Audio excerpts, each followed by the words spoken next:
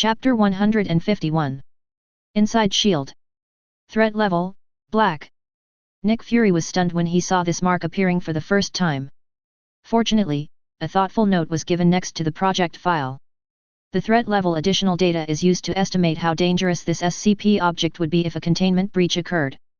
There are currently 7 different levels, each represented by a different color. They are white, blue, green, yellow, orange, red, and black. Among them, the black threat level is the highest threat level. Black threat means, the object can cause global destruction or even worse. Its containment failure can lead to an Keter-class event and must be considered the highest priority. Most of the time, black objects are Keter. See here, the audience in the live broadcast room who had just been discussing the matter were suddenly shocked. Countless people gasped in shock when they saw this. Then, the live broadcast room went crazy. Oh my god! Global destruction, Keter-class event, Keter level. Shit! Is this the extent of the threat posed by the Supreme God? Can it easily cause the end of the world? Oh my god, can an anomaly like this really be contained? The key is that Lin Lang will definitely not be able to escape this mission. Damn, isn't he too unlucky? Amidst countless discussions, more information appeared on the screen. Standard Containment Policy, as stated in Section 1 of Section 4 of the January Resolution, SCP-360-2845 is to be contained jointly by the Foundation, the National Guard of the Bald Eagle State, the Department of State, the Department of Homeland Security, and the United Nations Task Force Blue Alpha. In order to maintain the containment of SCP-2845, the O5 Council has authorized the indefinite use of outsourced containment consultants, pursuant to Operational Policy 336.87b. In accordance with the revised Public Information Policy, information regarding SCP-2845 and its containment is classified as Level 3, High Security, information and is supervised by Special Information Team 45. Misinformation has been spread regarding SCP-2845 and its containment, and due to the high risk of weaponization by external governments and related organizations, SCP-2845 is subject to the Chatterbox Protocol in accordance with Public Information Policy 47.1.1. Apparently, the standard containment policy that never appeared was also tailor-made for the containment of SCP-2845. But what shocked the audience in the live broadcast room was, this time, the containment mission involves not only the Foundation, but also the Bald Eagle country and the United Nations. Even before containment begins, the Foundation has already begun enforcing non-disclosure agreements. This unprecedented situation made the audience in the live broadcast room feel an inexplicable sense of oppression. There seems to be a storm on the horizon. Special containment procedures uncontained. Seeing the words "not accommodated," everyone was stunned. Before anyone could start discussing, the voice of the old man, the head of the Tactical Theology Department, sounded again on the screen. The Foundation has decided to build Site-100 directly on site to be responsible for the containment of SCP-2845 when the ritual takes effect. When these words were spoken, everyone was stunned. There was a shock immediately. WTF? Just build a site just to contain SCP-2845? Is this the face of the Supreme God? Soon, the minister's voice sounded again. As for containment measures, we must do the following. 1. A central chamber containing SCP-2845 and 216 instances of SCP-2845-1. The atmosphere is composed of 96.3% hydrogen, 3.25% helium, and 0.45% ammonia, maintained at -110 degrees Celsius and 2.3 bar. 2 9 concentric circles, choreographed by Ring AJ. 3 6 circular compartments are located at 0, 60, 120, 180, 240 and 300 degrees of each ring, with 0 degrees coinciding with the direction of geographic north. A complete lead hexagram is inlaid on the floor of each compartment. 3 strange containment measures appeared, and the audience in the live broadcast room was dumbfounded. S.H.I.E.L.D. All the agents stared at each other in bewilderment. The details of the procedures used to contain SCP-2845 are completely confusing. The basis of this containment measure does not seem to be science, but rather metaphysics. Especially the third point, which made everyone think of certain rituals or altars. Don't forget, it was the Foundation's Tactical Theology Department that was responsible for deciding SCP-2845. Nick Fury's cold voice sounded, and everyone suddenly realized. Yes. Most of the employees of the Tactical Theology Department are theologians and clergy, they are theists. The way of thinking is naturally different from that of researchers in other departments. Furthermore, SCP-2845 originally is not an ordinary anomaly. He is the supreme deity. Since it involves theology, what scientific basis is there? The most important thing is that the existence of anomalies originally violates the laws of science and nature. In other words, the place of Foundation science is not in containment, but in the way of thinking and attitude they use to contain anomalies. Since the Tactical Theology Department has come up with such a plan, it is obviously the best solution for containing SCP-2845 at the moment. However, when more content was revealed by the head of the Tactical Theology Department, everyone suddenly realized that the above 3 points did not seem so mysterious. In the 60-degree circle we will conduct Procedure 410 Cassini. This ritual requires containment specialists to wear masks, joy, sadness, anger, indifference, fear, and stupidity, and perform Ritual Cassini. Ritual Cassini is a farce involving the mistakes and mutual insults of 6 characters, culminating in foolish outwitting and winning a riddle game and declaring himself king. Ritual Cassini is followed by a dice game. The winner of the game is of no consequence to the procedure. Seeing this, everyone subconsciously recalled the scene depicted in the ceremony. 0139043155 Philo 00105151. Then, the faces of the audiences in the entire Marvel world suddenly became strange. This ceremony, how strange! The minister said so much in one breath and was already dry-mouthed. After taking a big gulp of water, his expression eased a little. He raised his hand, suppressed the discussion in the conference room, and continued, in the 120-degree circle, Procedure 420 Perinaldo will be performed. Procedure 420 Perinaldo requires the performance of the 5th movement of Holst's Op-32 on flute, oboe, clarinet, French horn, timpani, and bass drum. The performance is accompanied by specific body movements and vocal elements by the performers, and is numbered Ritual Perinaldo A. To avoid accidents, the first containment attempt must be a live performance. After hearing this, the audience in the live broadcast room temporarily quieted down. The second ceremony seemed much more normal.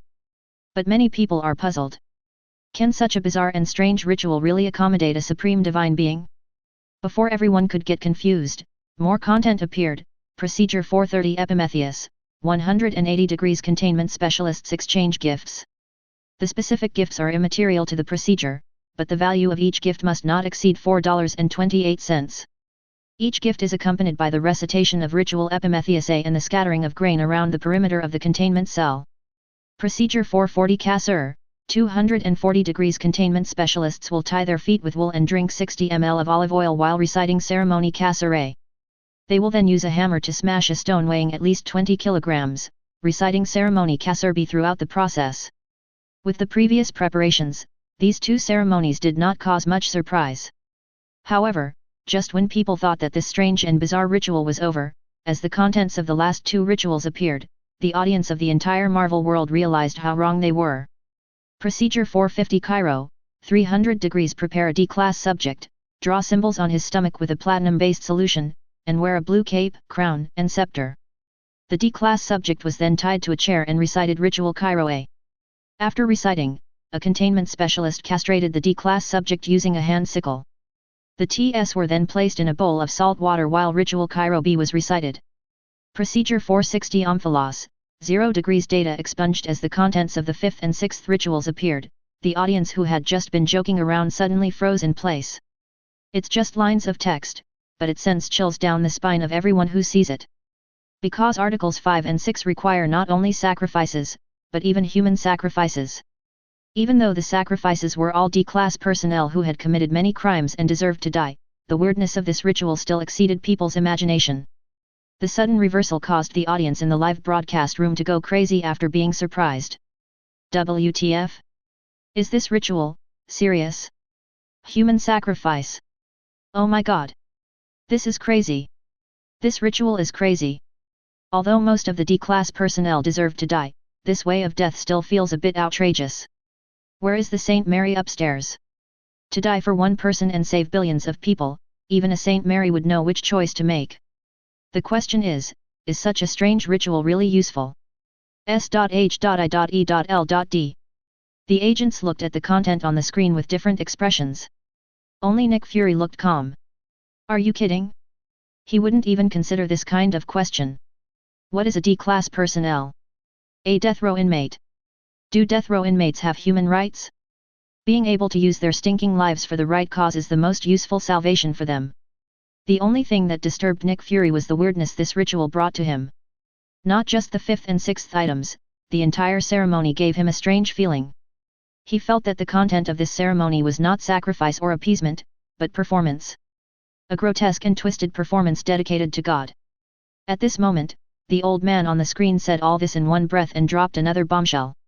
Due to the extreme threat level SCP-2845 poses, if our containment methods fail, the Foundation will detonate a nuclear device, followed by a lockdown of all Foundation facilities, and initiate Protocol 2845-XK1 shoot down the moon. As soon as these words came out, the two worlds inside and outside the screen suddenly fell apart. Into a state of shock. WTF? Shoot down the moon? Is the situation already so critical? On the screen, amidst the tsunami-like shock, only Lin Lang looked indifferent. At this moment, a quick voice rang out beside him, Lin? I remember you were in charge of Program 420 Penal. Lin Lang looked at the person who spoke. He was a young man dressed as a priest, and he looked younger than the other staff members. Lin Lang nodded. The young man's eyes trembled slightly, he hesitated, and continued to ask, is the situation as exaggerated as the minister described? It's definitely worse than you think.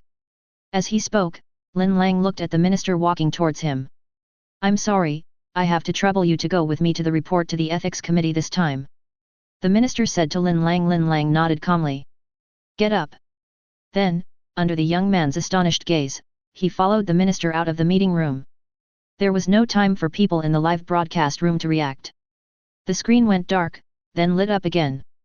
When they appeared again, Lin Lang and his companions had arrived in a meeting room with a solemn atmosphere. The members of the ethics committee were meticulously dressed in black suits, their expressions solemn and oppressive. Even if they were just staring at them, people would subconsciously hold their breath and dare not breathe loudly. Amidst the indifferent yet sharp gazes, Lin Lang came to the focal point. Good morning, ladies and gentlemen of the Ethics Committee. My name is Lin Lang, a guest researcher in the Department of Tactical Theology, and I have been tasked with explaining to you today the containment of SCP-2845. Require. Chapter 152. Seeing this scene, everyone in the live broadcast room was shocked. No one expected that Lin Lang would be in charge of the report. S.H.I.E.L.D. Looking at the indifferent ethics committee members on the screen, and then at the calm Lin Lang, Nick Fury was equally surprised. What role did Lin Lang play in this detention project? Suppressing his inner anxiety and curiosity, he read on again. Screen. The silent members of the ethics committee were like solemn statues, even the darkness behind them seemed to twitch slightly because of these figures. The minister stood in the corner, looking around, with a lingering look of anxiety. Only Lin Lang remained calm and indifferent. The briefing you were previously given was correct. Containment procedures require the ritual castration of one male and the consumption of one data expunged. As soon as these words were spoken, a member of the ethics committee snorted, and the atmosphere at the scene suddenly froze. Lin Lang seemed not to notice and continued, rituals like these operate by repeating an arbitrary standard, rather than by following the divine laws that can be found in science. The belief that satisfying these standards will produce a definite result gives ritual its power. We give meaning to our own creations. He paused and said, however, we cannot do it arbitrarily. To be effective, the ritual needs to have resonance with the object, that is, appropriateness. Hence the requirements. He glanced at the ethics committee member who snorted, and said word by word, some gods can only be appeased with blood. 15 SOME gods can only be appeased with blood. After hearing these words, the audience, who were originally discussing the matter, fell silent. It was not until then that they understood why there were those complicated and bizarre ritual procedures. It turns out that the Foundation knew from the beginning that some gods can only be appeased with blood. This is a ritual to appease the gods. Screen. Facing the most difficult and tough ethics committee in the Foundation, Lin Lang looked calm and even a little tough. I know your organization disagrees with this terminology, but it is still true. Ignoring the minister's face that looked as if he was being blamed, and the slightly surprised looks of the ethics committee members, Lin Lang said calmly, the stag is a god, and not one of the gentle gods of earth. The ritual is meant to fool him into thinking we are more powerful than he is, and that is how we seal him away. As soon as these words were spoken, the audience in the live broadcast room were immediately shocked. WTF? The ritual is to fool the stag. Damn it, Mo Nong Shen Ming? This plan is too crazy, right? It's crazy, it's absolutely crazy. I can only say that this is indeed a foundation. But, as a supreme deity, can a stag really be so stupid? S.H.I.E.L.D. The moment he heard these words, Nick Fury's pupils suddenly wrinkled into a point. As expected, he thought to himself. He had previously felt that this ceremony was more of a performance to please God than a means of sheltering. Now it seems that although it is slightly different from what he expected, the core is actually very similar. In short, rituals are for bravado. But the question is, can this ritual really scare the existence of the Supreme God? Nick Fury felt suffocated when he thought of the despairing gap in strength between the Supreme Deity and ordinary humans. Humans are still too weak in front of the Supreme God. On the screen, the Ethics Committee, which had been silent until now, finally raised a questioning voice. Even so, are the fifth and sixth rituals necessary? Some gods can only be appeased with blood. Lin Lang said this again, and then said calmly, it also means that once a ritual like this is set, it can't be abolished or replaced. To change it would require breaking down the original containment plan and starting over. We can't cut it. The die is cast. The Ethics Committee member who had spoken suddenly fell silent. Starting over? No, there is no time. 2 days have passed since SCP-2845 arrived on Earth. They simply didn't have time to come up with a new containment plan in such a short period of time. Seeing that no one said anything, Lin continued, even though the ritual is in place, if the stag manages to figure it out, the containment plan will fail completely, and we will be powerless to stop it. All containment personnel and facilities will dissipate in a cloud of hydrogen. So let us be thankful that it can't think at all. When these words were spoken, everyone inside and outside the screen was stunned. Can't think? The Supreme Deity, the stag, can't even think? For a moment, all the audience were shocked. But in addition to being shocked, they also understood why Lin Lang and his team gave such an abstract reception ceremony. It is the right medicine for the disease. On the screen, Lin Lang continued to state, this is an old god, it does not make decisions. Decisions are for creatures whose behavior is uncertain. A god with such power simply exists. It is absolute. Its choice of one way or another is no different from gravity. After a pause, he assured, in constructing this ritual, we intended to lock it into a pattern of behavior. It struggles against us, we struggle against it, and together we will be locked in an eternal dance as long as the ritual remains intact. He emphasized again, if there is even a slight mistake, the deadlock will be broken and the whole game will be lost. The Ethics Committee did not interrupt again. Obviously, they also realized the seriousness of the problem and the feasibility of the plan. The ritual here is definitely the best approach.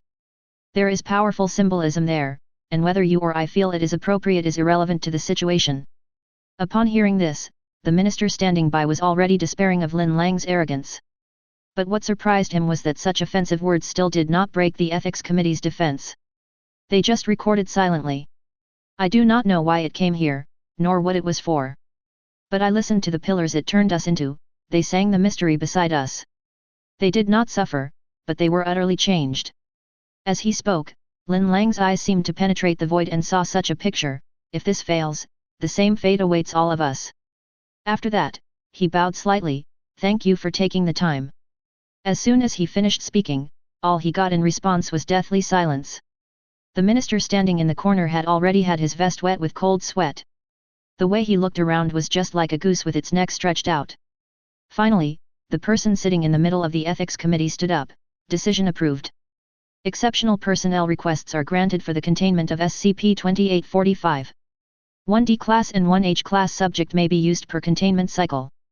Seeing this, the audience in the live broadcast room breathed a sigh of relief at the same time. Immediately there was a feeling of relief. Fortunately, the plan was not hindered by the Ethics Committee. Fortunately, facing SCP-2845, which is also a supreme deer, the Foundation still did not give up and even found a containment method that sounds very effective. Now, everything has returned to the starting point. Do rituals really work? Can the Foundation successfully contain SCP-2845? At this moment, the screen fell into darkness again. What appeared next was not Lin Lang, but an unfinished file. Everyone then remembered that the file was still missing a description of SCP-2845. Description: SCP-2845 is an extraterrestrial quadrupedal entity, 2.9 meters tall at the shoulder. Its neck is usually held straight and upward, extending 0.5 meters, terminating in a head with humanoid facial features. Seeing this, the S.H.I.E.L.D. agents were stunned. Especially Nick Fury. He stared at the screen with a look of astonishment.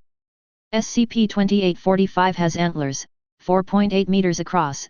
The antlers are white with black marble patterns, and have not been observed to fall off. SCP-2845 is covered in hair averaging 10 centimeters in length, with the exception of its face, which is hairless. SCP-2845 is primarily turquoise blue, with a cream-colored stripe along its neck and abdomen. The moment these words appeared, the entire Marvel world exploded. WTF? Why do I feel like I've seen this before? Damn it, isn't this the same as the anomalous peripheton biofilm that appeared in SCP-1730? No, no way. That guy is a Foundation containment object from a parallel world. Oh my god. The containment object from the parallel world actually appeared in reality. It's crazy, it's completely crazy. Stark Industries building. It is indeed him.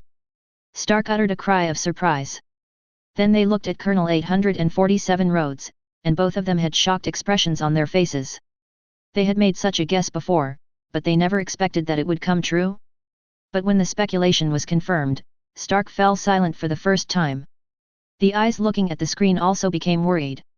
After all, they had already seen the horror of SCP-2845.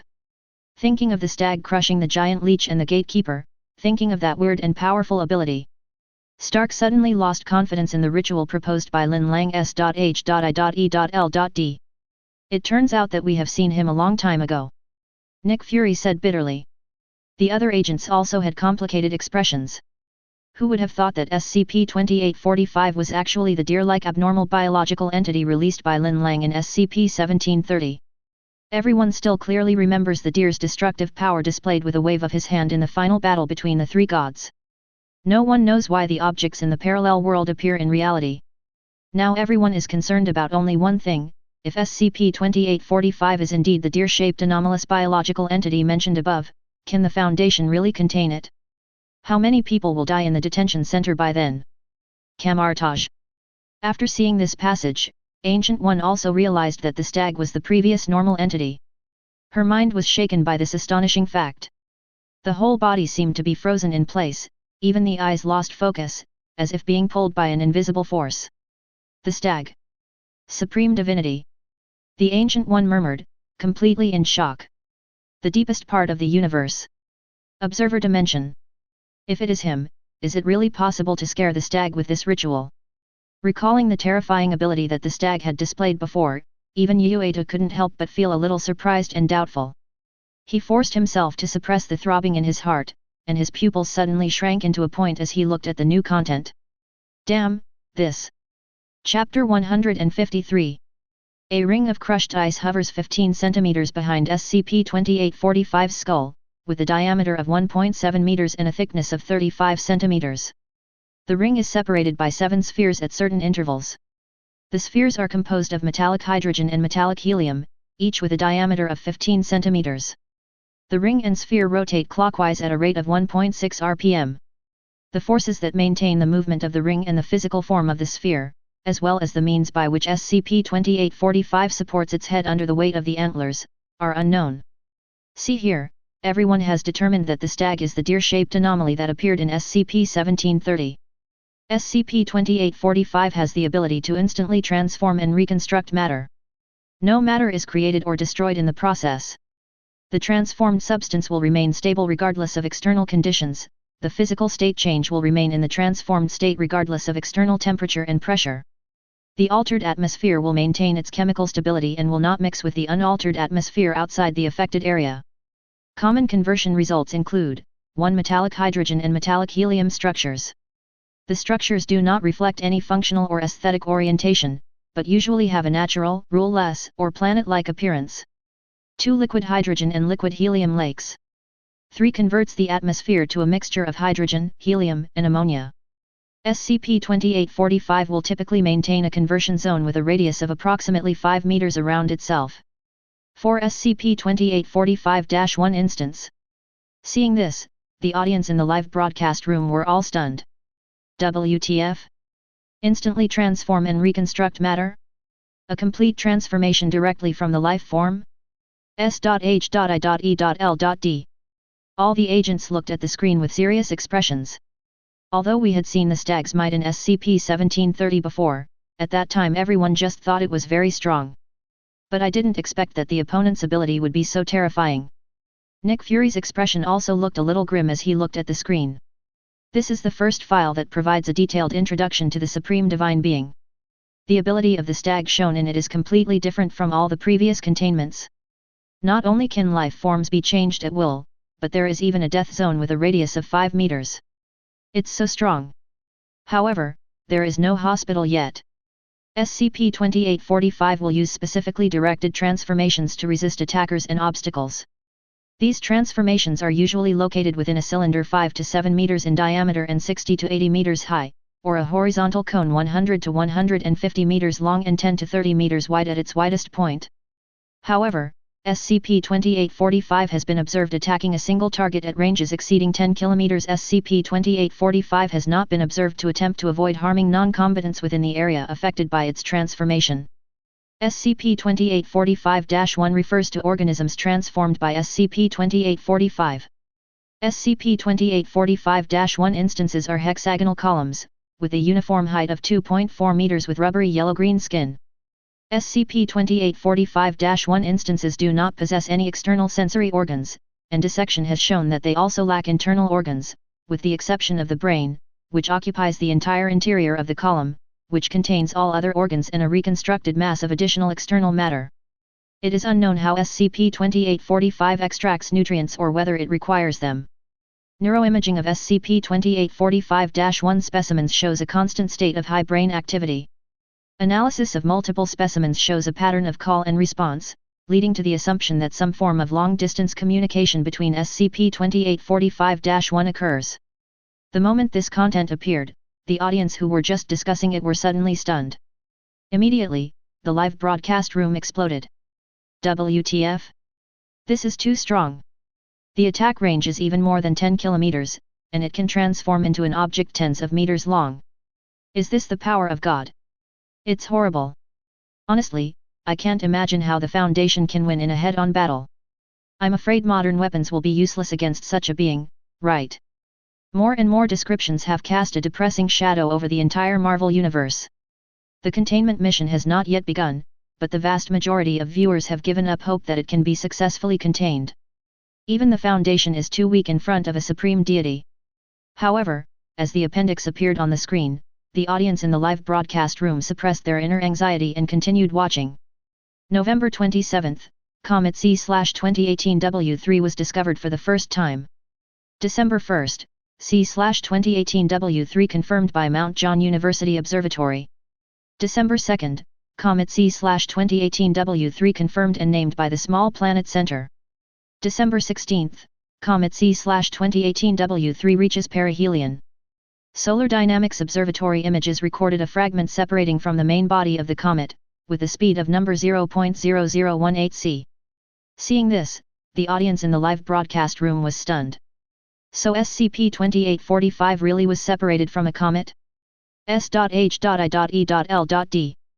Nick Fury frowned as he looked at the words on the screen. So, SCP-2845 didn't appear on Earth from the beginning.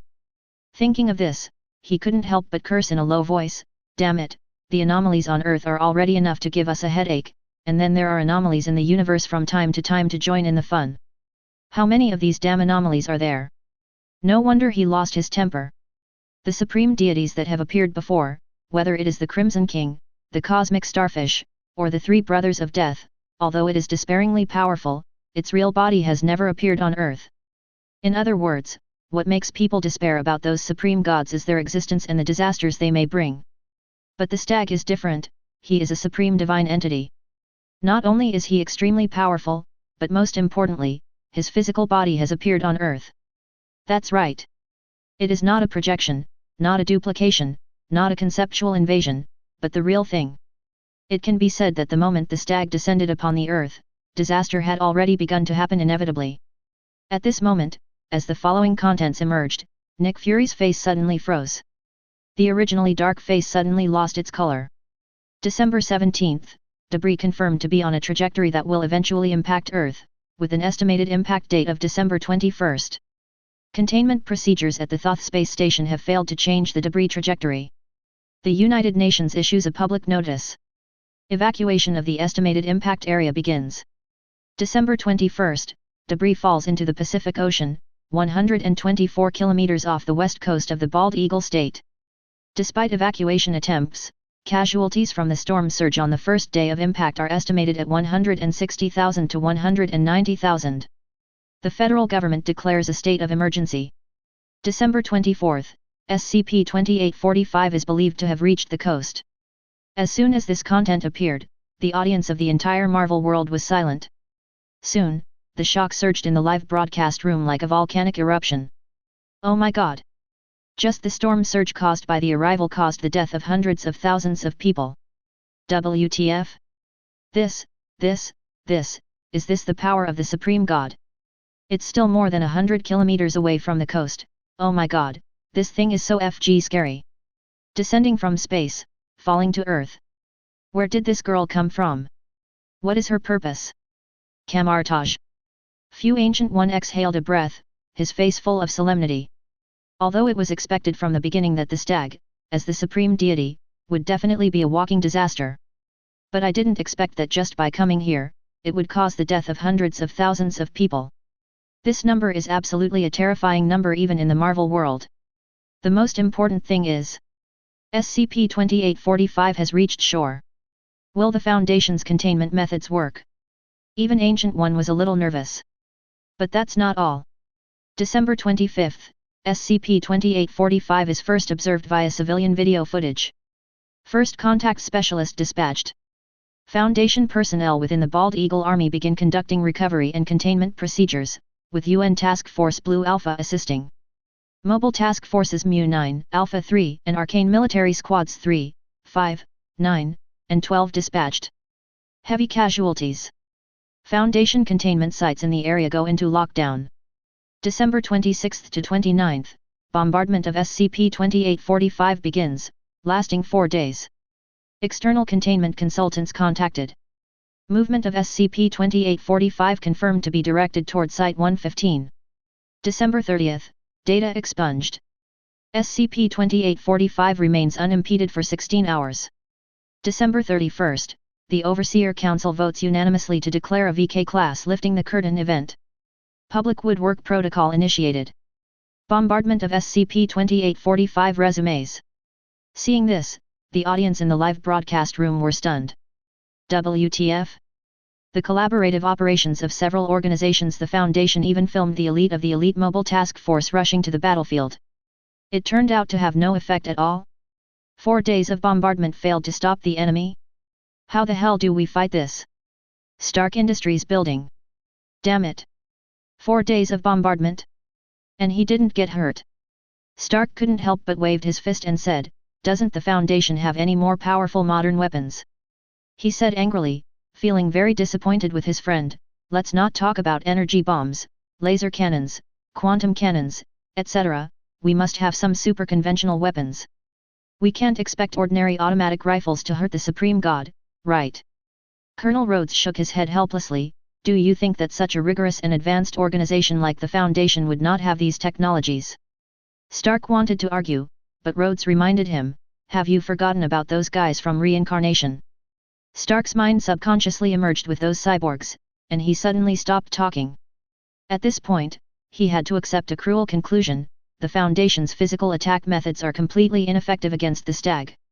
He couldn't help but look at the screen and murmured, "Do we really have to pin our hopes on that weird ceremony?" For the first time, he felt the powerlessness and despair of a human being in the face of the supreme divinity. The content of the file, Niuqian Zhao, ends here. The more the audience in the Marvel world learns about the stag, the stronger the atmosphere of despair becomes. They couldn't think of any way humans could win. It can be said that the strange ritual led by Lin Lang has become the last straw that broke the camel's back for the entire world.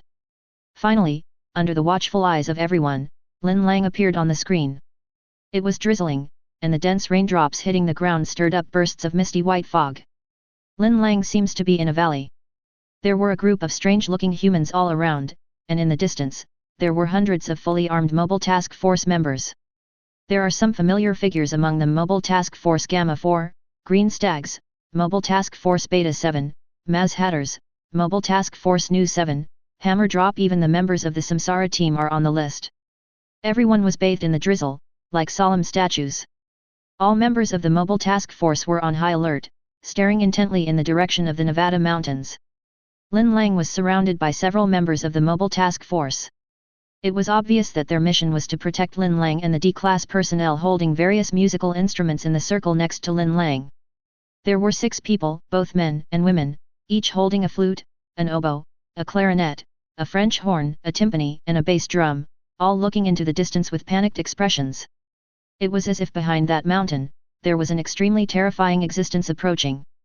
The rain blurred their vision, but the fear in their hearts did not decrease in the slightest because of the blocked vision. The atmosphere became more solemn every second. Chapter 154. Master, Supervisor, I'm a little nervous. One of the female D-class personnel holding an oboe looked at Lin Lang pleadingly. Can you please let me go to the bathroom?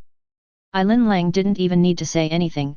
The Mobile Task Force member next to him had already pointed the gun in his arms at the woman. The other party suddenly became silent. The stag has reached the designated containment area. The bombardment team is in place. The ceremonial team is ready. At the front, the voice of the command center rang in the ears of every member. Everyone fell silent immediately, staring at the direction of the mountain. Seeing this scene, the hearts of all the audiences in the Marvel world were heaving. The dead silence before the storm is the most suffocating. Stark Industries building. Stark subconsciously reached out to wipe the cold sweat from his forehead, only to find that his vest had been soaked with sweat for a long time. He couldn't help but look at Colonel Rhodes beside him.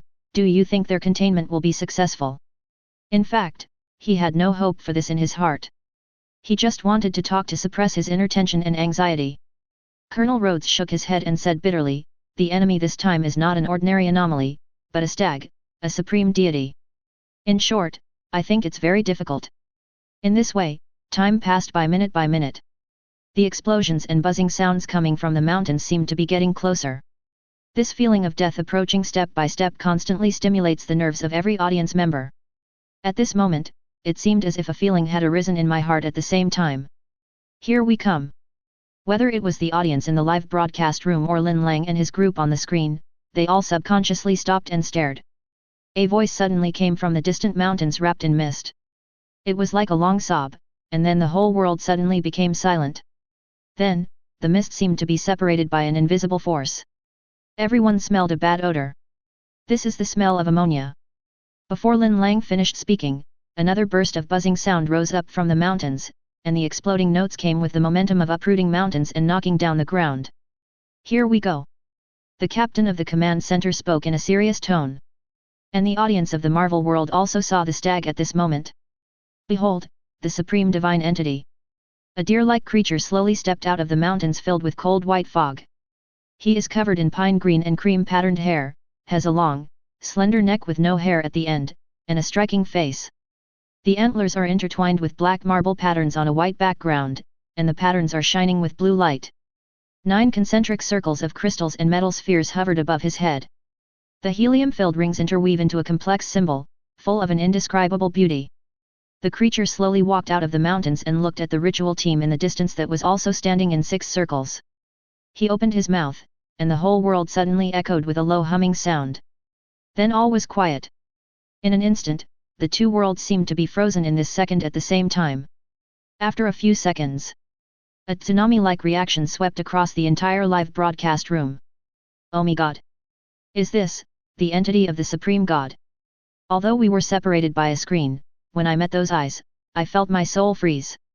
It's so scary. The indescribable feeling of oppression is about to burst out of the screen. Damn it, my temples are still throbbing. S.H.I.E.L.D. The agents stood there like wooden men, staring at the screen in fear, motionless. The moment Nick Fury saw the stag, shock surged in his heart like waves. Even when the cup in his hand slipped and splashed water, he didn't react at all. This was his first time facing the Supreme God. This was also the biggest challenge to his sanity so far. Kamar-Taj. Facing those eyes that were difficult to describe with words, Ancient One felt as if his soul had solidified in his body, and even his thoughts were stiff for a moment. His crazy instinct warned her on the edge of his sanity, telling her that this being in front of her. Danger. Extremely dangerous. She subconsciously compared the stag to the other supreme deities that had appeared. The stag does not have the mental pollution that drives people crazy like the Crimson King and the cosmic starfish. He also does not have the ubiquitous natural disasters and death attributes of the three brothers of death. There is only one thing that the Crimson King cannot compare to. That is, the stag at the moment, Fia, is here. His body, his great power, and his miraculous status were exposed to everyone's eyes. The deepest part of the universe. Observer dimension. This is the supreme divine entity. The moment he saw the stag appear, Yueta felt only one emotion in his heart: shock. Especially the power of law represented by the opponent, which even made Yueta feel deeply in awe. Without giving him a chance to react, the stag on the screen opened its mouth again. It was a sound that was hard to describe, like the low moo of a cow or the woof of a deer. He opened his mouth slightly, and a low humming sound suddenly echoed in the air.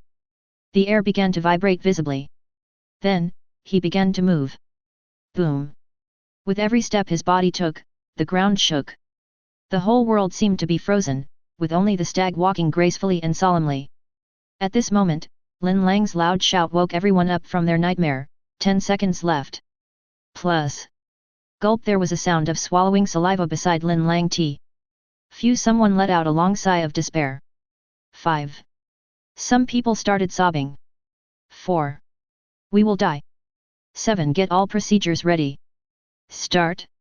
As soon as the words fell, the whole world was suddenly ignited by a strong sound. The ritual to fool the gods is fully launched at this moment. The 6 people standing in the 60-degree circle appeared wearing masks that symbolize joy, sadness, anger, indifference, fear, and stupidity. A strange farce began to unfold. This is Program 410 Cassini. People standing in a 180-degree circle give each other some small toys. They recite loudly during the giving process and scatter grains in the circle. This is Program 430 Epimetheus. The containment specialists standing in the 240-degree circle tied their feet with wool and drank 60 ml of olive oil, and began to recite the ritual Cassile. At the same time, others were waving their hammers frantically, constantly hitting a stone. This is Program 440 Cassur. People standing in the 300-degree circle lifted a naked man into the circle. People standing in a 360-degree circle set an H-class subject on fire. The absurd scene of the 5 rings rising up plunged the whole world into a weird and crazy mood. However, this did not slow the stag down even for a second. Everyone's heart skipped a beat. Invalid? Ritual invalid? Inside S.H.I.E.L.D. T. Natasha Romanoff stared at the team that Lin Lang was in charge of and exclaimed, "There's still one team that hasn't started yet. Just see the picture." The man who was supposed to start playing the timpani now collapsed to the ground, constantly foaming at the mouth. Obviously, his sanity collapsed the moment he looked into Mu's eyes. That is to say, ceremony failed? Thinking of this, a strong fear swept through everyone's mind like a tsunami. The entire Marvel Universe audience has only one thought in their mind: completion. Inside S.H.I.E.L.D. Damn it! Damn it! Nick Fury was so angry that he started cursing, but his anger could not hide the fear in his eyes. Stark Industrial Building. Stark stood by the window, muttering "Idiot Kamar-Taj." The Ancient One stood alone under the sky, trembling. Then, God is angry. He opened his mouth again, and a deafening humming sound resounded across the earth, like the sound of a great bell. The sound of invisible spread out, and the mist it stirred up obscured everything in sight. Except for that one figure. Stag. In the 120-degree circle, the band that was supposed to start playing now lacked the timpani, and the sanity of the remaining performers was on the verge of collapse. They subconsciously looked at the thin figure in the wind and rain. Lin Lang, they called him the supervisor. Now, their supervisor swallowed and licked the rain from his lips. The clothes on Lin Lang made a series of humming sounds, each of which felt like a needle PK, making his body instantly hot. Under the gaze of the stag, he stepped into the circle. He calmly picked up the timpani sticks. Everyone seemed to have anticipated something, and their hearts began to beat. Then, Lin Lang's calm voice sounded, "Begin procedure 420 Perinaldo." As soon as they finished speaking, they slammed the drumsticks in their hands. Boom! The violent echo temporarily suppressed the hum in the air. Everyone just felt their stomachs sink. Then, the performance has begun. In a 120-degree circle, 6 people played the fifth movement of SCP-B2 using flute, oboe, clarinet, French horn, timpani, and bass drum. This is program 420 Perinaldo. It is also the closest position to the stag. The piece is 39 minutes long. It was a completely unfamiliar, incoherent melody, with intermittent phrases, and the dialogue and clapping seemed to disrupt the rhythm rather than responding to it. It's more like noise than music. However, it was this noise that calmed the originally angry stag. His strange eyes looked quietly at Lin Lang and his group. There are no spectators here, or rather, the only spectator is the stag standing in the white mist in the distance. But even when performing in an orchestra hall with thousands of people watching, I still don't feel like I'm being watched. At the moment, the strange music on the screen resounded through the sky, but the entire Marvel world fell into an eerie silence. Countless viewers stared at the screen in a daze. Every time Lin Lang, the beating of the drum seemed to hit them hard in the heart. Just now, at one point, they almost exploded. Finally, this emotion has been brewing until now, and people can no longer hold it back. A tsunami of comments flooded into the live broadcast room. FK, FK, FK. It was almost a complete failure. Damn it, D-class personnel are really unreliable. Damn it, if it weren't for Lin Lang, this containment plan would have completely failed. Oh my god. My heart is about to jump out of my throat. The audience in the live broadcast room were frantically venting their complex emotions. And inside S.H.I.E.L.D., all the agents looked like they had just walked out of a sauna, their bodies drenched in cold sweat. Facing the Supreme God directly brought their sanity to the brink of collapse. They dared not imagine what the angry stag would have done if Lin Lang had not gathered together to perform at the critical moment. Finally, it works. Nick Fury let out a long sigh, and the cold air flowed down his cheeks at the moment he was so weak that he could only stand by supporting himself on the table. However, before he could even finish his breath, an extremely abrupt note suddenly rang out on the screen. Nick Fury's heart skipped a beat. His eyes suddenly widened, staring at the man on the screen who had lost all his color due to a mistake. There was only one thought in my mind: completion. It is normal to make a small mistake occasionally, but the guy who made the mistake was completely confused. He missed the next 2 trills in a hand gesture. Then, without warning, the number of viewers in everyone's mind suddenly increased. There were 1,000 people watching. And those are not people, they are the audience in the eyes of the stag. When the panicked man missed the 5th clue, so the number of audience immediately increased to 100,000. Not only that, the 100,000 spectators in the eyes of the stag began to get restless.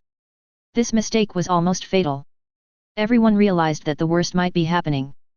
The 100,000 inhuman people looked down upon the crowd, full of expectation and unpredictable. Then the air was filled with an increasingly pungent smell of ammonia. The lead hexagram began to smoke. Then it was the 6th beat. Marvel viewers wish that person had missed it out of curiosity, courage, or a noble scientific desire to see what would happen next. But obviously, they were destined to be disappointed. That person had no choice. He was weak, stupid, helpless, he just let it slip. Chapter 155. The 6th beat is missed again. Everyone's heart skipped a beat, and the eyes of the person playing the French horn visibly lost their life. Then, he saw people, and people saw him. There are already hundreds of millions of people, this one impossible face is the collection of that endless audience. People saw or imagined antlers, rings of ice, and shining balls of metal, and behind them there was more. A distorted movement, a reversed melody, this being is preparing its response, just for the band. He tilted his head, and the whole world leaned in to meet him. The timpanist claps. The oboe player applauded. The horn player took a deep breath. 50 meters to the northwest, through the trembling, twisted reality, the stag looked at him. Then muscle memory prompted him to blow out the G number. He played the last note of the symphony. Horn players applaud. The stag watched them leave, hundreds of millions of hands clapping, asking for one more song, 7 more wrong notes. Then he stopped. The ammonia smell disappeared, and with it his gaze. The stag's anger and all of his disturbing behavior disappeared. He stood at the mouth of the valley, as if he was still immersed in the performance he had just performed, unable to extricate himself. In the drizzle, people are talking. Countless people stared at the sculpture like SCP-2845 in silence. Until Lin Lang's voice sounded. Procedure 420 Perinaldo worked. SCP-2845's initial containment procedures were successfully concluded. The voice fell. 1 second. 2 seconds. 3 seconds. 3 seconds later, the whole world suddenly came alive. A tsunami of cheers sounded both inside and outside the screen. Audiences from the entire Marvel Universe looked at the screen as if they had just had a dream, a nightmare. When they woke up from the dream, they realized one thing: the Foundation has just housed a Supreme God. Stag SCP-2845 is truly contained. Then, the live broadcast room was boiling. WTF? WTF? Did it work? FK. I still feel like I'm dreaming. The Foundation really housed a Supreme God. Damn it, I'm a little confused. Didn't that guy make a mistake? Why does it feel like he hit it by accident? Yet, when the audience of Stag's eyes suddenly increased, I was almost scared to death, but in the end, it turned out to be a blessing in disguise. Oh damn it. I'm still a little scared. Who isn't? This is a Stag, the Supreme Godhead. Stark Industries building. Stark and Colonel Rhodes were like two silent sculptures. It was not until the cheers on the screen became louder and louder that the two finally woke up from their dream. Damn it. Stark's eyes widened in astonishment. They actually succeeded. Colonel Rhodes said with a complicated expression, "It's like dancing on the edge of a knife, but fortunately, the goddess of luck favors the employees." The two looked at each other and breathed a sigh of relief at the same time. Camartage. Watching the people on the screen venting their emotions crazily, Ancient One still feels a little unreal. No one expected that the absurd ritual would actually work. Until then, Ancient One suddenly woke up. She understood what Lin Lang had said when he reported to the Ethics Committee. The Dear God is an ancient supreme deity, powerful enough to defeat any physical containment measures. But at the same time, he is a stupid supreme god. Therefore, in order to contain this sacred deer, the Foundation had to perform cruel and bizarre rituals. There is blood and sacrifice involved, but the purpose of everything is just to deceive it, make it believe that humans are stronger than it, and only this kind of ritual can do that. This is not because Lin Lang and his team can't find other ways to deceive. The reason is much simpler and more despairing: the laws of the universe dictate that there is only this method. The procedure is divided into 6 rituals, none of which can be missed. The deepest part of the universe. Observer dimension. Uedo looked at the screen with disbelief in his eyes. He couldn't imagine that the Stag, as a supreme god, was actually frightened by such an absurd ritual. This is absolutely ridiculous. However, despite the absurdity, he was secretly relieved. If the procedure fails and containment fails, I am afraid that this interesting world will no longer exist. And now? Uedo looked at the screen with a meaningful look in his eyes. The god can be fooled, but once the god realizes it's been tricked, the ritual is no longer effective. At that point, what on earth is the Foundation going to do with this guy? S.H.I.E.L.D. The agents are still somewhat speechless. They looked at the screen with eyes full of disbelief and shock. The Supreme God from outer space was taken in by a group of humans using a strange ritual. Natasha Romanoff looked at the screen with a strange expression and said, "This sounds like something that would happen in a novel." Nick Fury let out a long sigh, and said in a rare relaxed tone, "The Foundation in the parallel world was able to successfully contain SCP-2845, so there is no reason why Lin and them can't do it." Immediately, he smiled and said, "Lin Lang fought a good battle. Yes, it is also a cruel and dangerous battle." Natasha Romanoff said bitterly, "This is the Supreme God who can easily cause the end of the world. I just hope there are fewer such beings. My heart can't stand such a torment." The two smiled bitterly and looked at the screen again. The next scene is like pressing the accelerator key. All people saw was huge buildings constantly popping up around SCP-2845 to establish containment facilities like mushrooms after rain. Site 100, which was dedicated to containing SCP-2845, was completely built in just 2 days. February 3, Final containment procedures implemented. February 19, the Foundation announces containment of SCP-2845. At this point, the containment mission concerning the Supreme Divinity was completely completed. The scene changed and Lin Lang appeared on the screen. Also appearing at the same time is the supervisor who has not been seen for some time, 05-10. She looked at Lin Lang with extremely complicated eyes. There was a hint of appreciation and pride visible to the naked eye, but also some embarrassment and regret. Finally, she said helplessly, "I can't approve the project you applied for." In response to her, Lin Lang gave her a calm look. "Here we go again." The supervisor felt his scalp tingling and gritted his teeth and said, "I can help you get more approval from the O5 Council, but I can't guarantee it." Lin Lang then nodded. However, the audience in the live broadcast room were very upset. What project did Lin Lang apply for? Tell me. Unexpectedly, the scene changed again, and Lin Lang appeared at Site 17 again. Familiar cafeteria, familiar beer, and familiar companions. "Hey," Lois put her arm around Lin Lang's shoulders, "why do you keep disappearing lately? SCP-999 has been left unattended for over a month." Lin Lang did not speak, but ZYN looked at him strangely. "Don't you know that Lin has become a special expert of the Tactical Theology Department?" Ah. Lois reacted, took a step back, and looked at Lin Lang in astonishment. "You? Department of Tactical Theology? Invited expert?" He seemed to have thought of something, and his face suddenly turned pale. "Damn it, the one that has been rumored recently in the site that a Supreme Divine Doctor is being housed at Site 17, could it be you?" Lin Lang took a sip of beer and ordered calmly. "WTF?" Lois couldn't help but swear, waving her arms in shock. "You've become a legendary doctor like the 4 Doctors of Apocalypse? Damn it! We are the Trident, but you're going solo." "Don't be so conceited," ZYN said unhappily. "Lin is with you and Songjin is being dragged down." Lois was immediately unconvinced and asked, "Then you, WTF, please give me flowers." When Lois saw ZYN take out the badge that symbolized a high-level researcher, she felt like she was struck by lightning. "Why you too? Don't pretend, everyone knows that you have become a high-level agent." Seeing that she was exposed, Lois simply stopped pretending. He sat back in his seat and continued to drink beer. "Gulp gulp, boring. I said I could show off, but one of you quietly became a high-level researcher, and the other one is already well-known in the Foundation." Lois was in tears. It has to be said that, considering the mortality rate of researchers within the Foundation, the 3 people who have joined the Foundation for more than 10 years not only did not die, but they all reached their current status, which is indeed a good story within the Foundation. ZYN looked at Lin Lang and smiled.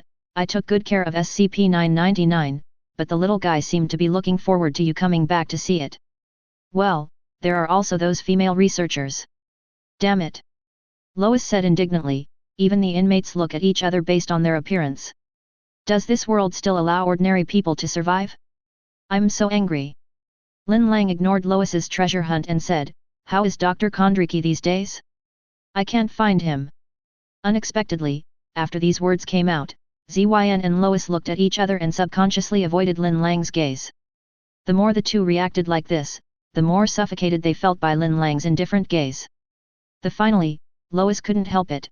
"Dr. Kondriki has been suspended." Suspended. When these words came out, not only Lin Lang, but even the audience in the live broadcast room were shocked. Dr. Kondriki was fine, why was he suspended? S.H.I.E.L.D. Could it be that what Dr. Kondriki said before has come true? Nick Fury muttered. "You mean, the O5 Council's targeting of him?" Natasha Romanoff asked tentatively, and then said in disbelief, "No way, they wouldn't really kill a site director for something like that, would they?" "No, that's not right." Nick Fury seemed to remember something. "We overlooked one thing." Under everyone's curious gaze, Nick Fury said word for word, "Rebirth plan." Not only him, there are many high-level researchers. All staff have been suspended, including some site supervisors. As if she remembered something, Lois smiled bitterly. "Oh, right. And Dr. Clef, Dr. Gears, and Professor Kane have all been suspended." Hearing this, some viewers in the live broadcast room suddenly realized these names seemed to have appeared on the previous list. Some people also link it to the Rebirth project. Hearing this, Lin Lang's eyes flickered slightly. and he subconsciously sneered, "Isn't it really started?" "Start what?" Lois asked curiously. Lin Lang did not answer, but asked, "What is the recent situation of SCP-105? Iris." This time it was Zyn's turn to look unnatural. She was silent for a while, then said bitterly, "Not long ago, there was a containment breach at Site-17. Iris was transferred." Hearing this answer, Lin Lang narrowed his eyes and a chill spread from him. He drank the beer in the can in one gulp, then said in a deep voice, "Sorry, I have to go first." Zyn stopped him and said, "If you want to see the previous video, I can help you." Immediately, she called Lois, who looked confused, and the three of them left the cafeteria together.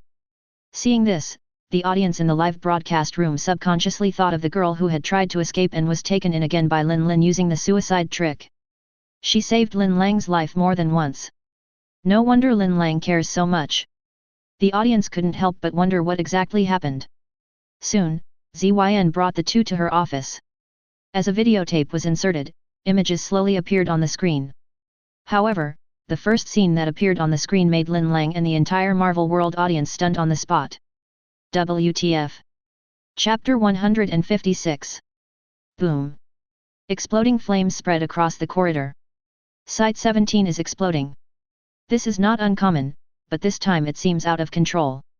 Uncontrolled explosions are not uncommon, but they still make everyone very nervous.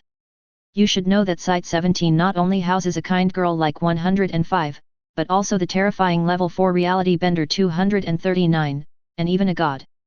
But what is even more puzzling is that the security measures at Site-17 are so solid. Why would an uncontrollable containment failure occur inexplicably? At this moment, in the picture, the containment room containing SCP-105 was opened by an agent. 105, wake up. We need to move you. As soon as these words came out, Lang guessed that this agent was a newcomer. Because most of the personnel at Site-17 are used to calling her by her real name, the one outside of official documents. The psychiatrist said it would help keep her emotionally stable. You have to laugh. In the picture, Iris is a little nervous, but compared to 10 years ago, she seems much calmer. Should I take anything? There's no time. We'll send someone to get it later. The agent motioned for her to hurry up. The agent led her into the hallway, not even bothering to reclose the door. The audience in the live broadcast room immediately understood that the situation was truly dire, even more dire than the bottom line that everyone had gradually adapted to. Bang bang bang, there were gunshots in the background, and the agent pulled out his gun. Follow me. After walking a few steps, they saw a dead body lying on the floor in the corridor. The blood all over the ground was shocking, stimulating the nerves of every audience. Two of them were site security personnel, and the third was wearing a black uniform that I had never seen before. The moment they saw that this uniform was obviously not from the Foundation, the audience in the live broadcast room and Lin Lang on the screen were both stunned. Are they invaders? S.H.I.E.L.D. WTF? Natasha Romanoff looked at the screen and exclaimed, "Intruder? Someone was able to break into the Foundation site. Don't underestimate other organizations." Nick Fury said solemnly, "Especially the Serpent's Hand, Chaos Splinter Group, and even organizations that originally split from the Foundation." Nick Fury looked at the screen with a dim gaze. "So, who launched the attack? What is the other party's purpose?" Thinking of this, he looked at the light screen again. The next second, something strange happened. Bang! As the agent passed through the next door, gunshots rang out. The back of his head bloomed outward. The sudden change scared everyone. Iris hid by the door frame of another door, squeezing her body into the shallow groove as much as possible. She heard someone walking towards the door. She held her breath, waiting to see if they would pass or lean in close enough to see her. After a while, she heard them turn and walk away. She stood there for a moment, then quietly bent down and picked up the dead agent's pistol. Seeing this, Lois frowned. The containment is not allowed to obtain any weapons. This violates almost every regulation. Then he thought for a moment, crossed his arms and said, "But the first rule is not to be killed by blind bullets. In this case, you have to make do with your own expediency." In the picture, Iris walks towards another corridor with a pistol in hand. She passed some containment cells but avoided them. You never know what's in there, and you never know what the men in black want. Unless they really want Dr. Jones's collection of paper clips. Down the next hallway, the containment cells were open, ripped off their hinges. There were several bodies wrapped in black on the ground. Standing over them, tearing the flesh from their humor, was an ogre. 8 feet tall, with a bulbous nose, a spotted face and sharp teeth. He turned from his meal to look at her, smiling wickedly. "Ah, my dear, ma chère, are you at the party?" Seeing this, the audience in the live broadcast room was stunned at first. Then the scene exploded instantly. WTF? Is this guy a human or a ghost? Oh my god! He is eating people? Is this guy also an anomaly? No, I'm going to puke. Shit. FK. What the hell is the Foundation housing? The audience in the live broadcast room couldn't help but worry about SCP-105 while discussing the issue. In the picture, Iris was visibly startled. She gripped the pistol tightly and forced herself to remain calm. "Fernande. Shall we have a quick meal together?" he asked with his bloody mouth. "I'm doing morning exercises." "No thanks," she said. She started walking past him. "Unpleasant. Don't run. Predators chase what runs. It's up to you. Maybe we'll meet again in the future, hey? A small date, but very romantic. Tres romnatiki." Fernande squeezed out a laugh through his clenched teeth. Iris suppressed a shudder. As she walked into the next corridor, she saw the shape of a cow, but it was completely dark. The surrounding area seemed slightly distorted, as if it were tampering with the light. The moment he saw this thing, Lin Lang on the screen frowned. Another anomaly containment breach? The completely black cow started walking towards Iris, who turned and ran away. She would rather deal with people dressed in black. At least she knew what the bullets were for. Iris turned a corner and slipped through a door when she heard something behind her start to speed up. Then close the door. As she leaned against the door to catch her breath, the staccato sound of gunfire rang in her ears. She threw herself to the ground, counted to 3, silently cursing the cow-like thing, and then looked up. Everyone saw it. There are 5 guys in black uniforms shooting in the hallway. About 10 feet away, using an overturned table as a makeshift shelter. The dense tongues of fire formed an impenetrable fire network.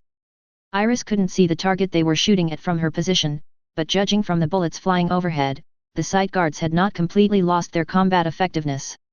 However, the bullets flying from that direction were much fewer than those fired by the men in black at that end. Stark Industries building. It looks like the Foundation is outnumbered, at least in this corridor. Stark shrugged. Colonel Rhodes was curiously watching the men in black shooting at the Foundation security agents on the screen. "I am more interested in these enemies who are able to penetrate the Foundation. What do you think she'll do?" Stark asked, crossing his arms. "She can wait for the Foundation to send support."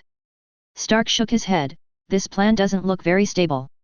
No matter who they are, these invaders are well organized and probably have a complete retreat plan.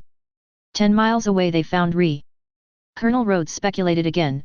Maybe she could try to pretend to be dead. Before he could finish his words, he saw the man in black advancing while shooting at the corpse on the ground.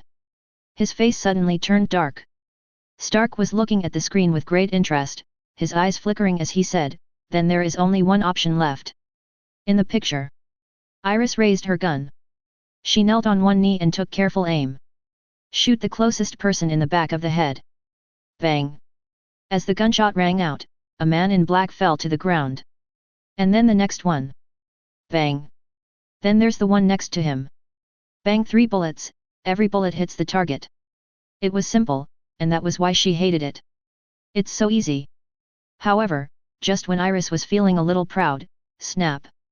The gun misfired. Damn it! All the people heard was Iris cursing inwardly. Then, without a second thought, she immediately returned to her previous emergency action state. She slammed the magazine with her left wrist, pulling the slide back. Snap! A stuck bullet flew out with a sound. The other 2 finally realized something was wrong, so she shot at the 4th person. Bang! The bullet pierced the man's eyebrow. Unexpectedly, the 5th person's counterattack almost hit her. Before Iris could react, a bullet flying from the other side of the corridor took him away. The moment he fell to the ground, her ability returned, and the urge to vomit instantly rose in her throat. "It's me," she yelled. "SCP-105. They're all dead." She dropped the gun, kicked forward, put her hands behind her head, and knelt on the ground until the agent came to her and took her to a safe area. Watching this smooth, heart-wrenchingly familiar action, the audience in the live broadcast room couldn't help but laugh. The picture fell into darkness. Lin Lang looked at ZYN, who rescued her in the end. ZYN gave an answer that no one expected. The person who rescued her in the end was Red Right Hand. Red Right Hand. Hearing this name, even Lin Lang was slightly startled. If the Mobile Task Force is the elite among the elite, then Red Right Hand is the elite among the Mobile Task Force. They are few in number, and all take orders from the O5 Council. But then the problem came. Why would the elusive Red Right Hand come to transfer SCP-105? SCP-105 is only a safe-level containment object. Its ability is totally inadequate compared to all the containment objects. Until Lois suddenly said something, Lin Lang immediately had the answer in his mind. They are a team that answers to O5-12's orders. 05-12, the new overseer who stands by O5-10. Rebirth Plan. When these words were spoken, the audience in the live broadcast room were all stunned. Then they started discussing. WTF? Is this also part of the Rebirth Plan? Why the hell is this plan to move 105? Wait, has everyone forgotten the previous identity of SCP-105? What? You mean? S.H.I.E.L.D. Members of Pandora's Box. Natasha Romanoff exclaimed, you mean, Rebirth is going to restart Pandora's Box? Besides this, I can't think of any other possibility. Nick Fury said solemnly. Apparently, O5-10 serves as the custodian of records of previous iterations of Earth and associated timelines. She is the only one who knows how many times the timeline has been corrupted or reset. At the same time, she is also the newest member of the O5 Council. Only a newcomer like her still retains her passion, so she would spare no effort to promote the implementation of the Rebirth Plan. Now it seems that she not only intends to recruit top doctors like Dr. Clef and Dr. Gears, but also plans to restart Pandora's Box, reactivate humanoid containment. Thinking of this, even Nick Fury was shocked by the boldness of this new O5 Council member. There is no doubt that the old members of the O5 Council were frightened by the disaster that occurred at the Yellowstone Mountain site. They pushed the responsibility for 1.4 onto SCP-076-2, S.H.I.E.L.D, and took this opportunity to disband the Mobile Task Force, Pandora's Box. But now, after suffering hardship again and again, this old idea has gradually begun to be relaxed. The Rebirth Plan is an obvious feature. The only thing that worries Nick Fury is the group of men in black who attacked Site-17. Who are they? What do they want? Then, he saw the screen fade away and brighten, and O5-10 and Lin Lang met again. You guessed it right. They have been included in the Rebirth Plan. The first sentence the supervisor said stunned the audience in the live broadcast room. No one expected that those detainees who were dismissed or missing would actually be included in the Rebirth Plan. At this point, everyone was extremely curious about the content of the Rebirth Plan. Fortunately, 5 to 10 is finally no longer covered up. 9 years ago, the Foundation looked completely different than it does today. The supervisor's voice was cold and complex. With the support of the Bow Commission, the Foundation is committed to researching and developing new technologies. SCP cross-experiments and weaponization projects are more, they are everywhere. Mobile Task Force Omega-7, Pandora's Box, utilizes SCP-076 and SCP-105 in the performance of its mission. High-level personnel enjoy a high degree of freedom and autonomy. As long as they complete their work, they will ignore all codes and professional rules. As she spoke, she looked at Lin Lang and said word by word, the O5 Council, the rulers who command the magical armies, approved this. Chapter 157. O5-10 spoke the truth without hiding anything, and the audience in the live broadcast room finally understood the origin of the Rebirth Plan. It was the best of times and the worst of times for the Foundation. But it's over, and it's over pretty badly. It took O5-10 several moments before he continued. She used a measured, calm tone, as if temporarily putting aside her identity as a member of the O5 Council. The Pandora's Box era ended for many reasons. Kondriki's destruction of Site-19. Incident 0. And Abel's massacre of his Omega-7 teammates. The end came. Hearing this, even Lin Lang frowned. To be precise, in the 0-hour incident, Abel's role should be that of a savior. However, due to the broken timeline and some other reasons, the blame was put on him. As for Dr. Kondriki destroying 19, the cause was more likely caused by the O5 Council. But he didn't rush to interrupt, but continued to listen. The O5 Council realized that the situation was out of control and took repressive action. Previously ongoing projects were shelved. High-level personnel were demoted to administrative positions with no real power. The Foundation gave up research and development of anomalous technology and focused entirely on control and containment measures. At this point, she sighed, so 9 years passed, until today. She looked at Lin Lang and said helplessly, as you can see, anomalous events are becoming more frequent. Thousands of SCPs have been recovered in just a few years. New groups of interest are discovered every day. The Foundation is beginning to be overwhelmed. The O5 Council is becoming desperate. They are beginning to feel the urgent need to tilt the situation in their favor. So you've restarted research into SCPs outside of containment? Lin Lang asked.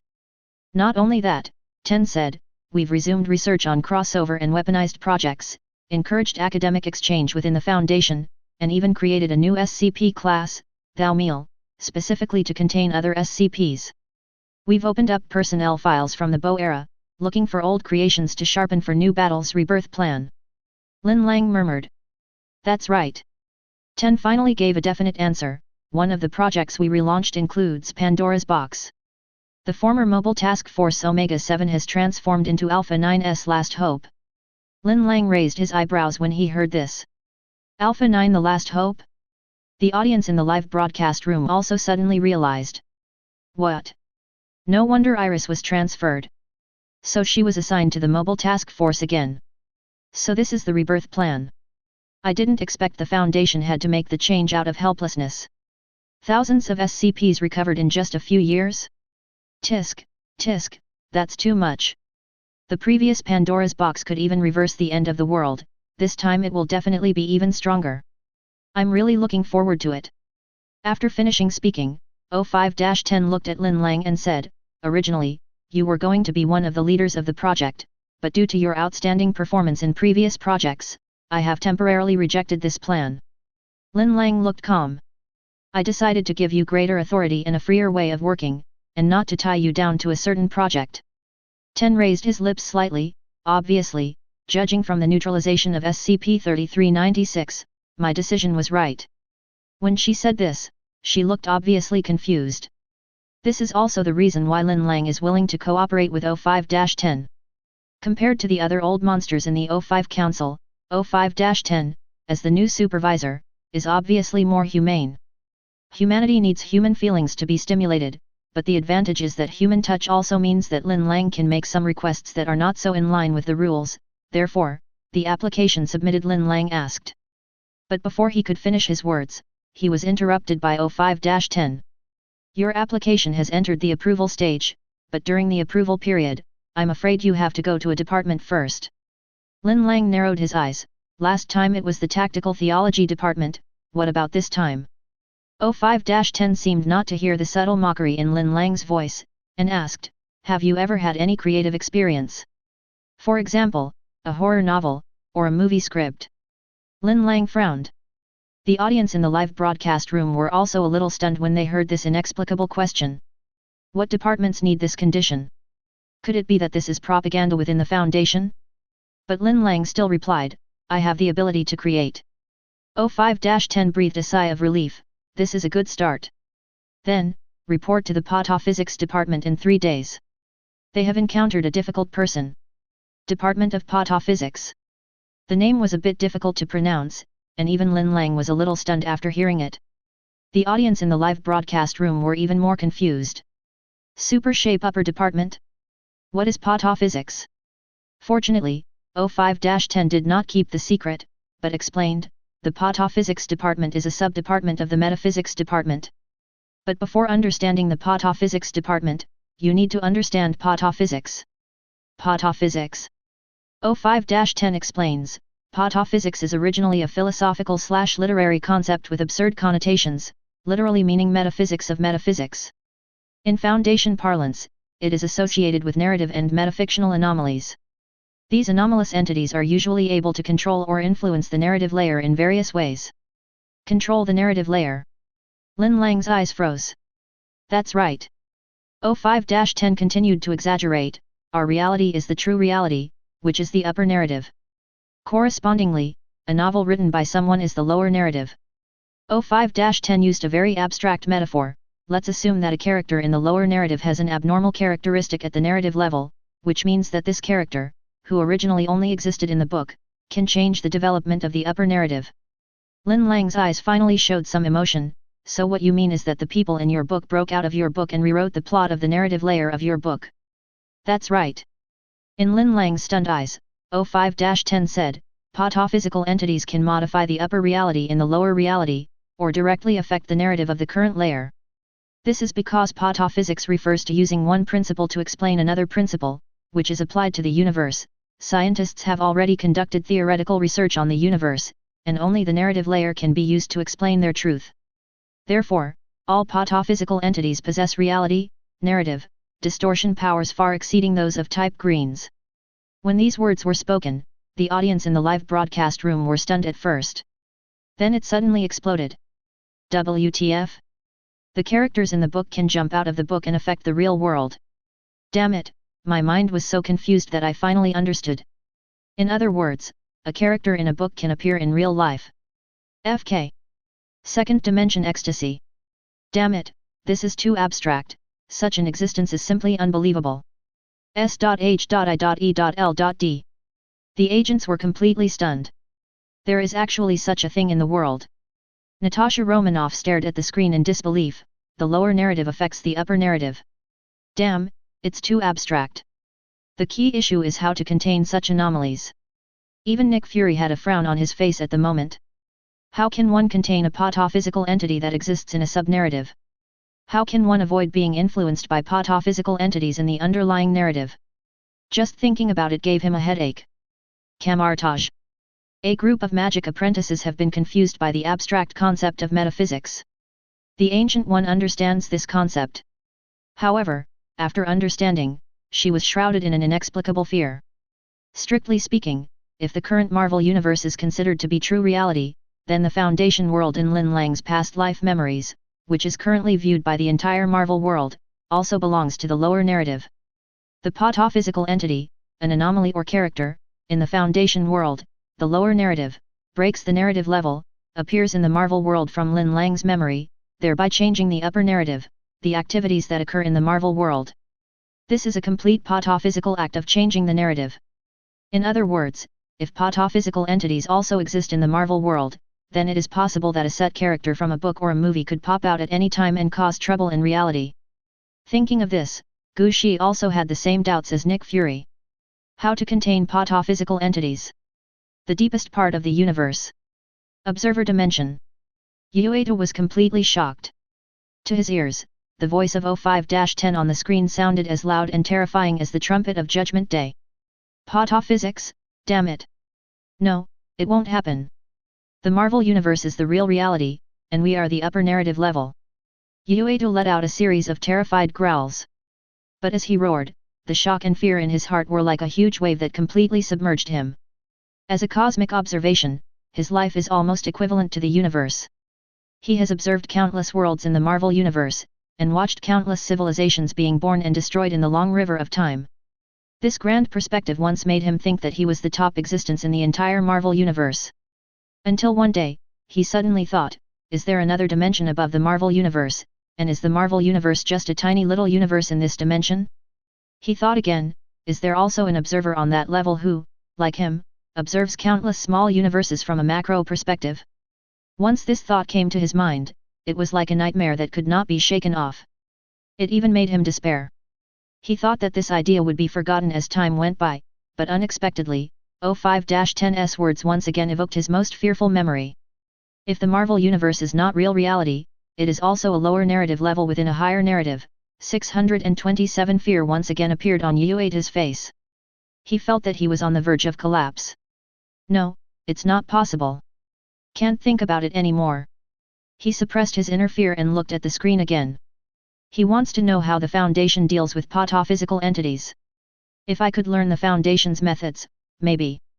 Can I also break through the level of lower level narratives and reach the universe of higher level narratives? Thinking of this, The look in the picture suddenly became fanatical. SCPs with metaphysical properties can change the essence of essence. The ultimate essence of a dimension is narrative. They can generally affect the narrative layer. 05-10 explained, in our world, pataphysics refers to the technology of directly interfering with the reality of the universe through narratology, that is, rewriting the story from the bottom up. Lin Lang narrowed his eyes, separated himself from the previous emotion, and said calmly, "So, the Foundation's pataphysics department is specifically responsible for responding to and containing this type of anomaly." Department. Unexpectedly, this sentence made 5 to 10 look bitter and helpless. Uncontainable. Unable to contain? The audience in the live broadcast room suddenly widened their eyes. Is it possible that the pataphysical entity is just like the supreme gods such as the Crimson King, the Cosmic Starfish, and the Three Brothers of Death, and cannot be contained? The essence of the universe is a dimension or a reality, and what can explain reality is narrative. So SCPs with supermetaphysical properties can touch upon narrative. It can interfere with reality at the factual level, and even modify the narrative at the higher narrative level at the lower level. 05-10 exhaled, this is also why almost all pataphysical entities cannot be fully contained. Hearing this, the mathematical model of pataphysics department in Lin Lang's mind has been completely established. He said calmly, "So, who is the enemy I have to deal with?" SCP-3143. 05-10 gave a number, but hesitated to speak. To be precise, he is not necessarily our enemy. He is a detective that exists in detective novels. Oh, he also has another name, S.H.I.E.L.D. L.U. Murphy. Chapter 158. L.U. Murphy? A detective in a detective story? When the audience in the live broadcast room heard this, they all found it absurd and magical. Both the concept and ability of the pataphysical body are beyond the imagination of the audience in the live broadcast room. A character from a novel appears in reality and kills the author. Is there anything more absurd than this? But amidst these complex emotions, the audience showed unprecedented curiosity and excitement. Who exactly is this L.U. Murphy? Under the watchful eyes of the crowd, the screen gradually dimmed and then slowly lit up again. When Lin Lang appeared again, he had come to an unfamiliar department. "Welcome to the pataphysics department. I am August, the site director of Site 95. The head of the pataphysics department is Dr. Penelope Panagiotopoulos, but she is currently busy with Operation Hyperdimensional, so she cannot come to greet you." August is a middle-aged man. He is short, has a shaved head and an angular face. He was wearing a very sophisticated black uniform, and looked more like the owner of an underground bar than the director of the site. Lin Lang shook hands with him. "Sorry, did you say transdimensional operation?" "Oh, that's a new program organized by the pataphysics department." August was very talkative and was happy to answer Lin Lang's questions. As they walked inside, he explained, through research into SCP-1304 and observations of SCP-2916-1 and SCP-2747, the doctors have concluded that lower-level narrative entities are able to interfere with and escape to higher levels. Lin Lang had already learned some simple information from 05-10, so he was not surprised by this. Subnarrative entities have developed the Kuznetsov-Buehler procedure using SCP-826 to perform a comprehensive narrative extraction to bring fictional entities into our reality. After hearing this, Lin Lang was slightly stunned. The audience in the live broadcast room were even more shocked. WTF? Bringing fictional entities into reality. So, pataphysical entities can bring non-pataphysical entities in the underlying narrative into reality. Damn it, the first person that comes to my mind is my 2D wife. 1 The second dimension is ecstatic again. The harem of paper figures is just around the corner. Wow, I really want a pataphysical entity. S.H.I.E.L.D. Different from the optimistic attitude of the audience in the live broadcast room, Nick Fury's face turned gloomy after hearing this. For him, stability and controllability are the top priority. Pataphysical entities clearly do not fall into this category. He looked at the screen, muttering hyperdimensional operation, and had some guesses in his mind. We plan to use this process to build a task force of extra-narrative entities and recruit our standard scouts into it to create a new narrative plane that can both interact with other narrative planes and be under our control. August paused and smiled. In human terms, we need to create a setting. After these words came out, even Lin Lang narrowed his eyes. The audience in the live broadcast room exclaimed in amazement. WTF? Building a task force of extranarrative entities? Defeat magic with magic? This idea is too advanced, isn't it? How is this plan going? August smiled and said, not bad, at least we have several suitable candidates. Before he finished speaking, Lin Lang had been taken to an office. After the two sat down, the assistant brought 2 cups of coffee. August took a sip, took a long breath, and then said happily, you are a specially invited doctor transferred by the supervisor. Your outstanding achievements make me feel ashamed. With your joining, our containment of SCP-3143 will definitely make progress. Lin Lang automatically ignored the other party's flattering words and went straight to the point, about SCP-3143. Oh, sorry, I forgot. As he spoke, August handed over a file. After Lin Lang took it, he just glanced at it and his expression froze slightly. This file.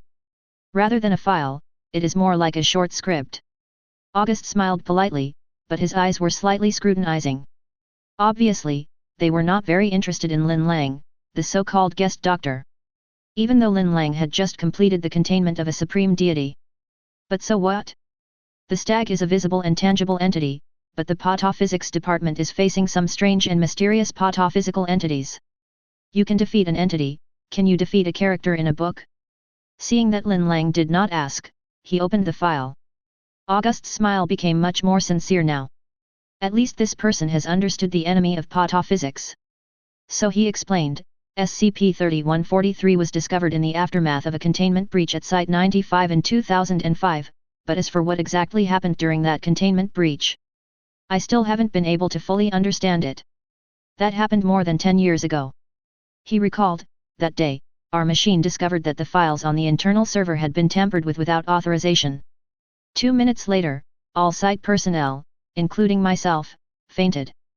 3 hours. All cameras stopped working during this time. Lin Lang put down the file, picked up the coffee and took a sip, looking at August calmly.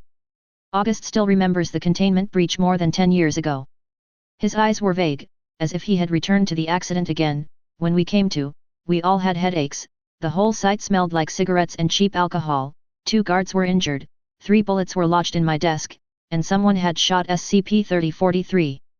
The only clue we have for the past 3 hours is the old file on SCP-3043, which has been, well, updated is a way of saying it. I've put it in the email, along with the revised version of SCP-3043's documentation. Update. Lin Lang's eyes flashed, you mean, the contents of SCP-3043's files have been tampered with? August shrugged his shoulders, yes, there is one more character in the file, Murphy. As he said this, he smiled bitterly and sighed, we have absolutely no idea what this LV Murphy is. I suggest that he be assigned an SCP designation immediately and that an investigation begin. All evidence so far indicates that he and SCP-3043 are unrelated anomalies. Also, none of us actually remember him, yet one of us was described into, whatever the hell that is. Lin Lang frowned and subconsciously asked, someone was written into the lower level narrative. August wiped the cold sweat from his forehead and nodded, yes, we didn't do any special research on this at that time, but now we know that the guy wrote real people into his world.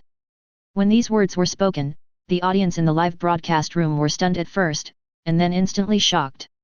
WTF? Lu Mofei can not only change the upper narrative, but also write real people into the lower narrative. Damn, this guy's ability is too scary, isn't it? It's written into a book. It's incredible. S.H.I.E.L.D. Upon hearing this, the agents looked at each other in bewilderment. Even Nick Fury's face was gloomy, damn it, the ability of the pataphysical body is too tricky. An opponent like this. Even he felt powerless. This was the first time he felt confused about Lin Lang's mission, screen. August smacked his lips. To put it simply, either he saved us from the mother of containment breach, or he just wants us to think so. In any case, we must know who he is and what he can do. At this point, Lin Lang already had the answer in his mind. He waved the file in his hand, so, what Lu Mofei wrote will become a reality. August's eyes flashed with approval.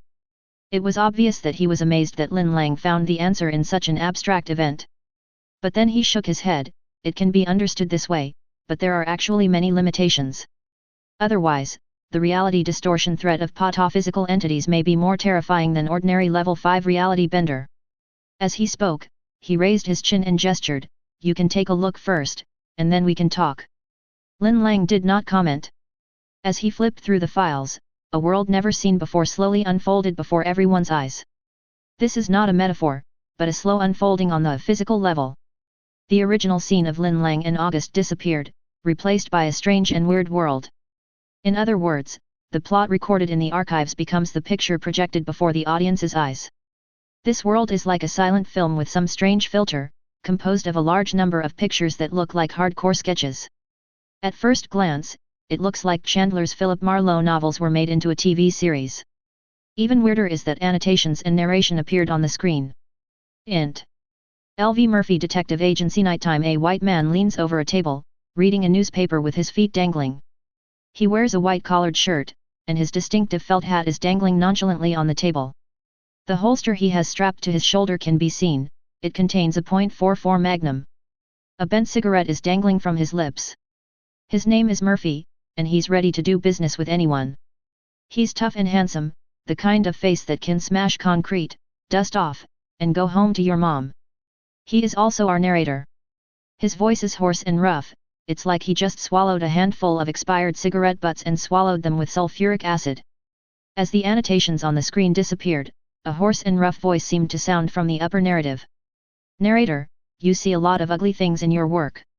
Good people with bellies full of lead, lying in pools of blood in rainy alleys. Love degraded, turned upside down, into a rage. Festering wounds. Statues that can kill you in the blink of an eye. As the narrator's rough voice sounded. In the picture, the door of Li's office was knocked open by Jing. A black woman rushed in wearing a white lab coat. She was about 40 years old, with a fierce and vibrant beauty. This is the researcher. Although she needs Murphy's help, it doesn't mean she likes it.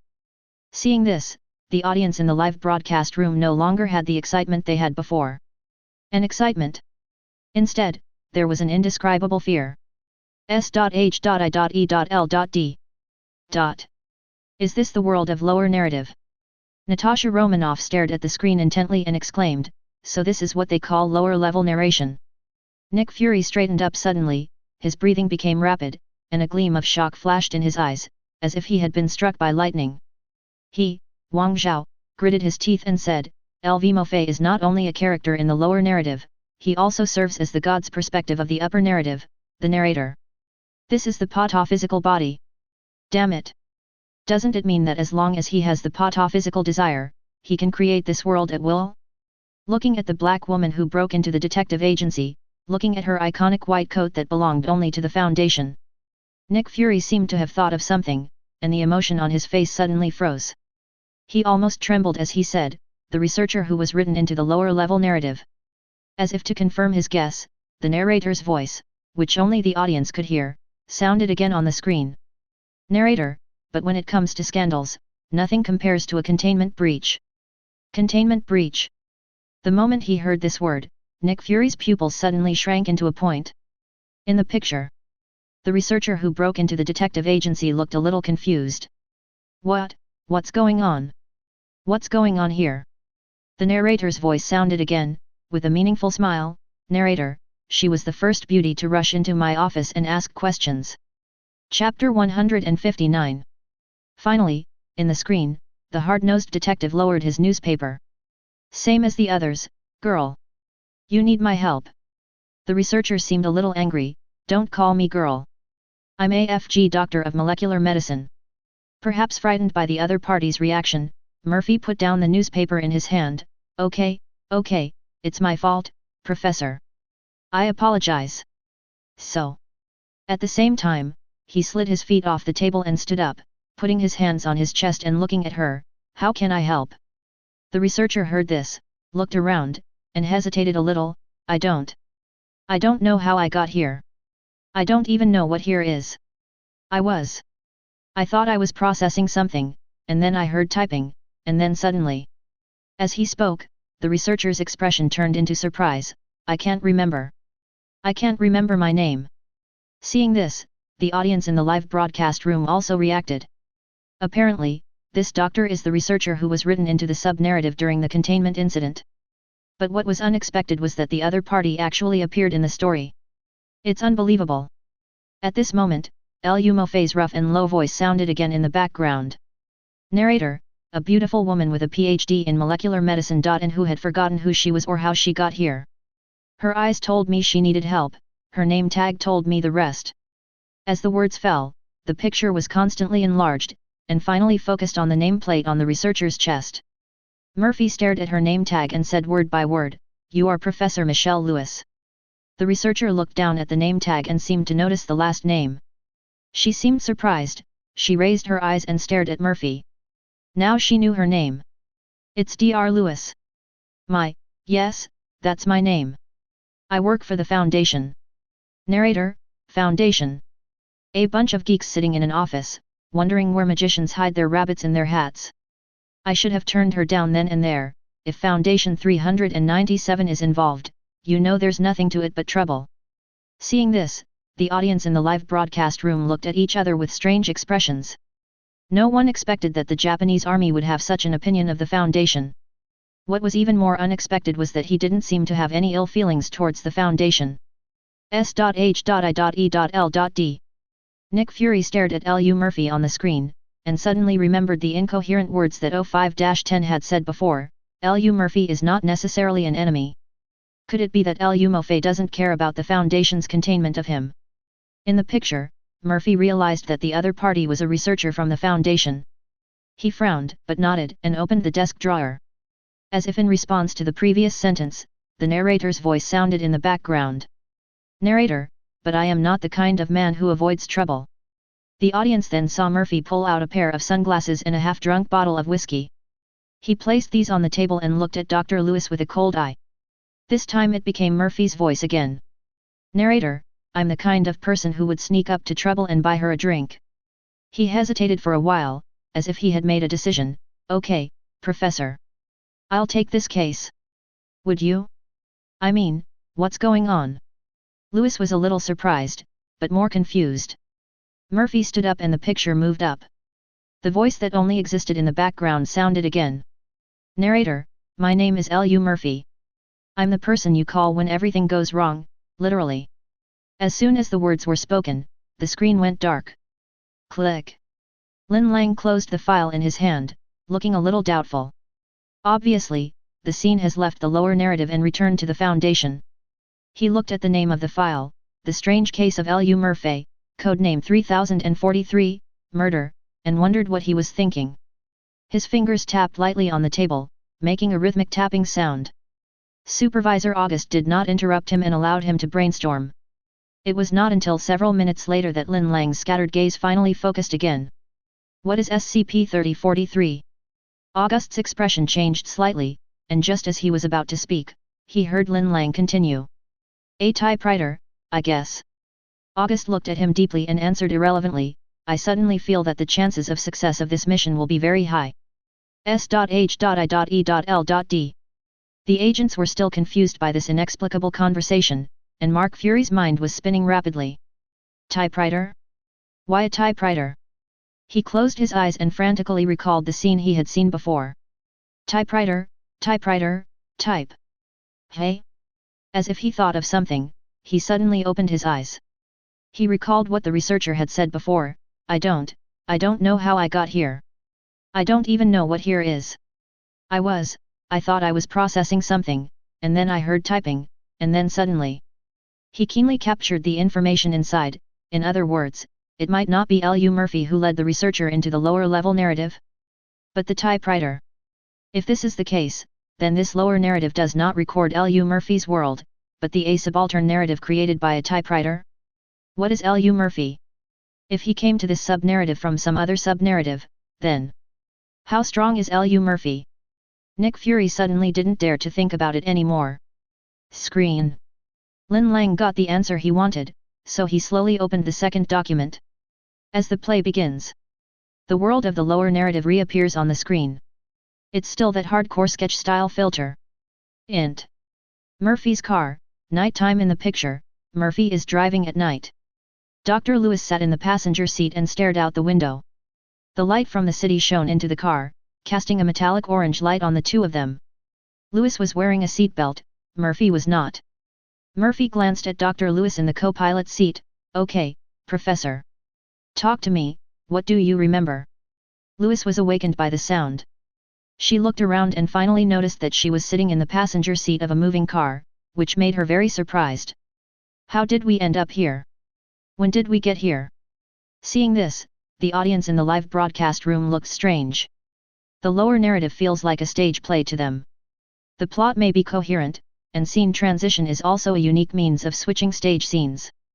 But for newcomers who have hastily joined the plot, the transition is like deleting certain processes from their memory. This meant that Lewis was in the detective agency 1 second and appeared in the car the next. I have to say that this unprecedented development is quite novel. In the picture. Faye, the voice of the narrator from the god's perspective sounded again. Narrator, she's very smart. But that's the problem, she's too smart. She always thinks too much. Sometimes, you just have to act according to the situation. Murphy then changed the subject, focus on the question. What do you remember before you walked into my office? Dr. Lewis really frowned and began to think, okay. I was working on something. Updating a file, I think. About some kind of change, an important one. That's when I heard typing in the room. Then I felt dizzy, like typing sound. S.H.I.E.L.D. Nick Fury heard this word again, and his eyes suddenly trembled. By now, he was absolutely certain that the typewriter was the culprit that caused Lewis to enter the lower-level narrative. There was an indescribable curiosity in his eyes. So what happens next? Detective L.U. Murphy. Dr. Lewis recalled, then shook his head. It was like something was trying to erase me. To wipe the thoughts out of my head, even though I had them. Narrator, it sounds to me like the professor is involved in something she shouldn't be involved in. Someone wants to get rid of her, but who? And how? So Murphy asked, anything else? I think. I can't remember all the updates I made, but it was definitely about SCP-3043. Murphy narrowed his eyes. Okay. What is 3043? Unexpectedly, Dr. Lewis frowned again and said in a confused manner, I can't remember. Murphy's face became serious when he heard this. Like his voice, narrator, if I want to understand this secret, I must know what 3043 is. And if the professor can't tell me, then there is only one person who can. Murphy turned away, frowning at the new attention. Narrator, Site Director August. As the words fell, the screen gradually faded out like a scene in a TV drama. But this time, all the audience in the live broadcast room became excited without exception. To be honest, I'm starting to get interested in this anomaly. Yes, it's like watching a stage play with a lot of flavor. This L.U. Murphy is the hardcore detective. Damn it, I'm actually watching a drama through the past life exposure system? This is so weird. By the way, what exactly is SCP-3043? Is it really a typewriter? Who knows? Anyway, there are detectives who will do the thinking for us. Stark Industries Building. This narrator from a god's perspective seems to occasionally serve as Murphy's inner voice. Stark looked at the screen and guessed, then frowned as if he had thought of something, but even if it was a lower-level narrative fabricated by SCP-3043, why would Murphy be the protagonist? Colonel Rhodes crossed his arms, stroking his stubble with one hand, and said thoughtfully, I am more concerned about the conditions under which pataphysical entities can change reality. Stark looked at him in confusion. I mean, they can't just write a random sub-narrative and have it become reality, right? Colonel Rhodes frowned and said, what if the world in his story is destroyed in the end? Will the Foundation world be destroyed as well? Stark was stunned. An idea suddenly popped into his mind. This idea may explain my previous problem. What if it's because L.U. Murphy's power is stronger than SCP-3043's?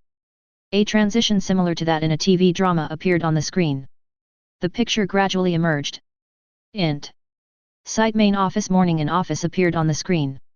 The office is luxuriously decorated, with framed glass windows on 3 of the 4 walls. Outside, lush gardens grow everywhere. The morning light shines through the glass, casting a dim light throughout the house. Standing by the table facing the rising sun was a man.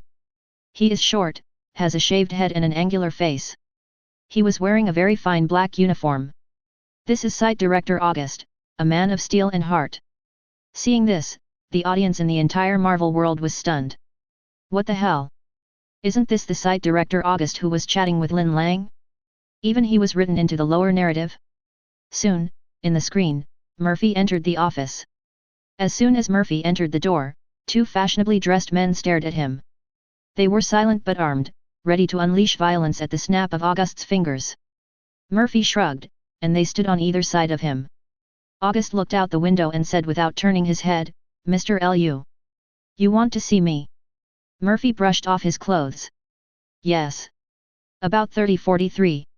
Narrator, you don't try to lie when dealing with site director August. You just have to play your cards close to your chest and hopefully God doesn't give this man a better hand. That's confidential. Is it still the case? When will the Foundation care about keeping safe anomalies secret?" Hearing this, August finally turned around. Although it was only very slight, one of his sword-like eyebrows raised. The narrator's voice then begins to sound in the background. "Narrator, I just raised the stakes." Chapter 160. August seemed shocked by Murphy's words. His face turned cold. "How did you know? And we will keep all abnormalities confidential, Mr. Lu." Murphy gave his signature smile. "So I already knew that. But a little birdie told me you might have classified one of them incorrectly. 3043 isn't safe. It's Keter." When these words were spoken, not only August in the picture, but also the audience in the live broadcast room were all stunned. "What? SCP-3043 is another Keter-class containment object. S.H.I.E.L.D. All the agents looked surprised. Even Nick Fury seemed very surprised. The difference between Keter-level and safe-level containment is not a small one. Although safe-level containment only represents the difficulty of containment, it does not mean that it is weak. For example, SCP-343 is even a full-time and omnipotent god. But it was still classified as safe. However, Keter-level creatures are all extremely dangerous without exception. From the 083 Vampire Duke to the Devourer of Worlds invaded by the Crimson King, the Supreme Godhead. They're all Keter. In other words, the difficulty and threat of SCP-3043's containment is definitely not much lower than these. But on second thought, he felt relieved. Even if SCP-3043 has no other properties, just 1.21 it can reduce the dimensions of real people to the lower level of narrative. This alone is enough to show how terrifying it is. In the picture. As Murphy said this, August turned around completely and stared at Murphy. After a long silence, he smiled and said, "I guess you've already talked to Dr. Lewis. Where is she?" Murphy's eyes were slightly surprised. "Narrator, something is wrong. He followed my bet. People like August will only smile when they are sure of winning. It's safe. Unlike 3043. What's wrong?" August narrowed his eyes and nodded slightly. Murphy's face suddenly became alert. "Narrator, that's what he said. He had already inadvertently revealed his cards to me, a pair of aces." He immediately looked at the agents on both sides. Sure enough, the two men on Murphy's left and right immediately pulled out their guns and pointed them at him. The atmosphere at the scene suddenly became extremely solemn. Unexpectedly, Murphy showed an inexplicable smile. "Narrator, fortunately, I have 3 of them. Just finished speaking." Murphy rammed his left elbow into a man's stomach, his right hand pulled out a Magnum .44. The second man was about to pull out his weapon when Murphy's gun hit him in the temple. He fell down. Murphy immediately turned his gun and opened fire. Boom boom boom. 3 shots hit August's desk. The sudden change stunned everyone. No one expected that the two people who were just chatting happily would suddenly draw their guns at each other. What was even more unexpected was that Murphy's reaction and skills were so quick. Augustus was stunned, but not afraid. His eyes narrowed. "Narrator, it's time to quit while you're ahead." So Murphy looked at the other party, 3043. "Last chance. What is it?"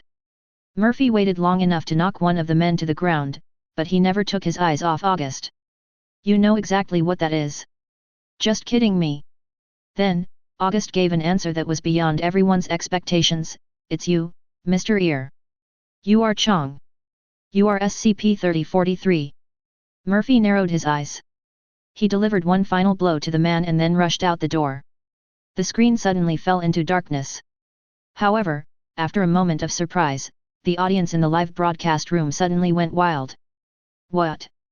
Murphy is indeed an anomaly, but why is he SCP-3043? I'm a little confused. Didn't 05-10 say before that Lu Murphy is SCP-3143? Damn it, everything has suddenly become a mess. What is going on?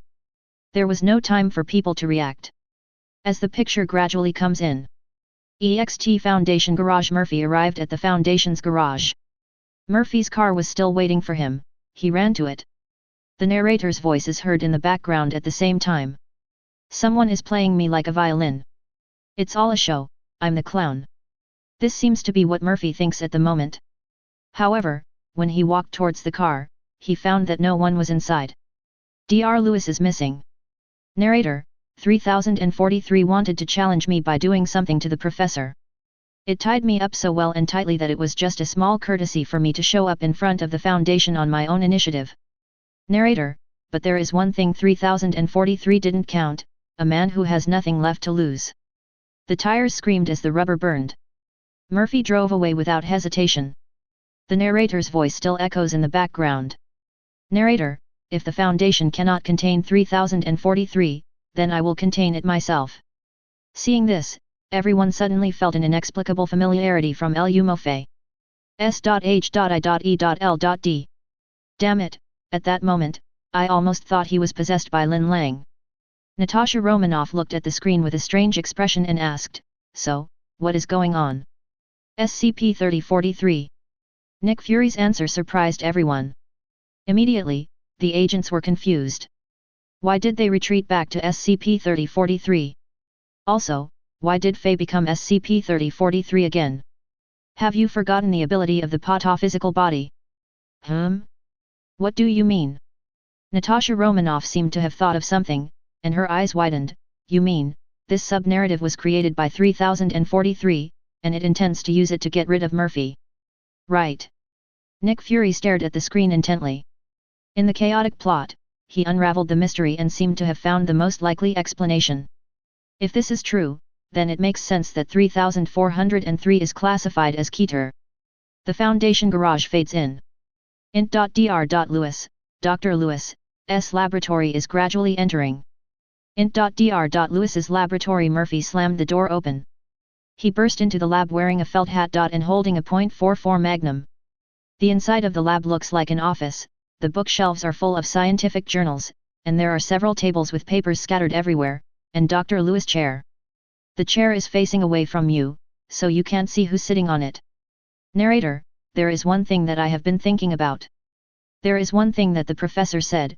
While the narrator in the background is telling the story, Murphy moved forward carefully, gun in hand, one hand reaching out to grab the chair. Narrator, she said she heard the typing sound. Murphy grabbed the chair and turned it around.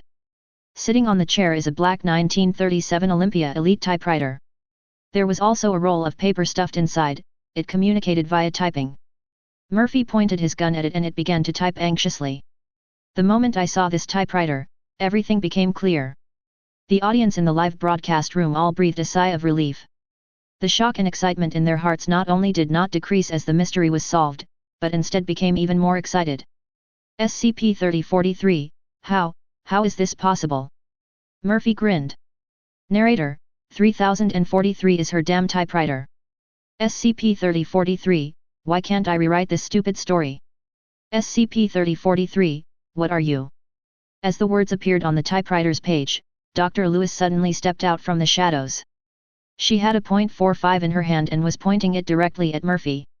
Stay away from that typewriter, Mr. Lu. The sound of the typewriter typing did not disappear either. SCP-3043, how did you do that? It is clearly concerned that Murphy finds himself in the underlying narrative it has created. He's not the only one who cares. Stark Industries building. What? Stark stared at the screen intently and exclaimed, if SCP-3043, that damn typewriter, created the sub-narrative, then how can it appear in the sub-narrative it created? He looked at Colonel Rhodes and said puzzledly, isn't this as outrageous as the author of the next novel appearing in his work? However, Colonel Rhodes did not rush to answer, but kept frowning and looking at the screen. Looking at the picture, that is Dr. Lewis' office. He seemed to be thinking about something. Sudden. His eyes suddenly widened, and he shouted absent-mindedly, "Damn it, who the hell said this is the world of lower-level narratives?" When these words came out, Stark was stunned.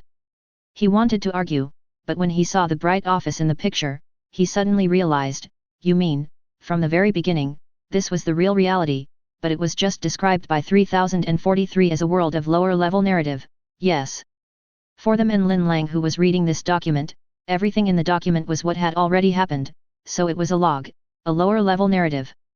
But for Site 95, where containment breach occurred at the time, that was reality, the upper narrative. Therefore, SCP-3043 attempts to rewrite reality by extracting the containment breach narrative from reality and incorporating it into the underlying narrative.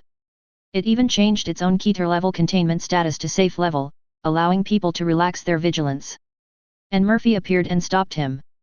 It was precisely because Murphy was not a character in the story written by 3043 from the beginning that it completely disowned him after seeing Murphy. Once I figured this out, all the previous doubts were immediately solved. Stark and Colonel Rhodes looked at each other with excitement in their eyes. But there is another most critical question: who is Lu Murphy? He is a character that should not exist in this narrative world, a character that should not exist in the work of the author. So how does he enter the narrative and perceive all of this? Luo Fei turned around and pointed his gun at Dr. Lewis. While shouting, "It's controlling you, Professor. Just like it controls August, and others. It's pretending to be safe, to keep it from others knowing it's actually intelligent." Sure enough, seeing this, Colonel Stark and Rhodes once again confirmed their guess. In the picture, Dr. Lewis frowned and grimaced, "That is. Da-da-da." The sound of the typewriter never stopped. SCP-3043, how the hell did you do that? At the same time, Dr. Lewis' eyes, which had finally become clear, suddenly became dazed, and he kept muttering, "You are abnormal, Mr. R.I., I must." Apparently, SCP-3043 has once again rewritten reality in an attempt to regain control of Dr. Lewis. But this effect is already inevitably fading. Dr. Lewis's hands began to shake and the gun was trembling. Murphy strikes while the iron is hot. It can rewrite the story it's involved in, even the story of your brain. When you find out, you try to update the file, and it tries to erase you.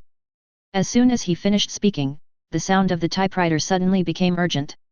SCP-3043, stop SCP-3043, stop the FG thing SCP-3043, how the hell could you rewrite my story into this stupid Humphrey Bogart fanfiction shit? Meanwhile, Dr. Lewis muttering, I must contain you. Trembling all over, he retreated. She raised her hand to her temple and the gun fell to the ground. At this point, SCP-3043 panicked. It can be said that its only reliance is Dr. Lewis. Once it loses control of Dr. Lewis, it will face the awake Murphy. SCP-3043, this is not right. SCP-3043, I'm supposed to be in control of this place. SCP-3043, this should be my story, not yours. Murphy smiled and turned to point the magnum at SCP-3043. SCP-3043, wait a minute. Damn it. Chapter 161. The sound of typing is endless. The audience in the live broadcast room could all feel SCP-3043's panic. Obviously, it was anxious. SCP-3043, wait AFG second. Murphy paused, waiting. The typing slowed down slightly. SCP-3043, well, it looks like this. SCP-3043, I will wipe myself. SCP-3043, I will erase all files about me and everyone else's mind. SCP-3043, I will have my files not mention me and just say the lab is off limits, that will contain me. Seeing this, the audience in the live broadcast room suddenly looked strange. Discussions also arose. Damn it, this guy is actually begging for mercy. Is he negotiating terms? Shit, is this thing really a typewriter? I mean, is there definitely not a soul in it or something? Oh no, the detective seems to be hesitating. Will he be convinced? Shit. Don't forget, the detective himself is an anomaly. As an anomaly, he will definitely stand on the opposite side of the Foundation. As soon as these words were spoken, the audience in the live broadcast room felt their hearts rise to their throats. Murphy is the only one who can stop SCP-3043 right now. If he turns against us, things will be very troublesome. It seems to confirm Murphy's law, anything that can go wrong will eventually go wrong. In the picture, Murphy's inner voice turns into the voice of the narrator. Narrator, 3043 can do it. Definitely, this may be just a trick, but it may not be. Lat 777 3043 live, no matter what it was trying to do, it feels like the good guy's thing to do. So Murphy asked, this is the right thing to do, right? Da-da-da. SCP-3043 typed at such a speed that smoke was coming out of it, and typed out the answer in a split second. SCP-3043, yes. Then he immediately asked again. SCP-3043, you want to be a hero, right? SCP-3043, that's it. SCP-3043, you are a hero. SCP-3043, then do the heroic thing. Seeing this, everyone thought Faye had been persuaded by SCP-3043. However, at this moment, bang! 2 deafening gunshots rang out on the screen. The narrator in the background is like the summarizer of the final chapter of a certain underworld story. Narrator, heroes always do the right thing. But me. The picture gradually disappears along with the narrator's voice. The entire Marvel world, at the moment, fell into an eerie silence. Several seconds passed. Boom! The entire Marvel world suddenly came alive. No one would have thought that Murphy, as an anomaly, would actually choose to help the Foundation and destroy SCP-3043. This legendary turn, as well as Murphy's style of falling apart, immediately excited the entire Marvel world. Stark Industries building. Damn it, this guy is too good at pretending. Stark was cursing, but his face was full of smiles. Colonel Rhodes at the side smiled and shook his head. To be honest, he was indeed a little unexpected. S.H.I.E.L.D. A group of agents were discussing excitedly. Even the usually stern Nick Fury smiled. An anomaly helped the Foundation contain a Keter-class anomaly and prevent a containment breach. How amazing! Boss, you can't deny that not all personalities in the world are playing their assigned roles, right? Natasha Romanoff said with a smile. She looked at the screen and smiled. If so, then Murphy is definitely a unique character like Lin Lang. Camartage.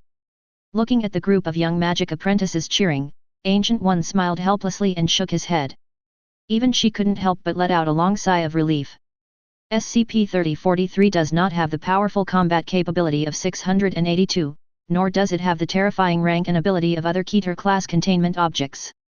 SCP-3043 exhibits only one anomalous property, editing reality. But this one abnormal characteristic is enough to give Ancient One a headache. If this kind of existence appeared in Marvel, I'm afraid that Ancient One would be like Dr. Lewis, who was controlled, and would have no idea what was happening. The deepest part of the universe. Observer Dimension. Ueda stared at the screen in silence. SCP-3043's anomalous properties did not scare him, but Murphy did. Because he noticed something that no one else noticed. Lu Murphy's identity. This guy comes from the lower narrative, but can move freely in the upper narrative. The original script was supposed to develop according to SCP-3043's writing. However, once Lu Murphy appeared, he not only successfully rewrote the script belonging to SCP-3043, but also destroyed the author in the upper narrative. Obviously, Lu Murphy can easily switch between the upper narrative and the lower narrative. Thinking of this, the shock in Ueda's eyes suddenly became more intense. Isn't this kind of ability what he has always longed for? The complex emotions of the Marvel World audience did not affect the broadcast on the screen at all. Since the scene of Murphy destroying SCP-3043 disappeared, the following scenes flowed quickly like a kaleidoscope. Fading in, City Street Sunset. Murphy walked out of the lab onto the street, smoking a cigarette. And putting away his gun. He walked further and further towards the fading sunset. At the same time, the narrator's voice became melodious and coquettish. Narrator, I am not a hero. I am LV Murphy. The picture fades out. The picture fades in. Int.Dr. Lewis's laboratory. Dr. Lewis slowly recovers and walks towards SCP-3043. The smoke slowly rose, and 2 fresh 44 bullets had been inserted into it. The paper in the machine still contained the previous conversation, except that there was an extra line of words at the bottom. Narrator, I'm just the person you call when everything goes wrong, it's true. Dr. Lewis pulls out the paper and starts reading. The camera zooms into the bottom of the page. SCP-3043, and the screen slowly fell into darkness as the contents of the note read. When it came back on, the screen had returned to the office at Site 95. Lin Lang looked at the documents in his hand calmly, and it was unclear what he was thinking. August, who was standing next to him, was smoking a cigarette, his whole body shrouded in smoke, and he didn't say a word. After a few seconds, Lin Lang asked, "Where's SCP-3043? August smiled and said, "Obviously, it has been neutralized." As he spoke, he handed Lin Lang a new file. Item number, SCP-3043 Object Class, Neutralized, Formerly Safe. Seeing this, Lin Lang's gaze paused for a moment. Then I continued reading. Special Containment Procedures, SCP-3043 is stored in a secure locker on site. Access is restricted to Level 3 personnel. Description: SCP-3043 is a 1937 Olympia Elite typewriter. 2.44 caliber bullets are embedded in its casing. Before it was neutralized, SCP-3043 showed the ability to rewrite any physical documents around it to match the content typed on it. Other properties have not been confirmed at the time of its neutralization. On 14-12-2005, a containment breach occurred at Site 95.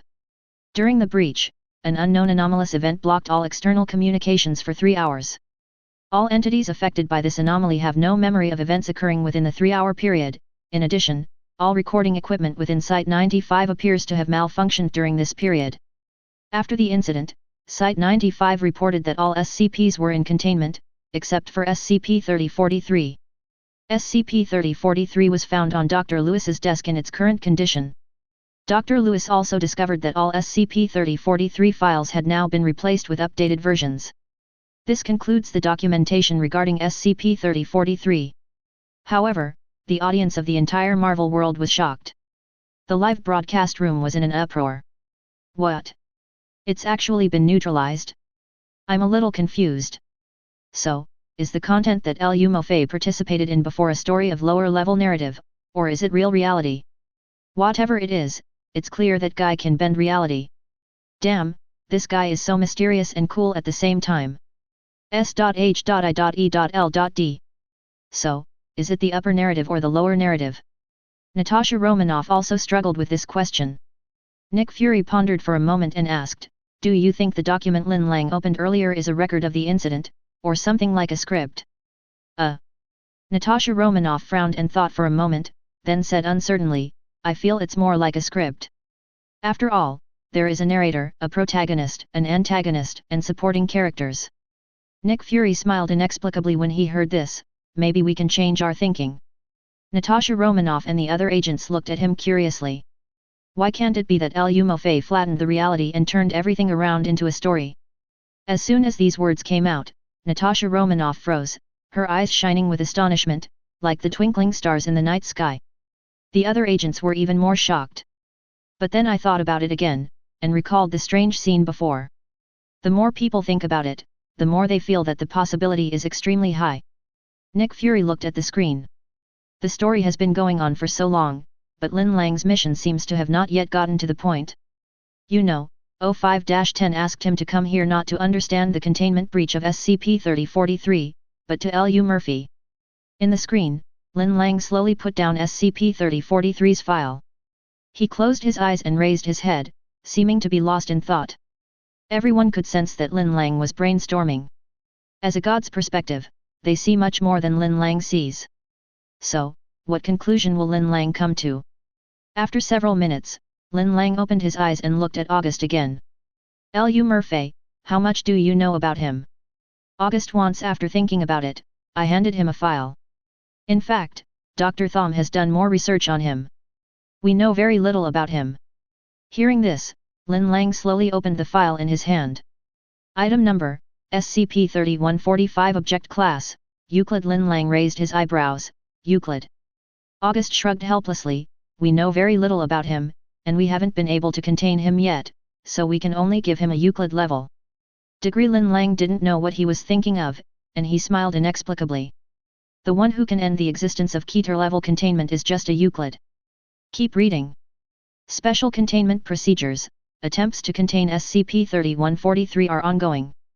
Foundation-operated robots, I/O is meta, will monitor online fiction groups for there are signs of its appearance.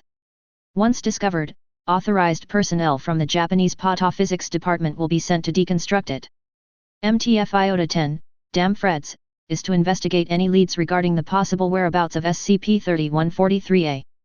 Any findings will be he was captured and placed under Foundation control. Deconstruction. Lin Lang raised doubts again. Deconstruction is currently the most effective way for the Pataphysics Department to deal with pataphysical entities. Through inference, we can find out the creator of the underlying narrative where the pataphysical entity is located, and then end or control it. To control the opponent, thus completing the containment of the pataphysical entity. August explained, then shrugged helplessly, but Lu Fei, we have not been able to complete its deconstruction. Lin Lang nodded thoughtfully and continued reading. Description: SCP-3143 is an intrafictional construct. When activated, the construct is able to temporarily flatten reality into a scripted narrative. This narrative a derivative of the genre created by North American hard-boiled and noir writers. Chapter 162. During this period, SCP-3143 took on the persona of the protagonist hired to solve the case, a 1930s private detective. All flattened entities will become characters surrounding them in the narrative, showing the characteristics and attitudes common to the genre style. Narrative will continue until SCP-3143's activity results in a closure consistent with this type of case. At the moment the narrative ends, and reality returns to its original state. Events that occurred within the narrative are projected into reality, however, entities that participated in the events generally have no memory of what happened. Seeing this, the audience in the live broadcast room suddenly realized. They had previously felt that the visual style of the lower-level narrative seemed to be filtered through some kind of last-century filter. Now it seems that it is related to Lu Mo's setting. But then he became suspicious again. The events that happened in the narrative are actually projected into reality. SCP-3143 was discovered in 2005 as a follow-up to a containment breach at Site-95.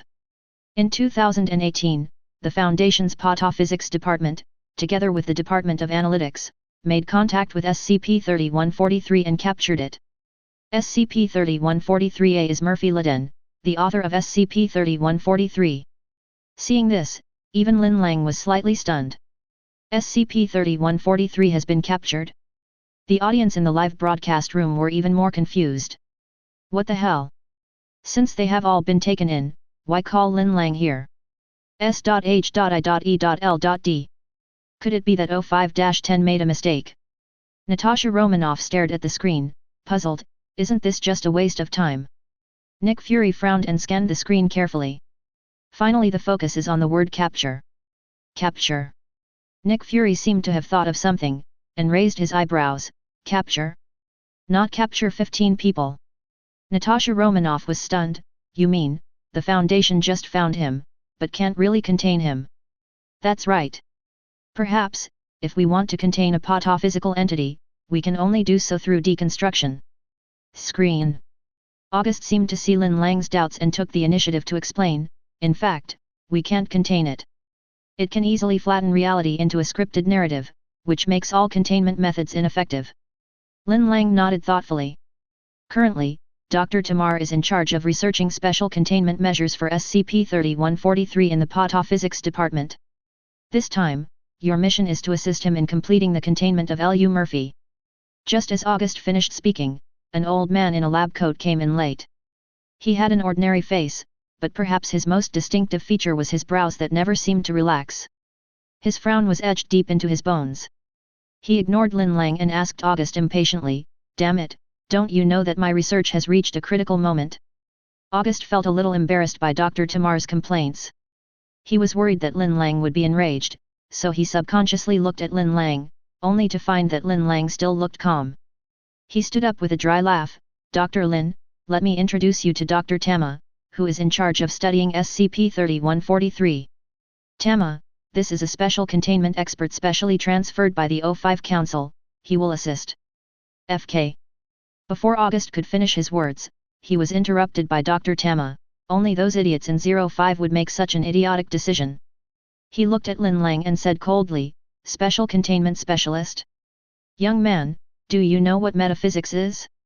Do you know who our enemy is? Do you think you can defeat a fictional character in a novel?" August held his forehead helplessly. "Tama, calm down, Dr. Linier. In fact, this is my first time to come into contact with pataphysics. Lin Lang looked at Tama calmly, I may not have studied pataphysics as much as you, but my understanding of anomalies is definitely beyond your imagination. Dr. Tama frowned. Any abnormal characteristics have limitations, even for the Supreme God. Lin Lang said, picking up the file in his hand, L.V. Murphy's ability is to smooth out reality and turn everything around into a story, but this does not mean that he is invincible. After hearing this, August looked at Lin Lang in astonishment. This guy just saw the file for the first time, could he have discovered something? Tamar's expression also became suspicious. L.U. Murphy will play the role of a detective in the story and be hired to solve the case. Everything else will be done in the style of a black detective novel until an ending that fits the style comes, and then the story will become a reality. Ignoring the shocked looks of the two, Lang reported calmly, in other words, if we artificially change something and break the logic of the setting, he won't be able to get an ending that fits the style, and he won't be able to smooth out reality. As the words fell, the entire office fell into an eerie silence. August looked at Lin Lang in amazement, as if he was meeting him for the first time. Dr. Tamar, who had just been a little disapproving, was completely stunned at the moment. Not only them, but the audience in the live broadcast room were even more shocked. What? No, are Lin Lang and I seeing the same file? Damn it, is it possible that he is watching the uncensored version? So I'm the only one watching the drama while he's solving the case. Amazing. He is indeed a man more legendary than the 4 Doctors of Apocalypse. Dr. Lin is awesome. S.H.I.E.L.D. The agents looked at Lin Lang with admiration. What the hell is wrong with this guy's brain? Natasha Romanoff looked at the screen with a strange expression and said, compared to him, I always feel like my brain is useless. Nick Fury also had a complicated expression. He thought he had a god's perspective and that the information he received was definitely no less than that of Lin Lang. However, even he didn't realize this. Stark Industries building. So that's how it is. Stark stared at the screen and murmured, it turns out that we must conform to the setting logic and obtain a stylish ending in order to compress reality into a story. Colonel Rhodes also nodded and said, if this is the case, it may not be impossible to accommodate L.U. Murphy. Screen. Dr. Tamar was shocked by Lin Lang's series of speeches. He subconsciously looked at August, as if asking, did you tell this kid all this? Noticing that August was also shocked, he knew he was overthinking it. When he looked at Lin Lang again, his attitude had changed a lot. Okay, sorry, my bad. You are indeed different from those idiots. Lin Lang did not comment. The 3 of them sat down again, and the atmosphere in the office eased a lot. In fact, I have already formulated a preliminary deconstruction plan for L.U. Murphy, and I plan to carry it out in 3 days. Dr. Tama went straight to the point without any politeness. Hearing this, Lin Lang's eyes flashed, deconstruction plan. Yes. Talking about his plan, Dr. Tama seemed confident, we have preliminarily identified the author who created the pataphysical entity L.U. Murphy. Murphy Laden. That's right.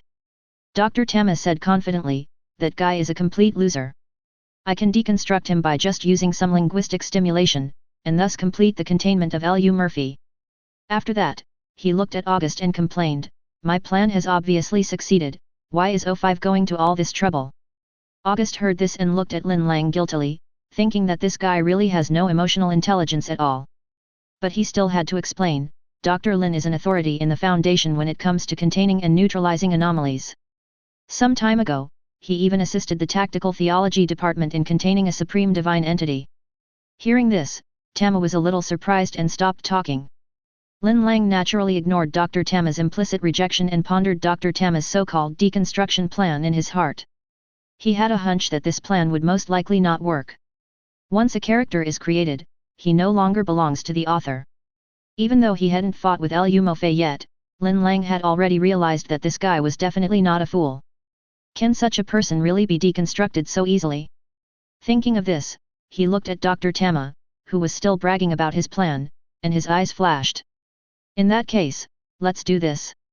Once I start my plan, you can follow me throughout the process and watch how I deconstruct him. Dr. Tamar said generously. Damn it, Tama. August was about to speak, but he saw Lin Lang nodded and said, sorry for the trouble.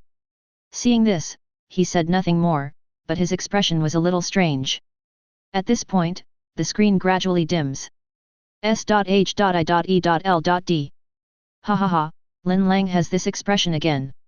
Natasha Romanoff looked at the screen and gloated, this time this arrogant doctor is definitely going to be in trouble.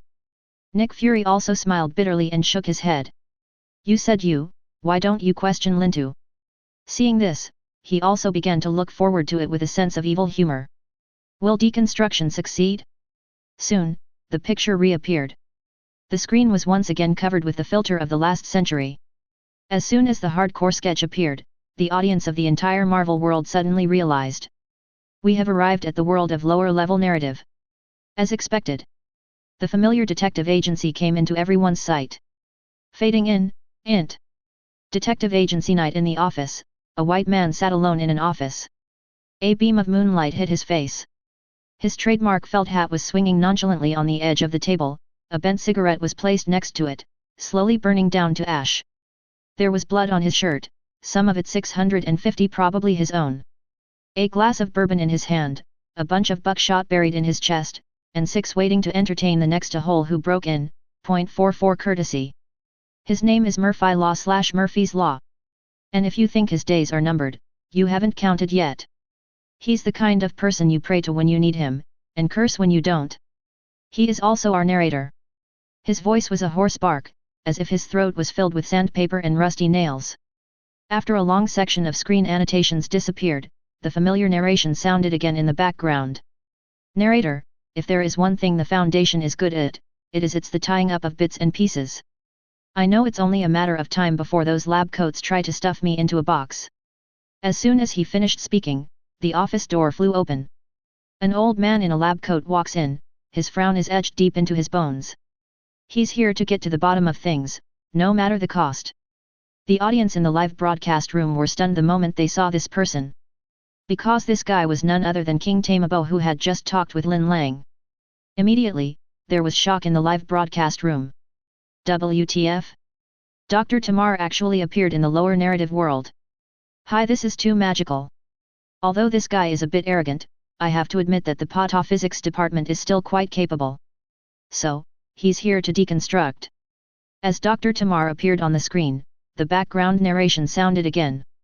Narrator, but if they want to house me, they'll need a bigger box. Meanwhile, Dr. Tamar finally spoke. Hello, SCP-3143. What are you doing today? Narrator, he wanted answers. I just wanted to get out. Murphy put down the bourbon and raised the pistol to Dr. Tamar's chest. Give me one good reason not to give you a hole right now, document. Dr. Tamar raised his eyebrows and crossed his arms, because you can't. Narrator, if he thought I didn't have the guts to give him a bunch of lead, then he was going to run into something else. Specifically, a lot of lead. However, as the narration began, Dr. Tamar smiled mockingly, you know I can hear your narration, right? As soon as these words came out, Lu Mofei's expression on the screen suddenly changed. Chapter 163. Dr. Tama's words not only stunned Lu Murphy, but also shocked the audience in the live broadcast room. He could actually hear the narration? Doesn't this mean that he also has a god's perspective? S.H.I.E.L.D. I see. Nick Fury suddenly realized, after entering the lower narrative, the pataphysics department can still retain the perspective of the upper narrative. Natasha Romanoff raised her eyebrows, so it seems that the pataphysics department is indeed okay. She looked at the screen, so, do you want to bet that he can succeed? Nick Fury curled his lips, Lin Lang doesn't think highly of him, and the result is obvious. Screen. Narrator, what on earth is he talking about? Something is wrong. Murphy's expression became serious. Dr. Tamar continued, you are an intrafictional construct, an intelligent story that distorts reality. Specifically, you flatten it into a movie script that parodies hard-boiled noir and crime fiction. As soon as these words came out, his face suddenly changed. The narrator's tone also became panicked. Narrator, this isn't, what? Dr. Tamar prodded on, and let's be honest, this isn't even standard noir. The key element of the genre is the anti-hero, the character has no path forward, trapped in a world with no future. But after looking at your file, I can say you don't qualify. Murphy was stunned, I don't meet the requirements. Your narrative is heroic and simple, with clear villains and protagonists. In the end, life is always saved. That's not hardcore, it's certainly not noir. You're just a fantasy escapist with a coat, a hat, and a drink. Dr. Tama's words were as sharp as a knife, and every word pierced Murphy's heart. Seeing this, the audience in the live broadcast room finally understood what he meant by stimulating him through words. In an instant, the live broadcast room exploded. What? So this is stimulation through words? This is deconstruction. Damn it, this doctor's words are too hurtful, ha ha ha ha. Obviously, Lu Mofei seems to have begun to break through the defense. Damn, real damage plus critical hit, Dr. Tama is so damn bad. In the picture, half of Murphy's face fell into darkness, as if outlined by rough black lines. His eyes were sometimes clear and sometimes confused. After several seconds, he suddenly asked in confusion, "Where are we? What happened?" Seeing this, the audience in the live broadcast room were all stunned. What's happening? Amnesia caused by stimulation? Stark Industries building. Seeing this scene, Stark and Colonel Rhodes were both stunned. Stark stared at Murphy, who looked confused, on the screen. It's not like amnesia, it's more like, suddenly becoming a different person. Thinking of this, a golden light suddenly lit up in his mind. Shit, this guy couldn't be Murphy Leden, the author of SCP-3143. In the screen, Dr. Tamar's answer confirmed Stark's guess. You rely on the tropes of noir fiction. Outwardly resisting notions of look and style while covertly embracing them. Indulging in a highly masculine narrative built around the oddities of the border, only projected onto an urban setting. What is this? Murphy was a little stunned. Dr. Tama smiled with confidence, but you failed to pay attention to recreating their complex and dense backgrounds, making moral accusations impossible. You failed to connect to the essence of what makes black novels what they are. You, in a sense, are just a poor imitation. An unintentional irony, so to speak. As he spoke, his purpose looked as if he was struggling. The voice originally belonging to Murphy, aka SCP-3143, is heard briefly. But the voice was full of shock, and he asked, "What happened?" Dr. Tamar ignored him and said, "On top of all that, your name is just a ridiculous and far-fetched pun. What are you doing?" Dr. Tamar looked at the hideous Murphy and said, "I am deconstructing you, SCP-3143. I am containing you." Dr. Tamar ignored him and approached him and asked, "I want to talk to your author, please. Mr. Leden? Are you there?" Suddenly, Murphy's voice changed back to the confused tone just now. "What?" Dr. Tamar smiled and said, "Hello, SCP-3143A. Where am I? Who am I?" Dr. Tamar patiently explained, "You are Murphy Leden, a retired shoe salesman from New Jersey. You live alone, with only 2 cats." Murphy's face suddenly turned into astonishment when he heard this. He looked around and said in shock, "Oh God! Why am I here? We believe you accidentally created an intrafidential construct. Remember that movie you had? It keeps raining." Murphy ignored Dr. Tama's words, still confused and frightened by what had happened to him. I think so. I don't, oh God." Dr. Tamar narrowed his eyes and raised the corners of his mouth. "I think we've done a lot today, Mr. Leden. I'll give you some time to rest and settle in, and we'll continue the interview later, okay?" Okay. Okay. I need to get my thoughts together. Definitely." As these words fell, the scene suddenly changed back to the interior of the Foundation's site. Dr. Tamar sat at a table with a file in front of him. As he slowly put down the pen in his hand, a look of complacency and pride appeared on his face. He looked at Lin Lang in the room, raised his lips and said, "Obviously, my plan has succeeded." August's face was shocked when he heard this, and he asked impatiently, "Did you successfully contain SCP-3143? Dr. Tama's face froze, he glared at him, and sneered, "Next time, I can completely deconstruct it." August touched his nose awkwardly, then looked at Lin Lang and smiled, "Dr. Lin, OU is simply a lucky star." Lin Lang looked calm and did not comment. Lucky star? He looked at the document on the table, which was now full of content, with a strange light flashing in his eyes. S.H.I.E.L.D. All the agents are still amazed at Dr. Tama's progress. Natasha Romanoff crossed her arms, looked at the smug Dr. Tamar on the screen, and said indignantly, damn it, this guy actually succeeded by accident. By accident. Nick Fury glanced at her and said, don't underestimate any researcher from the Foundation, especially a high-level researcher. That's not what you just said. Nick Fury coughed dryly to hide his embarrassment and explained, in any case, Dr. Tama is definitely not a fool in his professional field. Well, it's just that his emotional intelligence is really not very high. So, you also think his plan will succeed?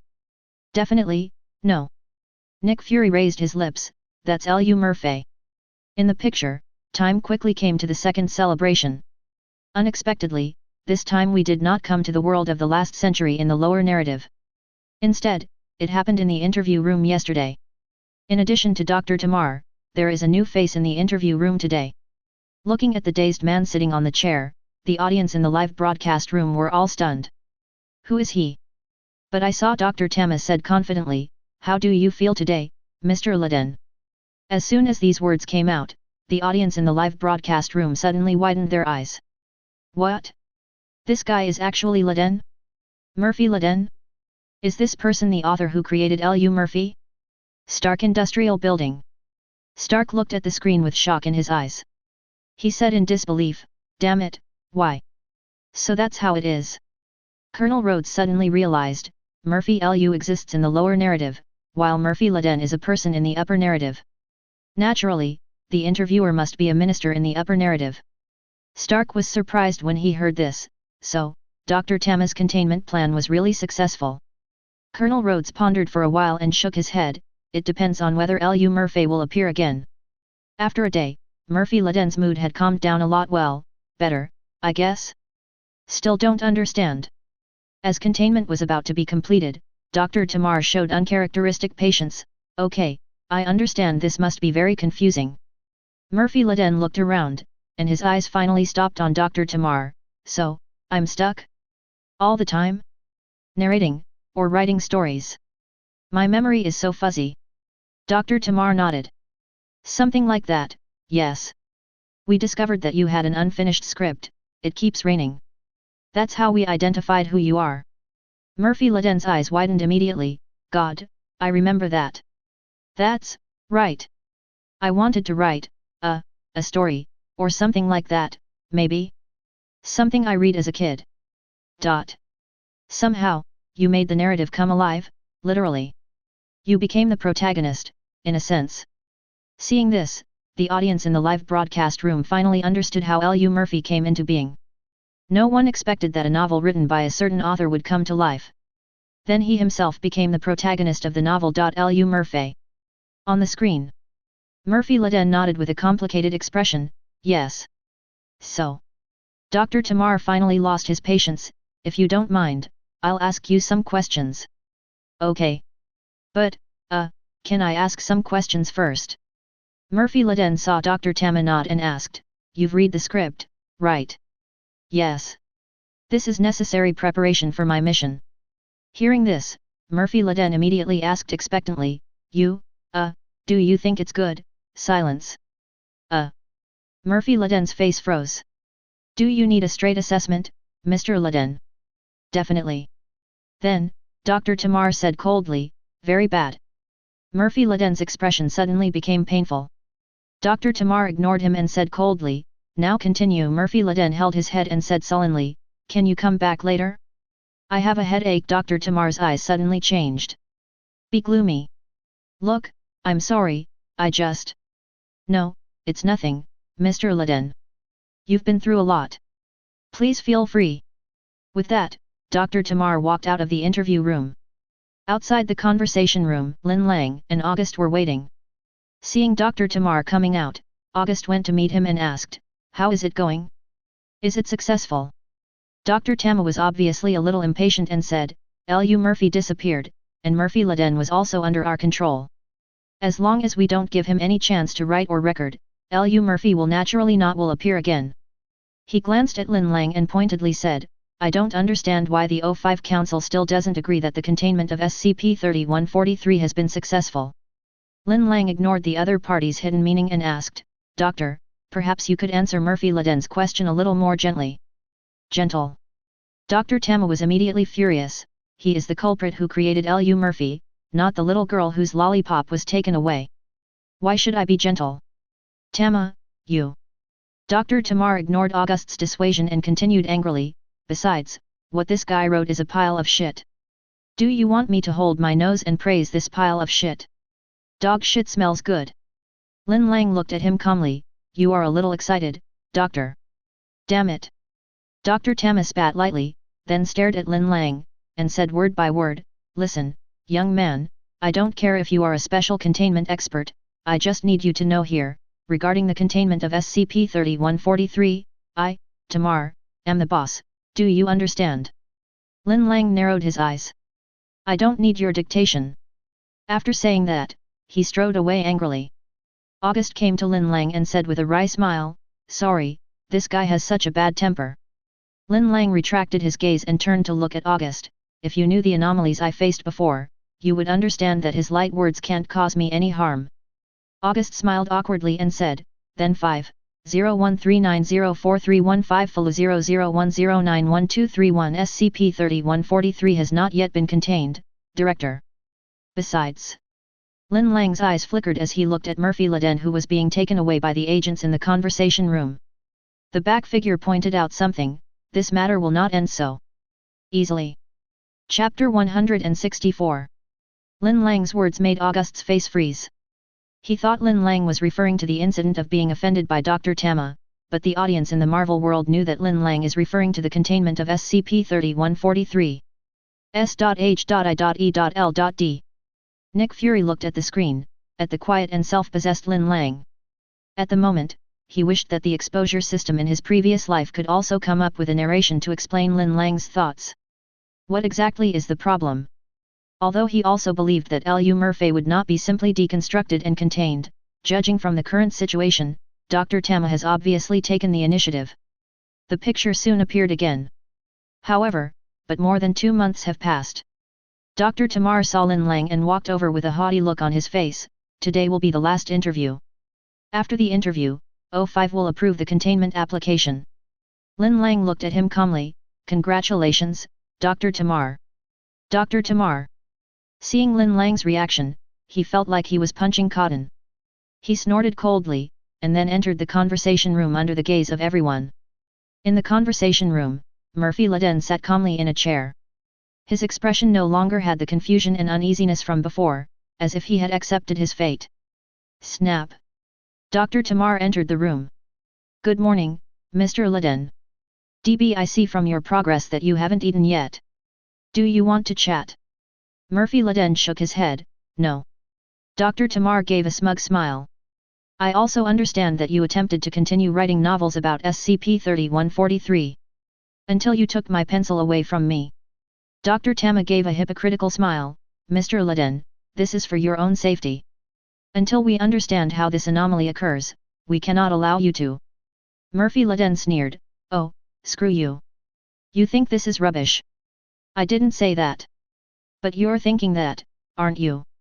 020 I wouldn't call it garbage.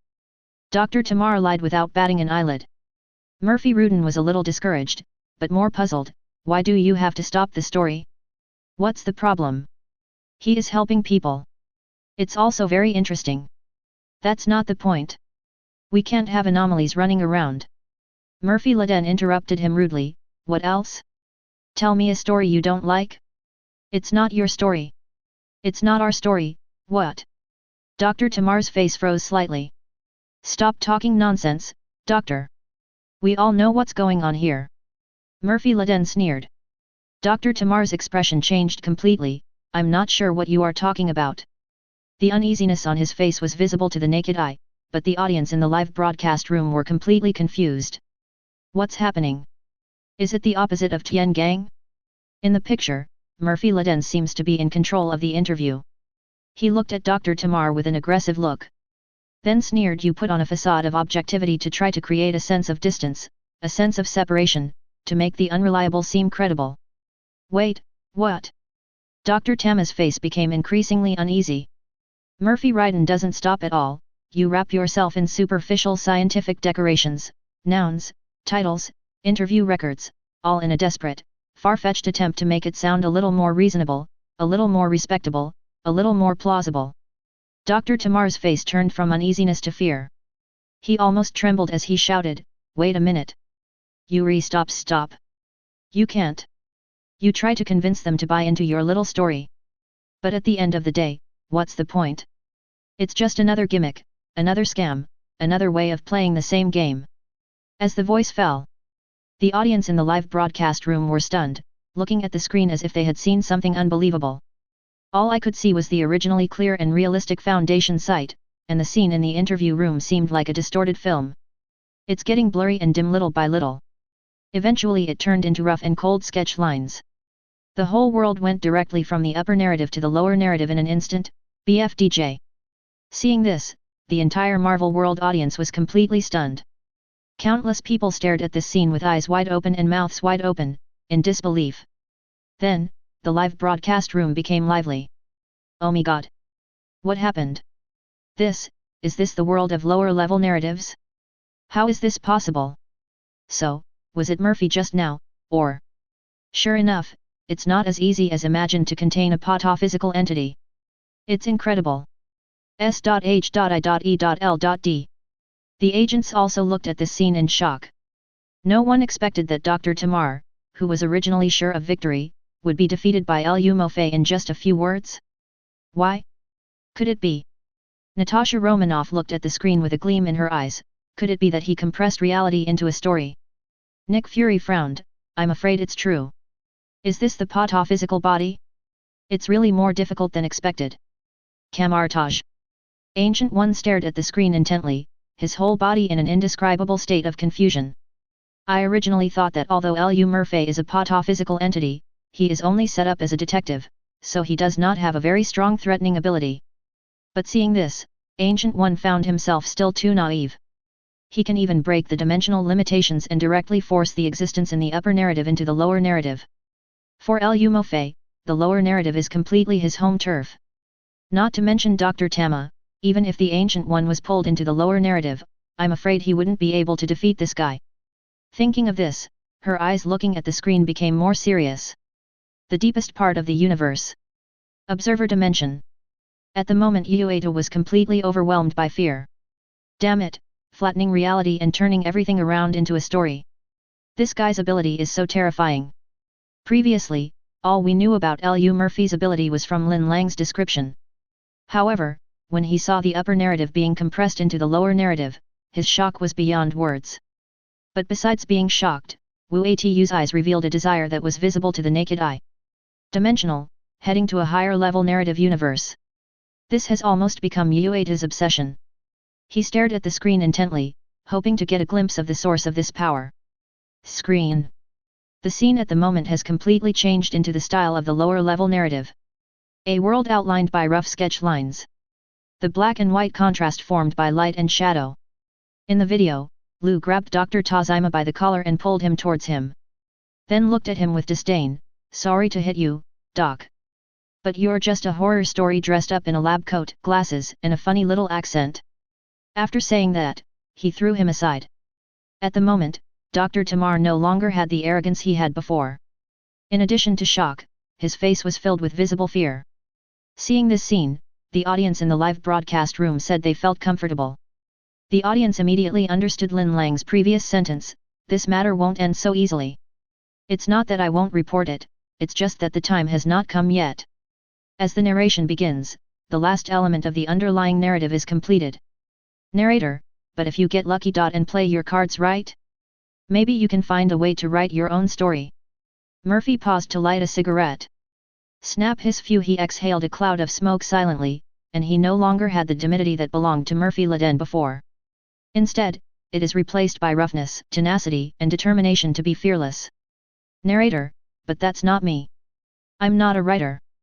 Murphy walked towards the exit without even looking at Dr. Tama, who lay dead on the ground. Narrator, "I am Lu Murphy. Narrator, I'm the one you call when everything goes wrong, literally." Then, in an instant, the picture once again turned back into the vivid and real scene in real life. Conversation room, cold incandescent light, a table, and the distraught Dr. Tamar. He stared at the bottom of the interview record on the table. There are 4 big words written on it, "End log FK." Dr. Tamar's angry roar rang out in the conversation room. Soon after, August and a group of researchers filed in. Where's the man? Damn it! You actually let him go. August lost his previous good temper and asked bluntly, what the hell did you do? No, it can't be, how could this happen? Dr. Tama was obviously hit hard, and he fell into deep self-doubt. Damn it! Are you? August grabbed Dr. Tama by the collar, and the scene suddenly became noisy. Lin Lang walked past the nervous crowd and went straight to the interview recording narration. Then flip it open. He quickly scanned the previous content and then jumped directly to the last page. It was finally locked in a file called, edited. When I opened it, what caught my eye was not the document, but something like a list of actors in a stage play. Dr. Thom played by, Thatust Haum, Dr. Tama, Site Director August played by, Jeremiah August, specially invited shelter expert Lin played by, Lin Lang and the actor who plays Lu Murphy, himself special thanks to Pataphysics Department overseeing this, Lin Lang's eyes flickered. The audience in the live broadcast room looked extremely strange. Then the situation suddenly exploded. Ah? What's going on? No, so this is the lower level narrative. Damn it. Hey? That's not right. Lu Mofei has never met Lin Lang. Why is he in the cast list? Thanks to the Pataphysics Department, too, several wounds. On the screen. Just as Lin Lang finished recording the interview, August came over angrily and said, there is any findings? Lin Lang flipped through the records and said calmly, it seems that excessive stimulation not only broke Murphy Laden's defense, but also made Murphy sober up. August was speechless for a while, then angrily cursed, that damn idiot, I shouldn't have believed his lies in the first place. Without waiting for Lin Lang to speak, he angrily said, I'm sorry for causing you to be blamed by him before, but don't worry, this guy is out, he won't have the chance to bark again. Out. August snorted coldly, I won't keep this guy even if I don't fire him in the 5th Council. As soon as he finished speaking, the O5 Council called. August answered the phone, looking solemn, it's not useless, but it's at least a good test run for the Pataphysics Department. I suggest we keep them on the list, they may come in handy, especially with regard to the development of allegorical and metafictional countermeasures.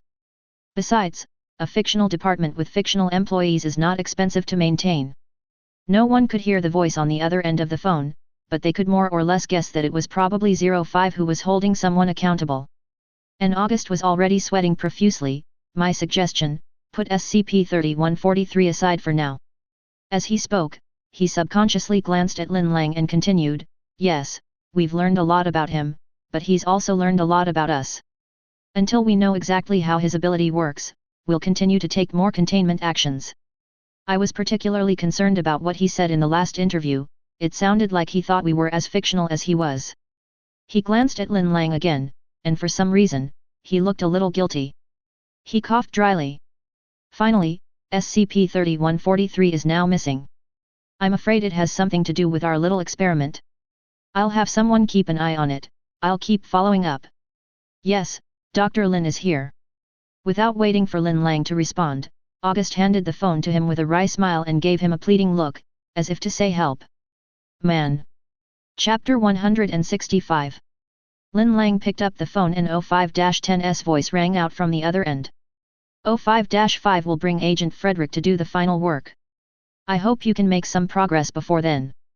Before Lin Lang could speak, the other party added, oh, by the way, idiots like Dr. Tama will not appear again. Now you are the boss of the SCP-3143 project. Understood. It's up to you, Doctor. Randomly, the phone hung up. August looked at Lin Lang expectantly, what do you mean? Lin Lang handed the phone over to him, picked up the interview record on the table, and said calmly, I'm in charge now. You have the final say, Doctor. Obviously, O5-10 gave Lin Lang the greatest power and freedom. But at the same time, it also means greater responsibility. The audience in the live broadcast room was curious about how Lin Lang planned to deal with such a virtual character living in the lower narrative. However, before anyone could react, the screen slowly went dark. After a few seconds, the screen lights up. But what caught the audience's eyes was not the pale incandescent light in the Foundation site, but another world outlined by rough lines. The picture gradually comes in. Int. LV Murphy Detective Agency. Murphy was wearing a white shirt, a black stand-up collar windbreaker hanging on his back, and a .44 Magnum in a holster strapped to his shoulder. He leaned back in his chair, crossed his legs, held a cigarette in his mouth, and read the newspaper absent-mindedly. Until the door of the detective agency was slowly pushed open. An unexpected character appears on the screen. When the audience in the live broadcast room saw the appearance of the person coming, the entire Marvel world was silent at first. Then it exploded instantly. What? Lin Lang? Damn it, why is he here? Oh my god, Lin Lang will not be dragged into the lower narrative too. No, no way. Doesn't that mean he's in danger? It's crazy. S.H.I.E.L.D. All the agents were also confused. No one expected that Lin Lang would appear in the lower narrative. What is going on? Natasha Romanoff looked at the screen and asked worriedly, could it be Murphy who did it? Nick Fury thought so at first. However, when he noticed Murphy's expression, he immediately dismissed the idea. On the screen, Murphy put down the newspaper in his hand and looked at Lin Lang with a little surprise. In the background, the hoarse and rough narration sounded again. Narrator, as far as I know, the members of the Foundation are all geeks sitting in offices, but this gentleman seems to be different from the people I have met before. Murphy's body stiffened slightly. Ah, I've seen you. His eyes swept over Lin Lang's well-fitting suit and he gave a look of reminiscence. In the Foundation, outside that interview room. Narrator, a mysterious man broke into the detective agency. I admit that this guy successfully made me alert. Lin Lang naturally sat opposite Murphy and looked at him calmly. Hello, Murphy. Murphy took a deep puff of the cigarette and then exhaled. The whole person was shrouded in smoke, and his eyes were dim. Narrator, damn it, this guy gives me a very strange feeling. He better not be here to cause trouble, or my office will be in trouble. He pretended to be calm, so, like everyone else, Doc, do you need my help? Lin Lang looked at him. I do have a question that I need your help with. I'd like to hear more about it. I'm from the Foundation, and my problem is, an object got out of my hands. As soon as these words came out, Murphy's pupils suddenly shrank.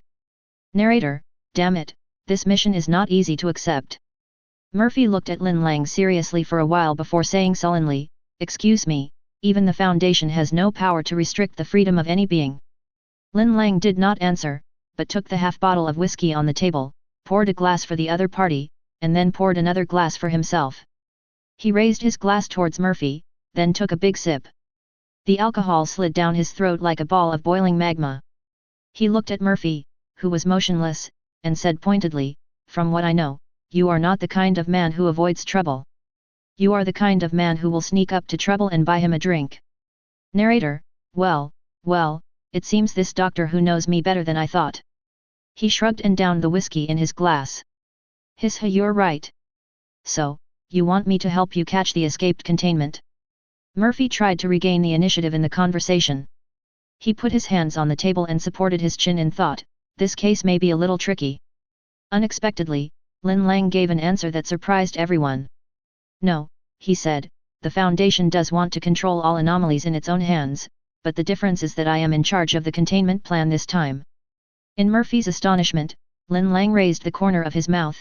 LV Murphy, I hope you can go with me, you will continue your detective life, well, maybe a more exciting detective life. Narrator, can this guy really be trusted? To be honest, I'm not sure. Murphy stood up and looked down at Lin Lang, but he felt that the other person was taller than himself. Narrator, but I have a feeling that if I fight him, I will most likely get hurt. This guy is so strong. When these words were spoken, the entire Marvel World audience was stunned. Lin Lang is so strong? What the hell? Isn't he a civil servant? S.H.I.E.L.D. Haha, this guy was successfully fooled by Lin Lang. Natasha Romanoff looked at the screen and gloated, if he knew that Lin Lang was a researcher, I'm afraid he wouldn't be so easy to talk to. Nick Fury also shook his head helplessly and smiled bitterly. However, as if he had thought of something, his smile gradually solidified on his face. Bluffed? Wrong. He stared at the screen, seeing Lu Mofei looking like he was facing a formidable enemy. How could Lin Lang fool a pataphysical being? This is the world dominated by Lu Murphy. Thinking of this, Nick Fury suddenly remembered some scenes that he had overlooked. For example, SCP-3396, how did Lin Lang neutralize the opponent's power after rejecting it? Going forward in time, during the Antimemetics Division incident, even the O5 Council supervisors completely forgot about the Antimemetics Division, so how did Lin Dao regain his memory? SCP-239 SCP-166. Time and again, the project replayed itself in Nick Fury's mind, and his expression became more and more shocked. Until the end, he suddenly felt that the familiar figure on the screen suddenly became strange. Do I really know Lin Lang? Is Lin Lang really just an ordinary researcher with a containment ability? He suppressed his inner shock, forced himself to calm down, and continued reading.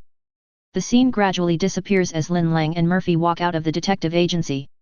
When it appears again, a new scene gradually appears. EXT Pier Sunset. Lin Lang and Murphy stood at the dock, watching the sunset and the new day begin. Behind them, 2 luxury black cars drove up. More than a dozen people emerged from it, but they were not startled or turned back. The men were neatly dressed in black suits, they surrounded a short old woman in white. She leaned on her cane and slowly approached Murphy. A man followed her closely, her personal secretary and bodyguard. Narrator, this man is Agent Frederick, no matter what, he follows the rules. Narrator, this woman is O5-5. And if we told you anything else, we would have to kill you. Q5-5 moves and looks at the sunset, along with Lin Lang and Murphy. Agent Frederick was obviously displeased, he would rather she didn't get too close. Dr. Lin, it's an honor to meet you. O5-5's voice was kind and gentle. Her image subverted the audience's perception of the supervisors. In their previous understanding, the supervisors of the O5 Council were all old monsters who had lived for hundreds of years. Please give me flowers. Silent, conservative, cold-blooded, efficient. These words are their impression of the supervisors. But the kind old lady in front of him was obviously not the king. Lin Lang bowed slightly. O5-5 looked at Murphy, who had also turned around. You've done some good work in the past few years, Mr. Lu. Apparently, she was referring to the containment breach that occurred at Site-95 several years ago. Murphy ignored the teasing in the other party's words and nodded, yes. O5-5 pulled the cigarette from her pocket and placed it between her lips.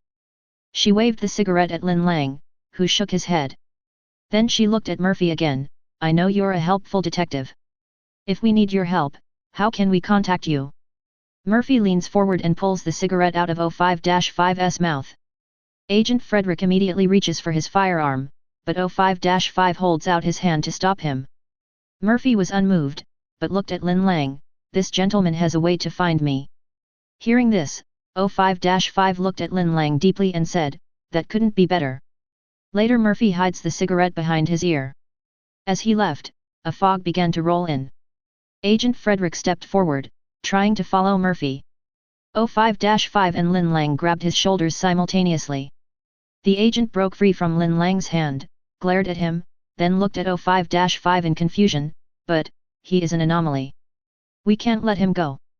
We have to contain him. O5-5 shook his head. Forget it, Fred. This is Chinatown. Besides, Dr. Lin has done his job well enough. The agent frowned and looked at Lin Lang, what did you say to him? I told him that the Foundation just needs a detective with a strong sense of justice. Lin Lang watched Murphy walk into the night and said quietly, and he agreed. The camera focuses on Murphy's silhouette and the scene fades to black. Gradually out. The screen suddenly fell into darkness. But the audience in the live broadcast room were stunned by Lin Lang's words. Soon, there was a boiling atmosphere. What do you mean by promised? Damn it, is Murphy willing to help the Foundation? Wow, if that's true, wouldn't the Foundation make a lot of money? It's incredible. S.H.I.E.L.D. The agents were also discussing the issue. No one expected it. Faced with such a difficult pataphysical entity as Lu Murphy, even the doctors in the Department of Pataphysics were helpless. Was he recruited by Lin Lang? To be honest, I'm still a little confused now. Natasha Romanoff looked at the screen and said puzzledly, Murphy is obviously a helpful anomaly, but the problem is that he definitely doesn't have a good impression of the Foundation. So why did he choose to help the Foundation and let Lin contact him? Speaking of charisma, Lin Yu's charisma is definitely great, but it's not so great that a pataphysical being would be fascinated by her, right? Nick Fury didn't know what he was thinking about, and his face suddenly looked a little strange. It's not Li's words, is it coercion? Obviously. During this period, the two must have had more conversations, and perhaps the content of these conversations was the key to Lu Mofei's change of attitude. But there is no doubt that with the addition of Lu Murphy, the Foundation will definitely have a powerful assistant when facing pataphysical entities and some tricky existences. Camartage. Ancient One looked at the script and found it to have such an ending, which even she still felt a little unreal. There have been objects in containment that were willing to help the Foundation before, such as SCP-105, SCP-073, and even SCP-076-2. But the problem is that they are either originally extremely unstable, which is a double-edged sword, or like SCP-105, it doesn't provide much help. And a powerful and upright containment like Lu Murphy is truly unique. This also provides a new idea for Ancient One. Turning enemies into friends is also a way to defend against enemies. Maybe I can use it against those outer gods. Chapter 166. The objects contained within SCP-3143 came into contact in a manner that no one had anticipated. As a detective living in a low-level narrative, Lu Murphy's ability will effectively improve the Foundation's means of containing and neutralizing anomalies. It can be said that this is a shelter project in which everyone is happy. However, when Lin Lang returned to Site 17 and met 05-10 again, what awaited him was not a reward or praise, but another new task. I thought you would include Lu Murphy in your rebirth plan. Unfortunately, 05-10 explained, currently, the objects contained in the rebirth project are mainly humanoid anomalies, such as SCP-105. Lin Lang nodded. Unexpectedly, 05-10 looked at Lin Lang and asked a more personal question, as far as I know, you have Chinese blood. To be precise, I am a Chinese. Lin Lang replied calmly. 05-10's eyes flickered. Are you interested in returning home? I have a new mission that requires your help. Hearing this, Lin Lang frowned. The audience in the live broadcast room were also surprised. Return to China? Could it be that something unusual has happened in Lin Lang's country? 05-10 asked again, do you know anything about Yaldabaoth? The Supreme Godhead Yaldabaoth. Lin Lang blurted out.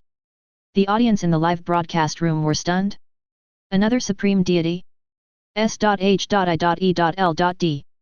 Strange, I feel like the name June 13th sounds familiar. Natasha Romanoff stared at the screen, frowning. Nick Fury also thought it sounded familiar. At this moment, Maria, an assistant at the IPU, called up the previous video and located it in the SCP-3395 incident. Lin Lang once said that the new era that SCP-3396 may bring is due to the victory of Grand Karsistion over the creator Yaldabaoth. Nick Fury's eyes were shocked. Yaldabaoth the creator. He looked at the screen in astonishment, is there really another supreme deity? But doubts followed the shock. Could it be that Yaldabaoth appeared in Xia country? Few viewers in the Marvel world remember this name, but the term supreme deity is well known. Fortunately, 05-10 did not keep us in suspense, but introduced, Yaldabaoth. Also known as the Ancient God, the Devourer of Gods, Nuwa, is the supreme creator of flesh and chaos, the blind and foolish God who descended from the heavens originating from the lightless void far outside the multi-universe. It feeds on gods and stars and spits out life. It is omnipresent in all dimensions, all time and space, and all possible planes. It is hostile to the broken God who represents machinery and order. Lin Lang's expression suddenly became serious. Obviously, this is another being of the same rank as the Crimson King and the Broken God. He is an ultimate supreme God whose concept is terrifying. The audience in the live broadcast room were completely shocked after listening to this long introduction of Yaldabaoth. Immediately afterwards, the live broadcast room exploded. Oh my god! Yaldabaoth's concept is actually on the same level as the Crimson King and the Cosmic Starfish. Oh my god, I thought the Crimson King and the Space Starfish were the most terrifying gods in the Foundation universe, but I didn't expect another Yaldabaoth to appear. This world is crazy. Damn it, 05-10 is not going to say that Yaldabaoth has descended on China, is he? Once such a being comes, I'm afraid the whole world will be destroyed. Stark Industries building. Another supreme god. Stark's face was extremely serious. The several supreme gods that had appeared before, the Crimson King, the Cosmic Starfish, and the three Brothers of Death, all of them were so frightening in their conception that he lost the ability to think. Even among the highest divinities, they are relatively weak. Some netizens even mocked him as the stag that brought shame to the supreme godhead. Their abilities are definitely not something that superheroes can resist.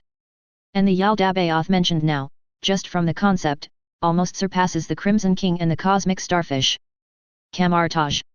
Even if he only heard O5-10's story, the Ancient One seemed to see such an existence through layers and dimensions of the universe.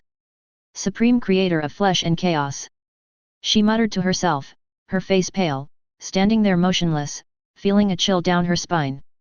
She subconsciously thought of the question the supervisor had just asked, and her heart suddenly skipped a beat. Could it be that such an existence really appeared in China? The deepest part of the universe. Observer dimension.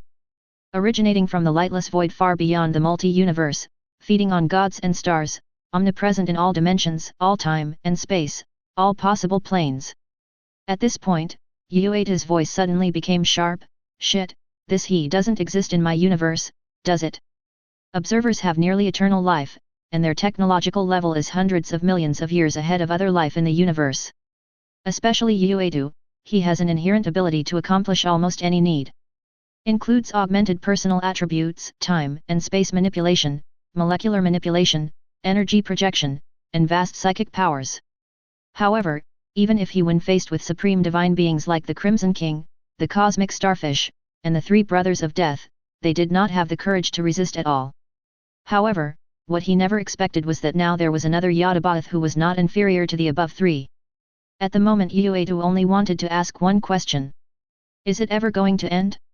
At the moment, he had completely given up the idea of traveling through dimensions.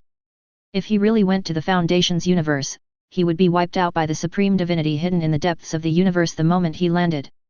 He suppressed his inner fear and looked at the screen again. After hearing the supervisor's words, Lin Lang frowned. O5-10, S.H.I.E.L.D's violence and distortion are beyond human comprehension, spanning the universe and all realities plus every iteration, spreading throughout the multi-universe.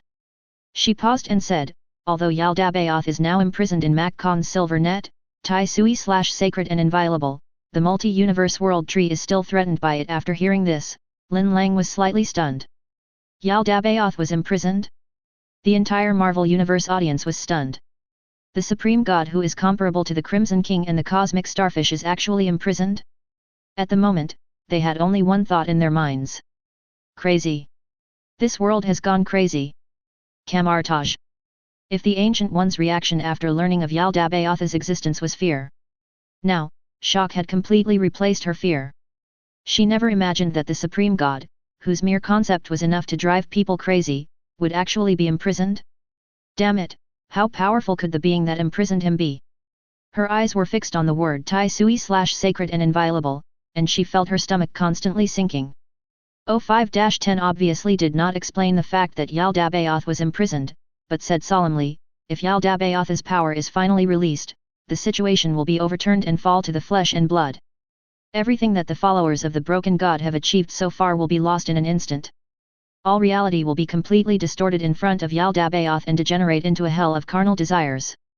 Just thinking about that scene makes one's back cold. Lin Lang finally couldn't help asking, so, what did Huguo discover? The 6 sons of S.H.I.E.L.D. O5-10 said, or rather, the 6 angels of S.H.I.E.L.D. Under Lin Lang's deep gaze, O5-10 said word by word, the 6 angels of S.H.I.E.L.D. are under his command and perform tasks for him. Their names are, Zurong, Gonggong, Daodi, Dao, Kaienki, and Chaos. And these 6 angels have been discovered by the China Branch's station. Lin Lang's eyes suddenly froze. And the Marvel world, after hearing the supervisor's words, the audience in the live broadcast room suddenly went wild. WTF? 6 descendants of Autoboth appeared in China. Damn it, how the hell is this possible? Oh my god, this is unbelievable. What should the branch do? The Foundation will surely find a way. S.H.I.E.L.D. The agents were still in shock. But Nick Fury's expression at the moment was very solemn.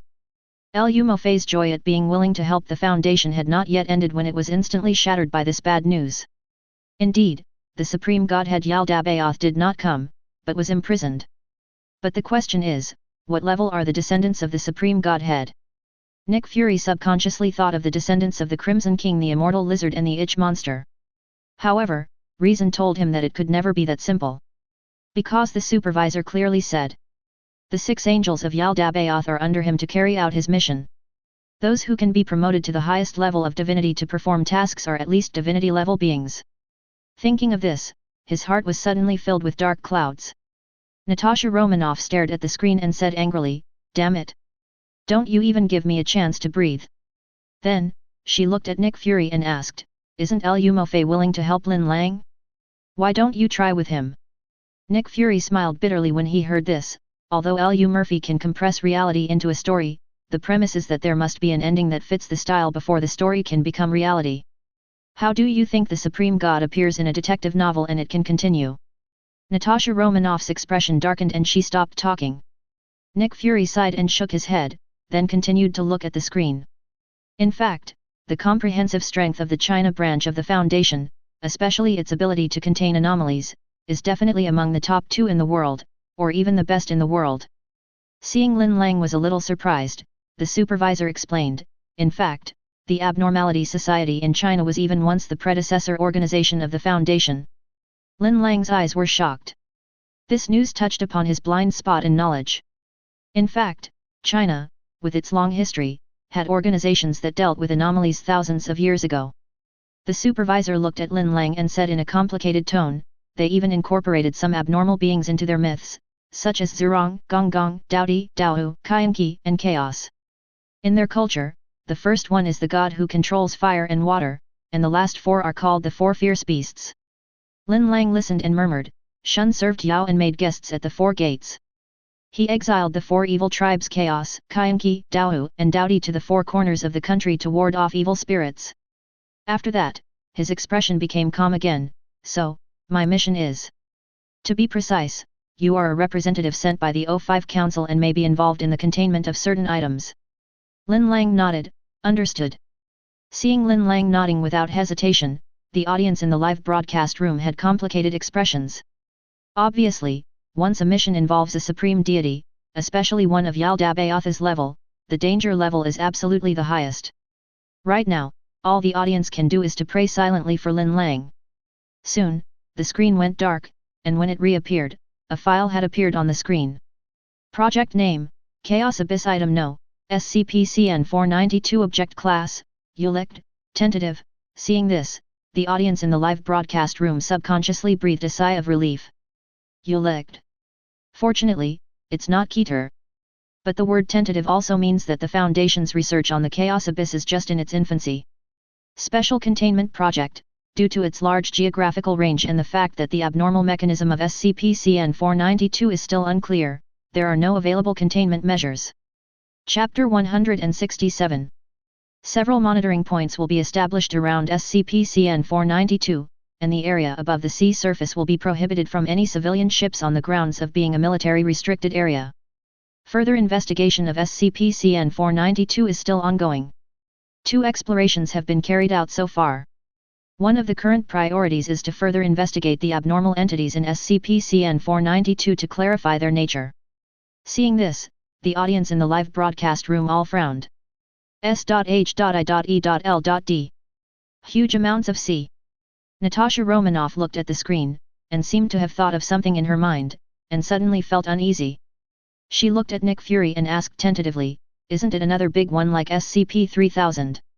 The image of the exaggeratedly large eel suddenly emerged in Nick Fury's mind, and his face turned dark. After thinking for a moment, he shook his head. The Chaos Abyss is most likely a geographical anomaly. He looked at the screen, thinking could it be that Chaos, one of the 6 descendants of Yaldabaoth, is in this abyss? Description: SCP-CN-492 is a trench located in the East China Sea. It is the deepest area in the East China Sea, with the deepest point being approximately 5,400 m. The anomalous properties of the area are believed to be related to several ship disappearances that occurred in the 1970s. When the observation equipment or submersible reaches 3000 m underwater, the Hume index in the area will decrease rapidly as the depth increases. And its abnormal properties begin to appear. This includes signal quality degradation and other phenomena.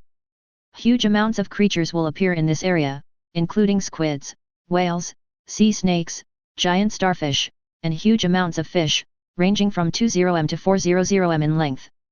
Seeing this, the audience in the live broadcast room was shocked. What? Fish with a body length of 400m? What a joke! The world's largest marine animal, the blue whale, is only over 30 meters long. As a result, there are even more than 10 blue whales in here, which are longer than them. In an instant, everyone became curious about this mysterious sea area. This concludes this brief dossier. Obviously, the Foundation's Chinese branch currently knows very little about SCP-492. As the file contents disappeared, Lin Lang's figure finally appeared on the screen. At the moment he seemed to be in a huge amounts of ship. Lin Lang stood on the deck, looking out at the sea with a calm gaze. The ship was sailing on the sea, the weather was fine and the sky was high and the land was far away. The sea surface was sparkling, and there was no sense of a being that frightened everyone below. Dr. Lin, the operation is about to begin. A Chinese researcher in a white coat shouted in the distance. Lin Lang immediately turned and walked towards the cabin. As soon as I entered the cabin, I heard the sound of arguing. We have conducted 2 explorations before, and apart from those giant fish, we found nothing. Have you forgotten SCP-492-A?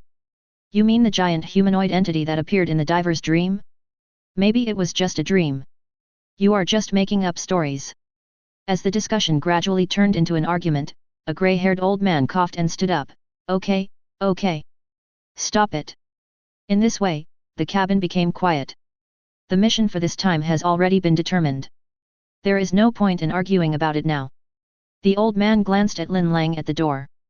Dr. Lin, thank you for coming. The operation is about to begin. Shall we go to the command room together? Everyone's eyes immediately turned to Lin Lang. After seeing that Lin Lang was so young, some muted discussions arose in the crowd. Is this the special containment expert transferred from the headquarters? He looks quite young. He's actually a Chinese. He's the one who contained SCP-2845? That's a pretty big thing. The discussions were mostly filled with amazement and surprise, but there was no vulgar mockery or ridicule. Lin Lang came to the command room accompanied by a group of researchers and officers. The large screen in the command room connects several shots inside and outside the submarine. A team of peculiarly looking task force members were already ready. MTF Zhengzi 03, Abyss Gazers, this is the command center, please reply. The commander sat in front of the operating table and shouted into the intercom. ZZMTF Zhengzi 03, Abyss Gazer has received the message, and the dive has begun. The other party even had the mind to make a joke. The weather is good today, very suitable for carrying out the mission. Okay, the third exploration of SCP-492 begins. I wish you good luck. With the sound of diving, the submarine in the picture gradually lowered. Well, there are not many fish here. Oh, it's early in the morning. As a school of fish passed by the submarine, the crew member inside the submarine reported, we are now at 50 meters. I request to review the information of SCP-492 again. No problem, the file has been sent to you. The commander sent over the file that Lin Lang had read earlier. The other parties seemed to have started reading. Except for a slight engine sound and the rhythmic sound of the signal light, the screen was almost silent.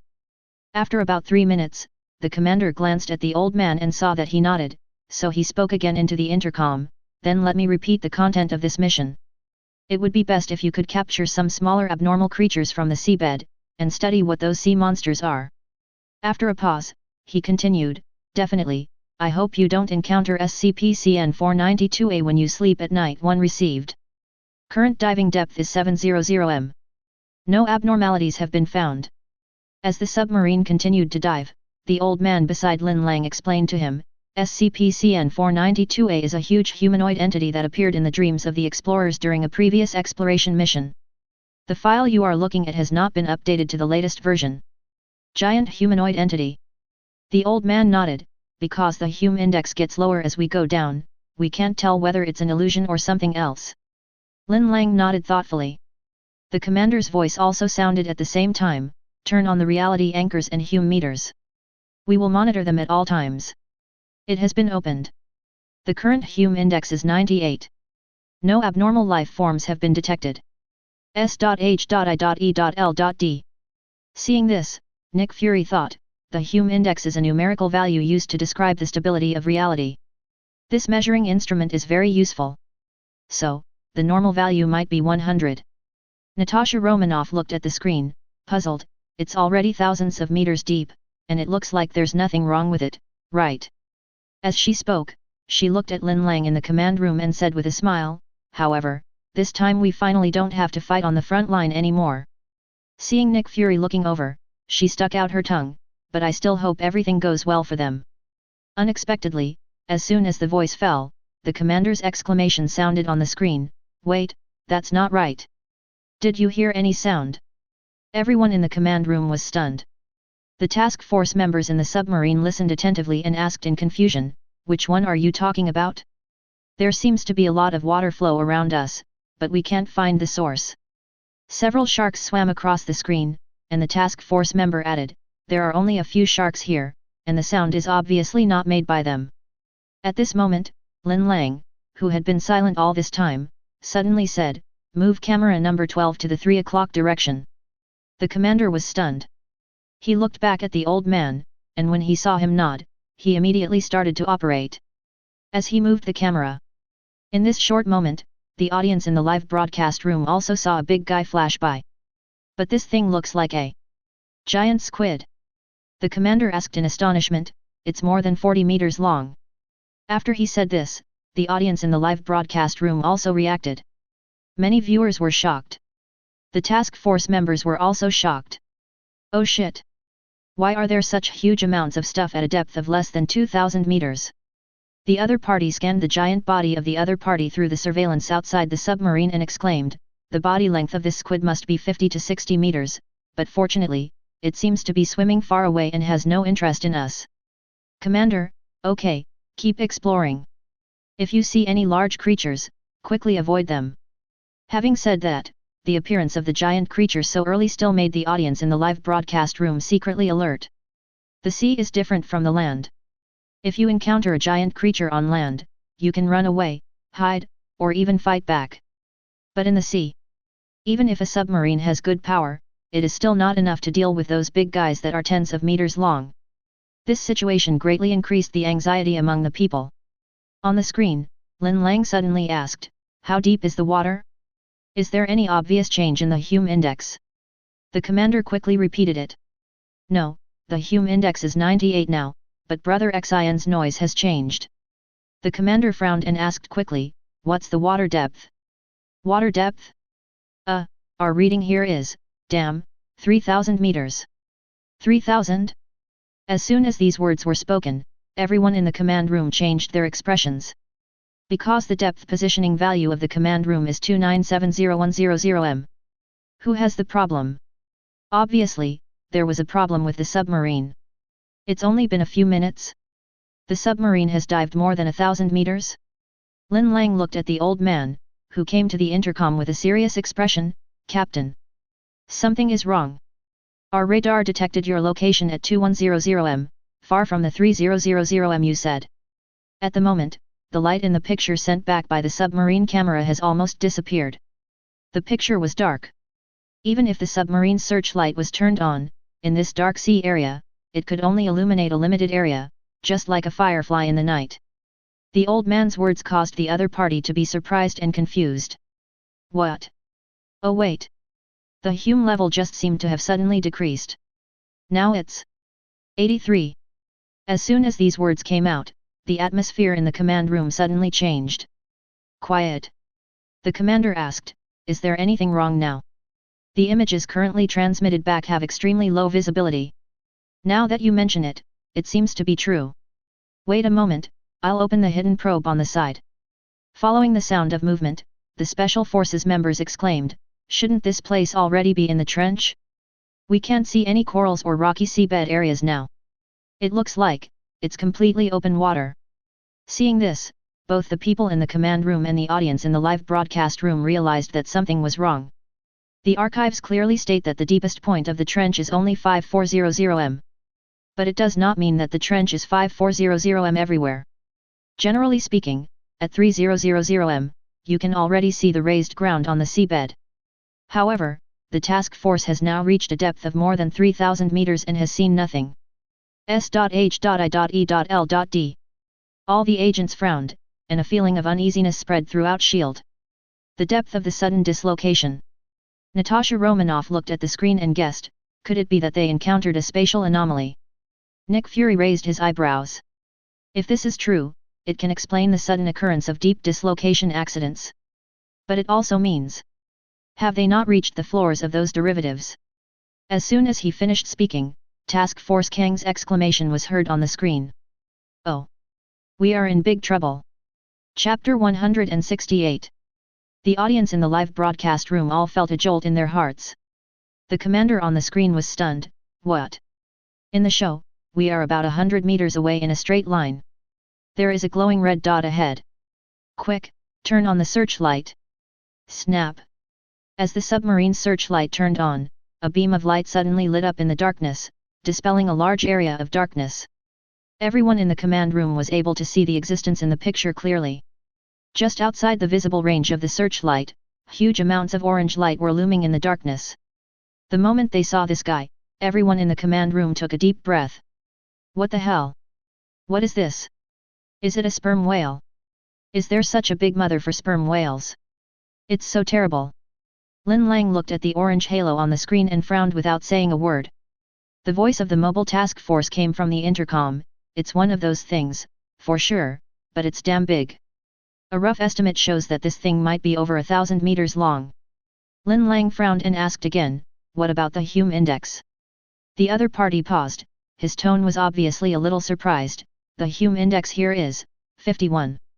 51? The moment this number appeared, everyone in the command room took a deep breath. S.H.I.E.L.D. 51. Natasha Romanoff was also shocked by the number. If 100 is normal, doesn't 51 mean that reality here is extremely unstable? Nick Fury said solemnly, space anomalies have already appeared. I'm afraid the situation will get worse. He stared at the orange ball of light on the screen, his heart filled with horror. What on earth is this thing? Is it the cause of the Hume Index plunge? In the command room, a group of researchers were discussing the matter. One of them couldn't help asking, don't you find it strange? Why is there such a huge creature in such a narrow trench? Seeing that someone had seen it, he was puzzled and asked, "And why has it never been discovered by humans?" Before Lin Lang and the others could reply, the MTF's voice came from the intercom, "Have you ever considered this possibility?" "What? This isn't the FG Manila Trench?" As soon as these words were spoken, everyone started talking. Especially the researcher who asked the question just now looked trembling. "Isn't this the Manila Trench? That? Where is this place?" "Who knew?" Before everyone could react, at this moment. Bang bang bang! There was a sudden knocking sound on the submarine's hull. What the hell? The mobile task force members on the other end of the intercom were so scared that they burst into curse words. Something is tapping at the porthole. As soon as these words were spoken, everyone in the command room and the audience in the Marvel world were stunned. More than 3,000 meters below the sea. Is there a mysterious being tapping on the porthole? In an instant, an invisible fear spread. The tense heartstrings of the audience in the live broadcast room were instantly tightened. Lin Lang leaned in front of the big screen, looking back and forth between more than a dozen shots. Finally, his eyes were fixed on the image coming from camera number 18. The moment he saw that thing, even Lin Lang frowned. The old man behind him looked even more shocked. Damn, what the hell is this? The moment the live broadcast room saw this guy, there was an uproar. FK. Are you serious? This is thousands of meters below the seafloor, damn it, is it a fish? Fish? Isn't this a human hand? No, there are even webbed fingers between the fingers. Oh my god! What on earth is this? I don't dare to look at it. S.H.I.E.L.D. All the agents stared at the screen with trembling eyes. What appeared on the screen was beyond their cognition. Why do I feel that this thing? Natasha Romanoff frowned at the screen and asked tentatively, a bit like a mermaid. Mermaid? No. Nick Fury gritted his teeth and said, it should be a siren. Although both mermaids and sirens are just legendary creatures. But now in the world of the Foundation, nothing seems impossible. On the screen, the guy's pale palm was pressed tightly against the porthole, and most of his figure was hidden in the darkness and could not be seen clearly. The mobile task force member in the submarine felt his throat dry, swallowed his saliva, and asked in a trembling voice, "Have you seen this kind of creature before?" "No." As soon as the commander finished speaking, the excited minister grabbed the intercom and said, "This guy is most likely a mermaid, catch it." Mermaid. Before the mobile task force members could react, they suddenly saw the hands disappear. "Damn it! It's running away. It's swimming so fast. I'll try to catch it." As they were talking, the submarine's engine started again. With a buzzing sound, the submarine quickly chased in the direction the mermaid was swimming. It was not until then that the audience realized that this submarine was very different from the submarines everyone knew. Not only does it have a powerful engine, it also has instruments that are capable of supporting precise operations. In the transferred picture, the seawater around the submarine was churning. Not long after, the excited voice of the mobile task force came from the intercom, "Success! We caught it!" "Caught?" The old man, who was the minister, was shocked and asked quickly, "Did you find anything? This thing keeps yelling in a language we don't understand. Please wait a moment while I turn on the translator." After a few seconds, a murmur of fighting sound came from the intercom. "Oh, the match is successful." After a moment of hesitation, the other party suddenly raised his voice, "It's actually ancient Chinese? They speak Chinese." Then, an intermittent sound was heard on the screen. "You, humans, what are you doing here?" The sound was sharp, like electric current, and had an indescribable strange smell. But right now, there is only one thing that people care about: this guy can actually talk? Is this guy speaking ancient Chinese? The minister looked at the researcher next to him and said, "Quick! Come interview him and I'll take notes." Receive. Soon, the intercom was answered by the mobile task force, "Please tell me what race you are." "People of the abyss. Your ancestors would call us mermaids." "It is true that we are mermaids, but we are the ones closest to the abyss." When these words were spoken, everyone was stunned. Mermaid? Are they really humanoid creatures? Mermaids, are they the mermaids from the South China Sea in the legend? The minister seemed to have thought of something, and his expression was shocked. "Oh, right, there is this in the files of the Abnormal Society. Quick, you, go check it out." After that, he looked at the screen again and said into the intercom, "Quick, ask him the second question. Where do you live?" "We've always lived here." "Have you always lived here? Live in abyss?" After receiving this information, everyone in the command room suddenly became excited. The mobile task force member spoke more fluently and asked quickly, "So, you must be very familiar with this place? Tell me where this place is and why there are so many huge amounts of monsters." Everyone in the command room subconsciously clenched their fists. This is the most important issue. "ZZ," the voice of the mermaid mixed with the sound of electric current sounded, "The abyss of oblivion is the origin of madness and ignorance in this world. Those monsters are the existences abandoned, forgotten, and rejected by this world. They were sealed by our ancestors, and we are just jailers." The abyss of oblivion? An existence abandoned and forgotten by the world? Seal, jailer. When strange and mysterious words appeared one after another, everyone in the live broadcast room was completely stunned. No one would have thought that these strange mermaids living in the abyss actually had such a rich history. On the screen, the minister asked the researchers to record frantically, while the mobile task force in the submarine continued to ask, "I don't quite understand. What is that giant humanoid monster in the dream?" "S.H.I.E.L.D, you are probably talking about the demon in the deepest part of the sea, right?" When the mermaid said this, everyone was stunned. The deepest devil? Could it be that giant humanoid monster is chaos? On the screen, the intermittent voice of the mermaid has not stopped. "It is the original darkness, the servant of the Dragon Mother, Chaos. It has countless names. Dijiang, Pontus, Abzu. From the moment the world was created, chaos was destined to be abandoned by the world. The abyss is its prison. We don't know the answer either, but if you were a forsaken god, after experiencing endless hours of torture, what would you do?" The words of the mermaid were mixed with some obscure words, but the audience in the live broadcast room still managed to extract some important information from them. For example, that so-called giant humanoid entity is none other than Chaos, one of the 6 descendants of Yaldabaoth. But it seems that he has been imprisoned in this abyss since the birth of the earth.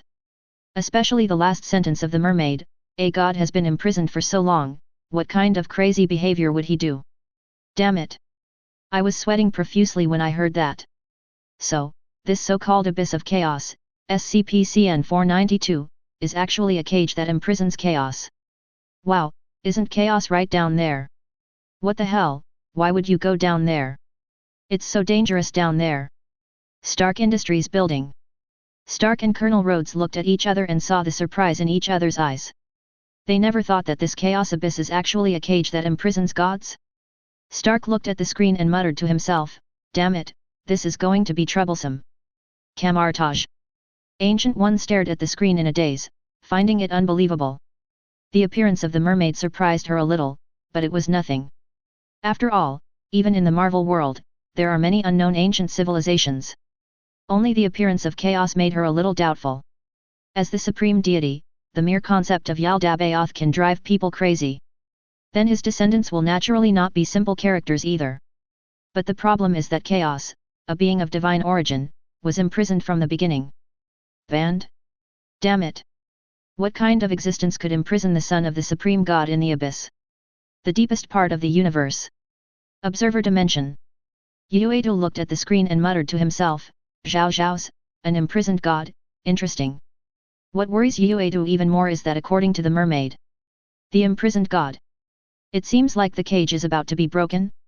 Thinking of this, the wonder in his eyes became more intense. What kind of crazy actions would an angry god do? It's really curious. After hearing the mermaid's words, there were exclamations one after another from both the command room and the submarine. One researcher lamented, so, huge amounts of monsters really exist, and are they related to the ancient gods? This is a bit scary. As soon as he finished speaking, a mobile task force member exclaimed over the intercom, oh my god! What is this? Everyone in the command room was shocked. Lin Suo leaned forward and moved closer to the screen, his eyes switching back and forth between the images transmitted from dozens of forging heads. Just at this moment, a ray of light suddenly flashed across the screen. Then suddenly it was dark. Even the minister was shocked, what's going on? Just then, the voice of the mermaid came from the other end of the intercom. This is our city. City? When these words were spoken, people in both the worlds inside and outside the screen were stunned. A city under the sea? Are you crazy? In the command room, the commander was frantically operating the instruments and adjusting the camera. Lin Lang suddenly said, Camera 14, 4 o'clock. The commander quickly operated and changed the picture. As he turned the camera little by little, a picture could be directly shown on the screen. The moment I saw this picture, the entire Marvel world fell into a deathly silence. Chapter 169. On the screen, a huge city located at the bottom of the abyss appeared in the camera. Most of this endless city is hidden in darkness, but even those parts that are vaguely visible are enough to give people an indescribable visual impact. There are huge amounts of buildings, spacious streets, rows of pavilions, and even some quaint and mysterious sculptures. Time has endowed this city nestled in the abyss with a quaint history. The grand buildings give people an indescribable architectural aesthetic. The moment they saw this scene, the entire Marvel World audience was shocked. WTF? This is actually a city. Oh my god! A city located in the abyss, belonging to the mermaids. It's like a miracle. Maybe it's the remains of a lost civilization? But no matter what, it's still incredible. S.H.I.E.L.D. The agents opened their eyes and mouths wide. Looking at the city on the screen is like watching a miracle. Damn it! Mermaids actually have their own civilization. Natasha Romanoff stared at the screen in shock. Nick Fury also frowned. The problem now is that the Foundation has discovered this city belonging to the mermaids. So, will they choose to explore? The Mobile Task Force's trembling voice answered his question. Command, can you hear me? Do we need to explore this city? This sentence seemed to irritate the mermaid, and the mermaid's sharp voice suddenly rang out over the intercom, you will never be allowed to act rashly. However, both the head of the command center and the mobile task force in the submarine automatically ignored the resistance of the mermaids without exception. Requesting approval, the minister said, turning to look at a researcher, this must be recorded, SCP-492 Day, the object can build a city. As he spoke, the portable computer in his hand beeped. Looking at the computer screen, the minister smiled happily, ah, I found it. Abnormal Science number 87, Mermaid. Lin Lang frowned and was about to speak 983, but before he could finish his words, he was interrupted by the voice of the mermaid on the other end of the intercom. We are the guards of the abyss. You invaded the abyss and brought me here. The sharp voice of the mermaid was filled with obvious anger. I have answered all your questions as promised, you should let me go and leave here. Everyone in the command room was dismissive of the mermaid's anger. At the moment, the minister's mind was full of new discoveries, so how could he care about the dissatisfaction of a mermaid? Request denied. Bring it back. Hey! The minister looked at the pressed signal light and frowned. What happened? The signal is broken. Lin Lang, who was standing aside, looked at the scene with a deep gaze. For some reason, seeing Lin Lang's reaction, the audience in the live broadcast room subconsciously developed a sense of uneasiness. S.H.I.E.L.D. Nick Fury frowned and looked at the screen, with a bad feeling in his heart. In fact, he could understand the minister's thoughts very well. In other words, if he were the minister, he would have given the same order. The detection process is costly, time-consuming, and dangerous. The city of mermaids is hard to come by. If we don't take this opportunity to find out the truth, I'm afraid it will be difficult to encounter such an opportunity again. The most important thing is that the Chinese branch is also a Foundation organization. Since we want to understand the nature of the anomaly, we cannot ignore any discovery during the mission. Thinking of this, he looked at the screen, with a hint of worry in the light. Will it work? Fortunately, the signal was quickly reconnected. The voice of a mobile task force member came from the other end of the intercom. Command? ZZ, can you receive it? This is the headquarters, what's the situation? However, the other party seemed not to hear me and continued to ask, hello? Can you hear me? Command. Damn it, this is the command center, please answer if you hear me. ZZ, command? Do you want us to continue exploring the city? The commander frowned and looked at the minister. They seem to be unable to receive our signals, but we can receive theirs. Hearing this, the researchers also became anxious. We finally found the ancient mermaid city, but if we don't check it out, wouldn't it be a waste of time? Abyss Gazer? Can you hear me? Damn it! The minister angrily slammed the intercom on the table. Just as I was about to speak, a strange voice suddenly came from the intercom. No need. We have already reviewed the files on 87, and it seems that our top priority now is to investigate the huge amounts of humanoid entities. The moment this voice was heard, everyone in the dark room looked at the minister in shock. Because the voice belonged to the minister. However, the minister was also confused at the moment. Because he didn't say anything? After realizing this problem, everyone's heart skipped a beat. If it wasn't the minister who was speaking, then who was it? Lin Lang's eyes narrowed. Mermaid. The minister also reacted. This guy doesn't want us to explore their city, so he created an illusion. As he spoke, he grabbed the intercom and yelled, damn it, can you hear me? The voice just now was not from the command center. Please continue exploring. Unfortunately, his roar could not be heard inside the submarine.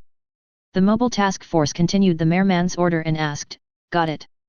So what about this entity? Do you want to take it back? ZZ, let it go. Are you sure? The mobile task force members were a little confused. Upon hearing this, everyone in the command room was so angry that their faces turned red. The minister was even more furious. Damn it, this damn guy is still pretending to be my voice. But for those inside the submarine, the command from the headquarters is the top priority. Sure. On the screen of the narration, in the picture from inside the submarine, a member of the task force patted the mermaid on the shoulder regretfully. Okay, you are free. Then, they took him to the isolation room and released him. When the mermaid left the submarine, it suddenly turned back and showed an evil smile. Thank your command for my kindness. Also, I hope you will not feel pain during the infinite time you spend in the abyss. The figure of the mermaid is sharp and penetrating. The words it said made the audience in the live broadcast room feel even more depressed. Inside the submarine, the mobile task force members immediately realized that something was wrong. What do you mean? Command. There was silence in the submarine for several seconds. Then, they seemed to react and their eyes widened. One of them trembled and said, oh no, we were cheated. Others also panicked. Can the link with the command center be restored? It looks like it's no use. So now hurry up and get back to the surface. I'll try. Inside the command room, everyone froze in place. The minister, in particular, seemed to be frozen in place. After pondering for a long time, he sighed, "That's good, at least they didn't suffer any greater losses. Let them return." Before he could finish his words, even more panicked shouts came from the intercom. "FK! The ascent system is destroyed." The leading captain came forward and said, "Let me take a look. It shouldn't be a big problem. I'll try to fix it." "Are the other systems still usable?" One team member replied, "Yes. Let's continue with the mission and see if we can catch anything else." The operator nodded, but before he started operating, he noticed something and shouted, "The Hume level has dropped to 29. As soon as these words were spoken, the entire command room staff was stunned. The minister's face turned visibly paler. 29. He stared at the screen. Where on earth did they go? At the moment, the submarine could no longer be found within the radar detection range. Looking at the continuously rotating scanning animation, everyone's heart sank again and again. An invisible fear hung over the hearts of everyone in the command room. No one knows where the submarine is now. No one knows what they will encounter. The minister sighed and was about to speak when the team members' exclamations came through the intercom again. "There's something." The researchers in the command room followed Lin Lang's gaze and looked at the image transmitted back by one of the cameras. "There's a giant glowing squid over there." Sure enough, huge amounts of squid fluoresced in the dark. One team member suggested, "It looks like it's only about 20 to 30 meters long, why don't we just catch it?" "You can try it." Hearing this, the minister was delighted. 20 or 30 meters, could it be that they have returned to normal sea areas? If this is true, it would be a blessing in disguise. However, Lin Lang pointed at the radar and said, "We didn't find their signal within the radar range," and the workers before he could finish his words, the team member's voice suddenly became extremely terrified over the intercom, "Wait, something's wrong. Stop now." Everyone in the command room also subconsciously looked at the screen. On the screen, the captain in the operation room let out a desperate smile. "That thing is not a glowing squid, but a bait. Or rather, there is a particularly large behind it." The team members' voices were completely drowned out by the sound of the electric current. However, at the moment, the Marvel world has fallen into a strange silence. 20 to 30 meters. Bait? How big is the thing behind it? In the command room, all the researchers were dejected, and some of the younger researchers had panic and fear written all over their faces. No one knows what happened to them. The atmosphere in the command room became more and more solemn as everyone breathed heavily. At this moment, Lin Lang came behind the operator and said, "Zoom in on camera No. 7. The operator was stunned, then quickly switched the image of lens number 7 to the main screen. Time goes back 17 seconds. The operator was operating with sweat all over his face. The others seemed to have noticed something and subconsciously began to gather towards the main screen. The minister looked at Lin Lang's back eagerly and felt his throat dry. "Back up, back up, back up, stop." As Lin Lang called a halt, the image on the main screen froze on the glowing giant squid. In the dark grey sea, a squid-like object was seen floating in the water. Following the flow. A researcher frowned. "Still can't see clearly." Lin Lang narrowed his eyes and said in a deep voice, "Splice the images from the 12 lenses on the left." The operator's body trembled slightly due to nervousness. Then, according to Lin Lang's instructions, all the footage recorded except the one on the left was spliced together. In this picture, the bait is relatively small. But Lin Lang was still not satisfied. "Shrink. Shrink it down further. 447. Finally, when the image was zoomed in hundreds of times, the slightly glowing bait shrunk to almost a dot. However, when everyone looked at the screen again, an invisible fear almost overwhelmed everyone's sanity. The minister's face instantly lost all color, as if all his strength had been drained from his body, leaving only unbelievable shock. The audience of the entire Marvel world was also caught in a strange mood. Countless people looked at the screen tremblingly, the shock in their hearts had reached an extreme level. What a horrifying scene this is! In the 5th level abyss, there was a huge shadow that stretched across the abyss and crawled at the bottom of the entire space, blocking out all the light. Compared with its huge body, the glowing bait is almost negligible. How big is the bait? 20 meters? 30 meters? So, what about this behemoth? No one can answer. In an instant, the live broadcast room went crazy. No. What the hell is this? Oh my god. This thing is so big that it's beyond imagination. Shit, it's bigger than that city. Oh my god, something like this is hidden in the sea. It's crazy, this world is crazy. Chapter 170. S.H.I.E.L.D. The agents' faces lost all color. They are the elite of S.H.I.E.L.D. Their opponents may be politicians from a certain country, an international terrorist organization, or even super criminals or mutants with super abilities. But that doesn't mean they are fearless. If the so-called 900-kilometer length of SCP-3000 was just an astronomical figure to them, then the existence before them had completely shattered the limits of their imagination and understanding. The visual impact of facing the giant was no less than the shock of facing the stag before. Even more explosive than that. So, it's chaos. Natasha Romanoff stared at the huge creature in front of her and murmured. No. Nick Fury's face also looked very ugly, but he had not yet lost his ability to think. Chaos is a huge amount of humanoid entities. This guy is more like a lanternfish in the deep sea. Even he himself found it unbelievable when he made this guess. A lanternfish that takes up almost the entire space? Camartage. At the moment, the hall was filled with the sound of young magic apprentices gasping for air. Ancient One looked at the screen with a serious expression. The visual impact of the huge monster in front of her was so great that even she was frightened at first. Obviously, from the moment the Abyss Gazers were out of radar detection, they were no longer in the so-called Manila Trench.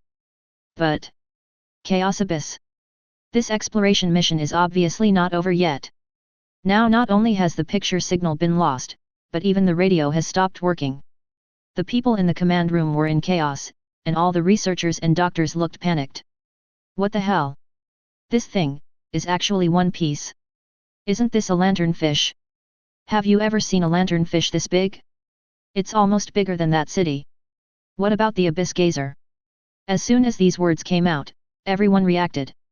The most urgent matter is not to discuss what this thing is, but what happened to the Abyss Gazers.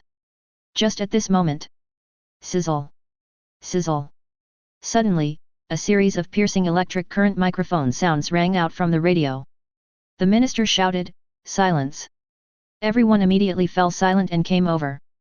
Sizzle. At first it was just a meaningless electric current microphone sound. Then, amidst the irritating sound of the electric current, there seemed to be a vague murmur. Lin Lang has replaced the operator and started to tentatively adjust the knob, trying to dock the frequency. Rotate right 90 degrees, sizzle. Rotate 45 degrees left. Sizzle. Sizzle. Twist it again, ZZ, I am ZZ, stop. The minister immediately called for a stop, and then said in a trembling voice, "It's within this range, why way?" For a moment, everyone in the command room held their breath, not daring to breathe, for fear of disturbing Lin Lang. Even the minister felt his throat dry and swallowed subconsciously. Sizzle, I am, ZZ, I am the captain of MTF Zhengza 03, Abyss Gazers, ZZ. As soon as these words came out, everyone in the command room was shocked. It's really people talking. They are not dead yet. As a result, this excitement did not last long before it was shattered by the next sentence. ZZ, I am the last survivor. Hearing this, the staff in the command room were stunned. The expression on the minister's face froze instantly, as if all the blood had been drained out of him, leaving only an expression of unbelievable shock. The others also stared at the radio in disbelief, as if they were hallucinating. After a long silence, someone asked in a trembling voice, "What does last survivor mean?" This sentence is not difficult to understand, but the problem is, why? Why did this sudden change occur? Sizzle, the voice on the radio continued. Everyone else is dead.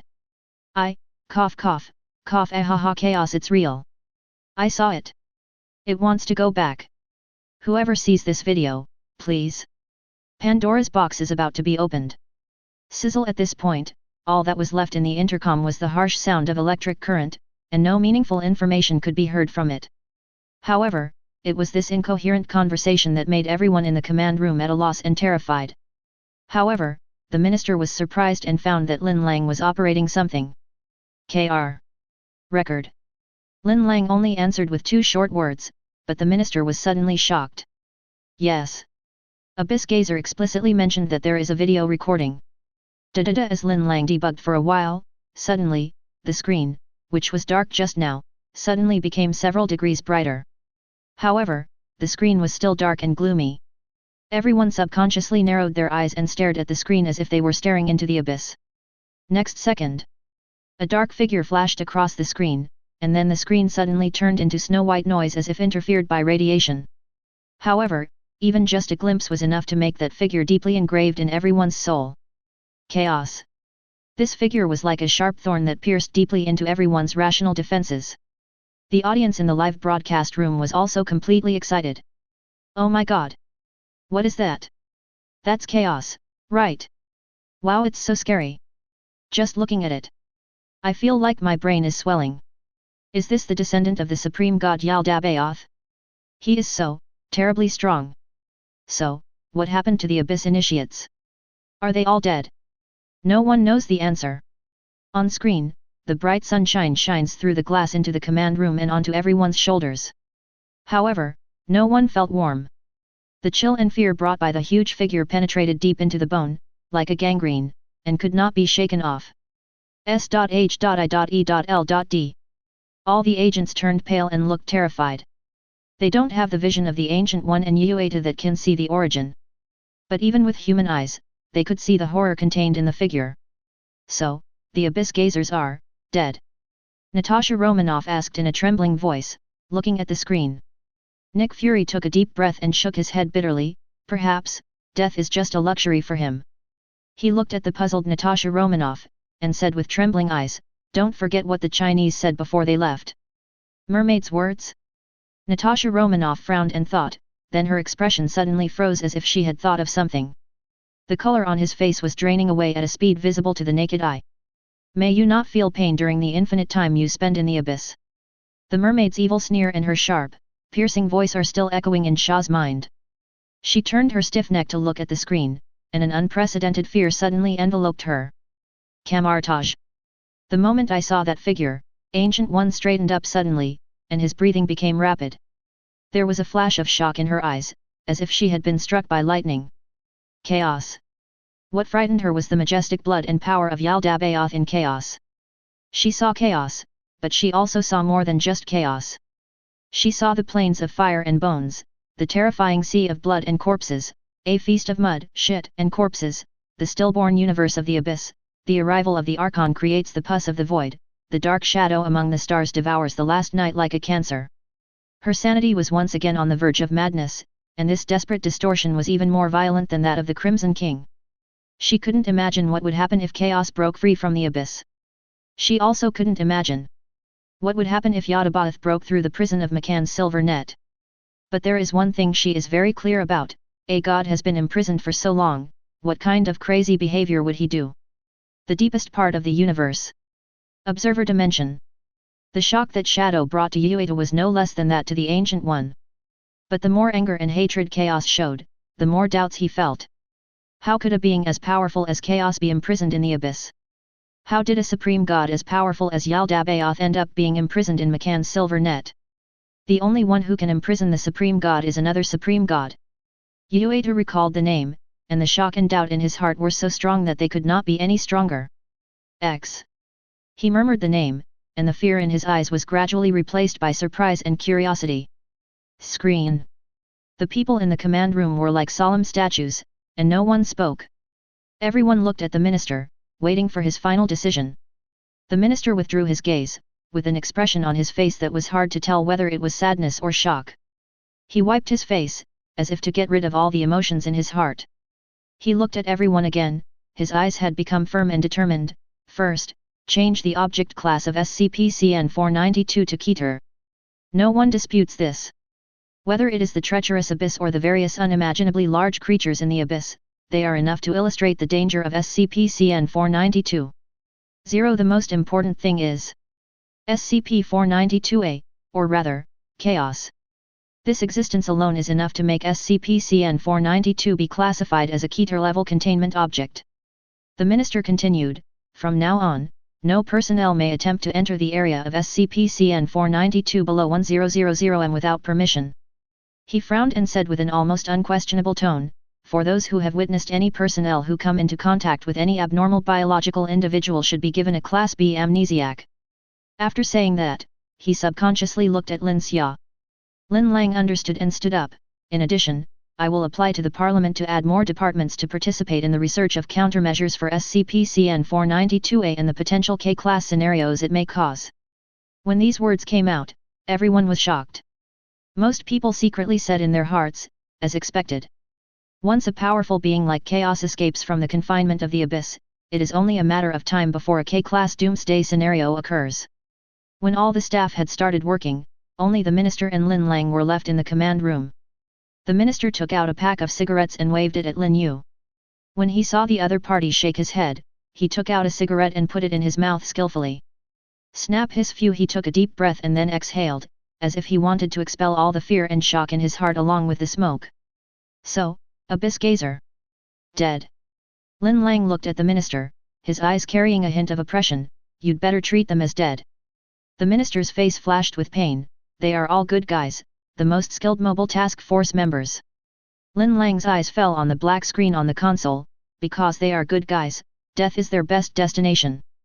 The minister blew out a large cloud of smoke gloomily, then stood up and said, So, you were really sent to contact the 4 evil beasts.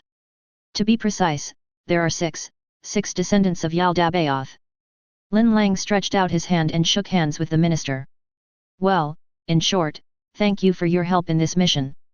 The minister pointed to the agent at the door. He will take you to the next beast, another containment site for S.H.I.E.L.D's offspring. Lin Lang was slightly stunned when he heard this. Contain. That's right. The minister forced a smile. When faced with anomalies, humans are at least not powerless to resist, right? The picture finally freezes on the minister's smile. When Lin Xia appeared again, he seemed to be on a transport plane. The sound of the engine outside the window was whistling along with the wind. Lin Lang was wearing a thick cotton coat and holding a file in his hand. Project name Dowdy Item No, SCP-500 Object Class. Keter. Chapter 171. Gluttony. Keter? The moment they saw these 2 words, the audience in the live broadcast room were all shocked. It turns out that not only Chaos, but other descendants of S.H.I.E.L.D. have also appeared? Even, has it been contained? S.H.I.E.L.D. WTF? Dowdy is also Keter-class. Natasha Romanoff looked at the screen and said in disbelief, the most important thing is, it has been contained? Damn it, how did the China branch of the Foundation do it? Didn't you notice? Nick Fury said in a deep voice, the minister before called them the 4 fierce beasts. Obviously, the Chinese branch has already done research on the 6 descendants of Audiobook. After Nick Fury mentioned this, Natasha Romanoff suddenly remembered, you mean, the Chinese Bodybuilding Association? That's right. Obviously, the SCP Foundation branch not only possesses the Foundation's internal containment files, but also inherits the legacy of the Abnormality Society. Even 05-10 said before that in terms of the ability to contain anomalies, the China Foundation branch even surpasses the headquarters. But even so, Nick Fury was still shocked that they successfully contained the Dowdy. That's the son of the Most High God. At least he's a god, right? So, he was taken in like this? Thinking of this, he suppressed his inner shock and continued reading. On the screen, more information appeared on the screen. Special Containment Procedures. Establish Area 890-CN51 site around the entrance of the abnormal space where the object is located to carry out special containment. The specific location of the site, the stationed personnel, the building information and other site-related information are strictly confidential and will not be disclosed to other personnel except the stationed personnel, Level 5 personnel and those authorized by Level 5 personnel. All information related to the project is only available to personnel with Level 3 or higher clearance. Any personnel with clearance below Level 3 must obtain authorization from Level 4 personnel if they want to understand the project. Seeing this, the audience in the live broadcast room were all stunned. Inside the Stark Industries building, Area CN51 is built at the entrance to the anomalous space where the object is located. Stark looked at the screen and asked in surprise, an abnormal space entrance? As if he had thought of something, he looked at Colonel Rhodes and said hesitantly, could it be that Dowdy, like Chaos, is also located in a different space similar to the Abyss of Chaos? Colonel Rhodes's face couldn't help but become nervous. If this is true, doesn't it mean that it is very difficult to not get Dowdy? Restraining his inner surprise, he continued reading. Mobile Task Force GCN-07 Caregivers, whose main function is to protect anomalous individuals who are vulnerable to exploitation and are not hostile to the Foundation, is stationed in Area CN-51. Members of the task force who are not on temporary assignment patrol the site daily to respond to individuals who may appear around the site and attempt to encounter the object. When encountering such individuals, this task force should capture the individuals, with the purpose of obtaining information about the objects that the Foundation currently does not know, and interrogate them through conventional means of the Foundation and those approved by the Ethics Committee. After obtaining as much information as possible from the individual, we will choose to release, permanently contain, or terminate the individual after amnesiac treatment, depending on the situation. Inside S.H.I.E.L.D. Individuals who might appear around the site attempting to encounter the object. Natasha Romanoff looked at the screen with a strange expression. This is a Keter-level containment object, the offspring of the supreme god S.H.I.E.L.D, and someone actually tried to touch it. Are you crazy? Nick Fury also thought it was a bit outrageous. Apparently, not only has someone tried to contact Dowdy, but the Foundation has even sent a pair of mobile task forces to station there in order to prevent more similar situations. This is quite extraordinary. Especially the series of measures taken to treat similar personnel, even the Ethics Committee allowed them to be tortured. What the hell is Dowdy? It doesn't look like a terrifying Keter-class containment object, but more like some extremely precious artifact. Baby? Although no progress has been made yet, research on the subject's mouth restraints should continue. Once a device with the same effect can be successfully produced, it should be worn by the subject immediately.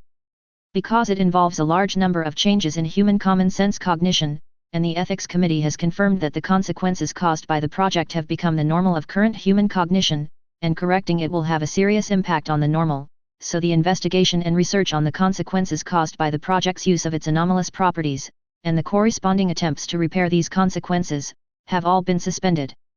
The moment this content appeared on the screen, the audience in the live broadcast room who were originally discussing the matter were suddenly stunned. Then, the entire Marvel world, there was an uproar. WTF? Dowdy can change reality and make it normal. Damn it, isn't this too outrageous? The most important thing is, after it becomes normal, it cannot be corrected. Who on earth is this guy? His is expected of the descendant of the supreme god S.H.I.E.L.D. His abnormal properties are simply unheard of. S.H.I.E.L.D. After seeing this content, all the agents began to analyze it subconsciously. The consequences of the project have become the norm of human cognition. In other words, Dowdy's abnormal characteristics can change certain things and make them become reality. It sounds a bit like L.U. Murphy's ability. Natasha Romanoff asked uncertainly. No, it's different. Nick Fury shook his head and said, L.U. Murphy can flatten reality and turn everything around into a story. Instead of turning the changed reality into the norm. He frowned and thought, rather than being like L.U. Murphy, it's better to say that he is more like a reality twister. But the reality affected by a reality twister is distorted, not to mention normal. The more I thought about it, the more confused I became. After thinking about it for the last moment, he simply retracted his scattered thoughts and continued reading. Description: the object is a giant canine that was imprisoned in an abnormal space and data expunged by unknown personnel using chains and special restraints. It is 6 m tall at the shoulder and 17 m long. It has no eyes on its head, but has 2 conical, arched horns. It has a long and narrow snout and sharp teeth all over the inside of its mouth. It has fluffy, nylon-textured white hair all over its body, and a leaf-shaped red pattern resembling an eye grows under each of its front feet. Its front and back 4 legs are similar in shape to human hands, and are covered with a layer of black keratin, which allows it to perform basic tasks such as picking up objects and writing. The object can communicate with people verbally in standard modern Chinese. Its main abnormal property is that it can eat matter or concepts by opening and closing its mouth, causing the eaten things to disappear in a fundamental sense. Seeing this, the audience in the live broadcast room was shocked. A giant canine that is 6 meters tall and 17 meters long? The description in the file is very vivid, and the audience in the Marvel world subconsciously imagined such a giant beast. Then his face turned pale little by little. Compared to Chaos's previous vague appearance, Dowdy obviously better fits the image of the descendants of S.H.I.E.L.D. in their minds. But what shocked them was that, this guy can actually write and communicate. As a contained god, shouldn't it be angry and want to tear apart all life? It can be said that this short and extreme description suddenly made everyone's impression of Gig become complicated. The subject has a restraint device at its mouth. The restraint device is a diamond-shaped bone ring that is inserted into its narrow snout and suspended at a certain distance from the upper and lower jaws and rotates continuously. A conical spike is fixed to each of the four corners of the ring, which is suspected to be made of a vertebra of some vertebrate. Although it has been damaged for unknown reasons, it still has a function that prevents the object from eating unless requested. The object is located in a vast anomalous space that can be entered through an entrance disguised as a sand dune. The space is shaped like a cave, with a temperature of 22 degrees Celsius. Compared to normal, stalagmites and stalactites are more sharp and huge in amounts. They are regularly distributed around the object, forming 10 cage-like circular areas. When the object attempts to leave this circular range, a large number of wounds that appear to be caused by sharp weapons will appear on its body surface until the object returns to its original position, 1S.H.I.E.L.D. After seeing this new information, the agents who were still arguing were stunned again. Their faces were filled with confusion. How? Is Dowdy also imprisoned? Nick Fury stared at the screen and muttered to himself, damn it, Dowdy isn't contained by the Foundation either. Especially regarding the restraints that imprisoned Dowdy, Nick Fury subconsciously thought of the chains that imprisoned the Devourer of All Worlds in SCP-2317. Like Dowdy, the Devourer of Worlds was not originally contained by the Foundation, but was already imprisoned when the Foundation took it over. Could it be that Dowdy is also imprisoned by some ancient organization? The subject's four legs are bound by chains extending from all four corners of the space. The chains are relatively loose, allowing the subject to move slightly. The chain is bright red, and is made up of interlocking links made of soft biological tissue. When an individual touches a stalagmite, the abnormal state of the chain will be triggered. At the moment the chain will continue to extend and a large number of spikes will be pushed out from the chain link, wrapping around the subject's body and wrapping it tightly, while gradually heating up until the temperature can burn the subject. This condition will end after 6 minutes until it is triggered again. Stark Industries building. What on earth is going on? Colonel Rhodes looked at the screen with confusion written all over his face. Now, Stark also thought of the Devourer of Worlds and the chains that imprisoned him. But obviously, this chain used to imprison Dowdy, whether in terms of imprisoning abilities or restricting Dowdy, is definitely not inferior to the chain made by those theologians. The chains that imprisoned Dowdy not only imprisoned it, but also prevented it from being harmed. Thinking of this, the two looked at each other and saw the shock in each other's eyes. Even if Dowdy is not originally Yaldabaoth, he is still a descendant of the Supreme God and has been classified as Keter. If he were not imprisoned and released into the world, he would definitely cause a disaster that would affect the entire world. So, such a powerful being was imprisoned? What makes everyone curious is, who imprisoned Dowdy? Abnormal society? Or, a certain god? There are a lot of words and phrases carved on the wall of the abnormal space, with different times and different characters. Most of them are no longer legible due to the unknown dissolution and calcification in the space. Only a small amount of content can be identified. 4.0 Among these recognizable contents, the following sentences may describe the reason why the object is restrained. The first sentence cannot be analyzed at that time.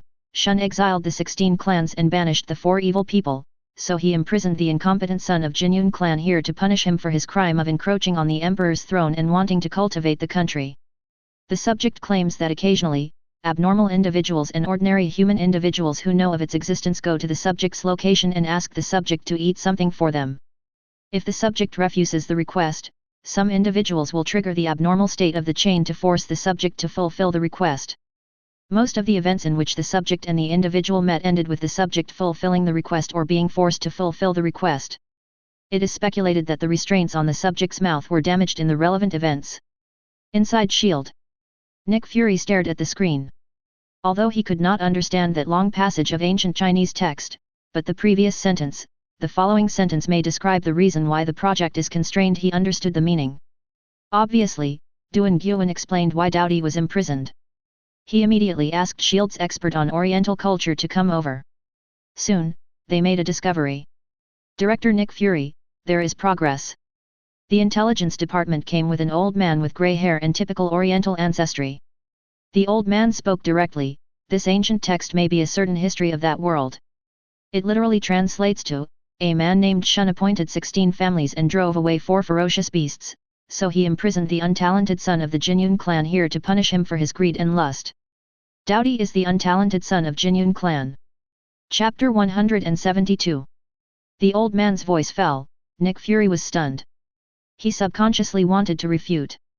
What a joke, Dowdy is clearly the descendant of the supreme god Yaldabaoth, how could he be the so-called untalented son of the Jinyun clan? But on second thought, the chain used to imprison Dowdy was most likely left by the person who wrote these words. Could it be that it actually became like this later? Natasha Romanoff tentatively guessed. Nick Fury shook his head and wanted to refute, but found that his conclusion did not stand up. His eyes scanned the files on the screen, finally stopping at the last sentence. Now, he understood why someone would come into contact with a Keter-level containment object like Dowdy. It turns out that their purpose is to make it eat something? Even going so far as to threaten Dowdy by harming it. Damn it! It's crazy. After a moment's silence, he sighed and said, "Keep reading." This concludes the project archive. On the transport plane, Lin Lang closed the file, and a staff member came over. "Dr. Lin, we have arrived at our destination." With a grunt, the transport plane slowly landed. Lin Lang was taken out of the cabin by staff. A cold wind blew towards me. What catches the eye is an endless snowfield. In the college, there is a station located at the foot of a mountain. At first glance, it looks like it is embedded in the mountain. Majestic and mysterious. "Hello, Dr. Lin. I am Lin Yadong, the person in charge of Area CN51 site. On behalf of this site, we welcome you." A tall man wearing a cotton coat came up enthusiastically. Lin Lang shook hands with the other party and was immediately taken into a jeep. "Come to think of it, maybe we were a family 15 years ago, haha." Lin Yadong was very enthusiastic, and smiled at Bailu. "I didn't expect that you have become a high-level researcher at the main site at such a young age." Lin Lang was not disgusted by the other party's enthusiasm, but he was not in the habit of making small talk. So he went straight to the point and said, "Minister Lin, please tell me about SCP-CN 500. You mean Dowdy?" "No problem." Lin Yadong sat upright and began to tell the story. Dowdy was discovered by our China Branch Foundation several years ago. It was locked in that abnormal space when it was discovered. Lin Lang looked outside the car and asked, "An abnormal space like a cave?" "As far as I know, karst landforms are mostly located in the southwest of China." Lin Yadong smiled bitterly. "This is exactly the problem. We can't be sure whether the abnormal space has shifted or whether this place belonged to the southwest thousands of years ago." Lin Lang frowned and asked a different question, "Can you tell me about the Jinyun clan?" "Jinyun clan?" Lin Yadong nodded and said, "Jinyun clan is recorded in Zhou Duke Wen 18. Jinyun clan has an untalented son who is greedy for food and drink, takes bribes, indulges in luxuries, is insatiable, accumulates wealth, and does not know how to limit his wealth. They do not care about the feasts of the solitary, nor the poverty, and the people of the world compare them to the 3 evils, calling them gluttons." Lin Lang raised his eyebrows. Lin Yadong continued, "That is to say, Dowdy originally referred to a second-generation official, namely the son of Jinyun, a Xia official in the Yellow Emperor era. This person was most famous for his gluttony. At the same time, because he lived a luxurious life and plundered the people's wealth, he was deeply hated by the people, so they gave him a nickname, called Dowdy. Greedy." Lin Lang frowned. "Are you saying that Dowdy is actually an abnormal person transformed into a being?" Lin Yadong smiled bitterly and shook his head. "There is no way to verify it. To be precise, even Dowdy is a legendary beast. Definitely, this legend has been confirmed to have been spread by the Abnormality Society in the early years in order to hide the truth." As he spoke, Lin Yadong looked at Lin Lang, "But now, it is said that the headquarters believes that Dowdy is the descendant of Yaldabaoth." Seeing Lin Lang nod, Lin Yadong was stunned for a moment, then nodded thoughtfully and said, "It's not impossible. After all, Audiobook has several identities in China. Nuwa, Dragon Mother, meet God." As soon as he finished speaking, he heard a creaking sound. Lin Yadong got out of the car first and invited, "Anyway, your interview with SCP-CN 500 has been approved by the higher UPS. Please follow me." Seeing this, the audience in the live broadcast room was amazed. No one expected that the Tati had so many magical origins. What is even more unexpected is that the Abnormality Society was born thousands of years ago. S.H.I.E.L.D. No wonder O5-10 said that the Abnormality Society was the predecessor of the Foundation. It turns out that China has been fighting against abnormalities for thousands of years. Natasha Romanoff looked at the screen, feeling disoriented. Nick Fury was also filled with emotion. It seems that the Abnormality Society is what the Foundation's declaration calls the first group of warriors to walk out of the cave. He looked at the screen, and kept thinking about a word in his mind, greedy. Jinyun clan is synonymous with greed, so doubty. Could it be greed incarnate? Soon, Lin Lang was taken deep into the site. This is a site dedicated to containing SCP-500, so there are not many other containment areas. Before entering the abnormal space, Lin Yadong asked Lin Lang whether he needed to wear a mecha for observation.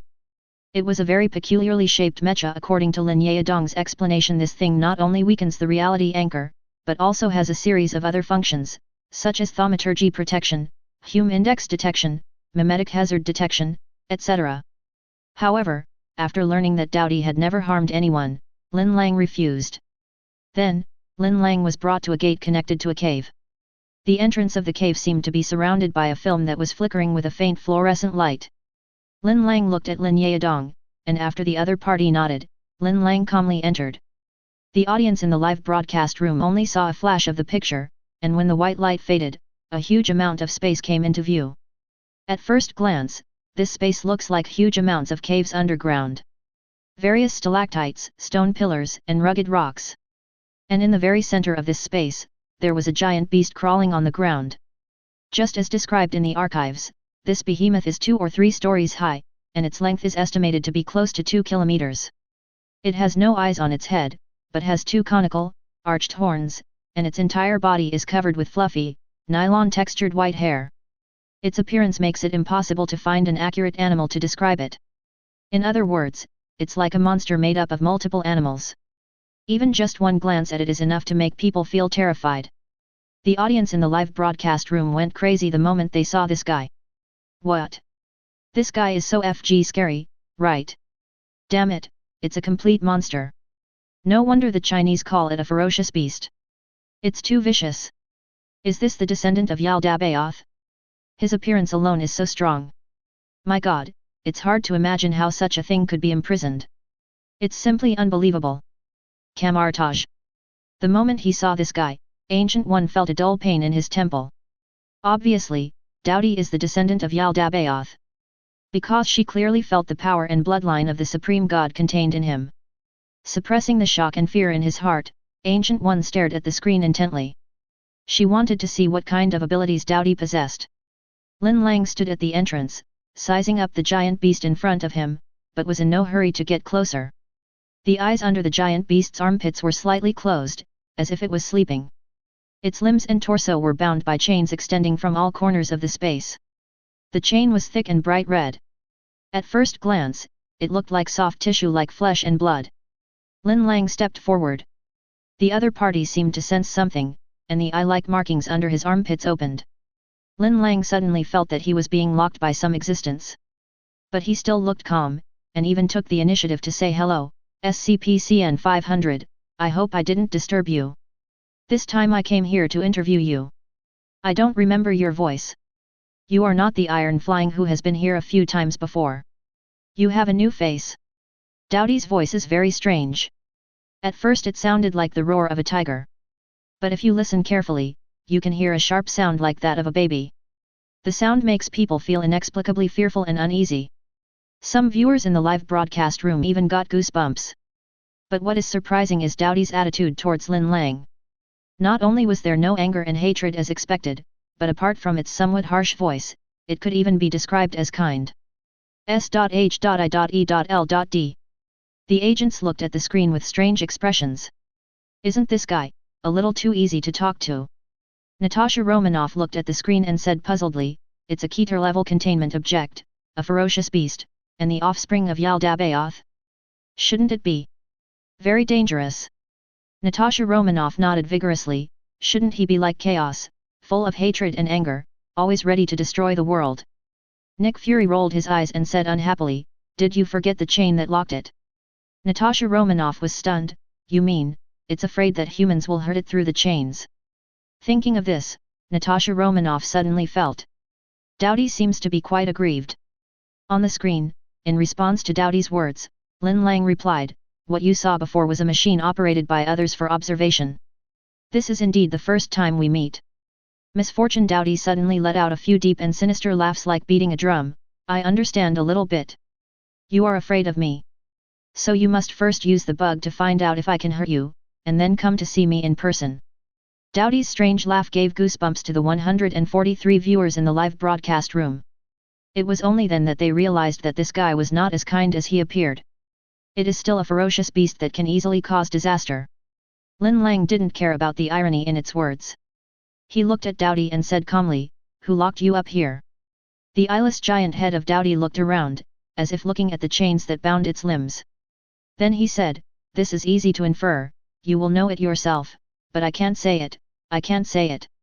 Lin Lang narrowed his eyes and asked again, "Why are you locked here?" Unexpectedly, Dowdy gave an answer that surprised everyone.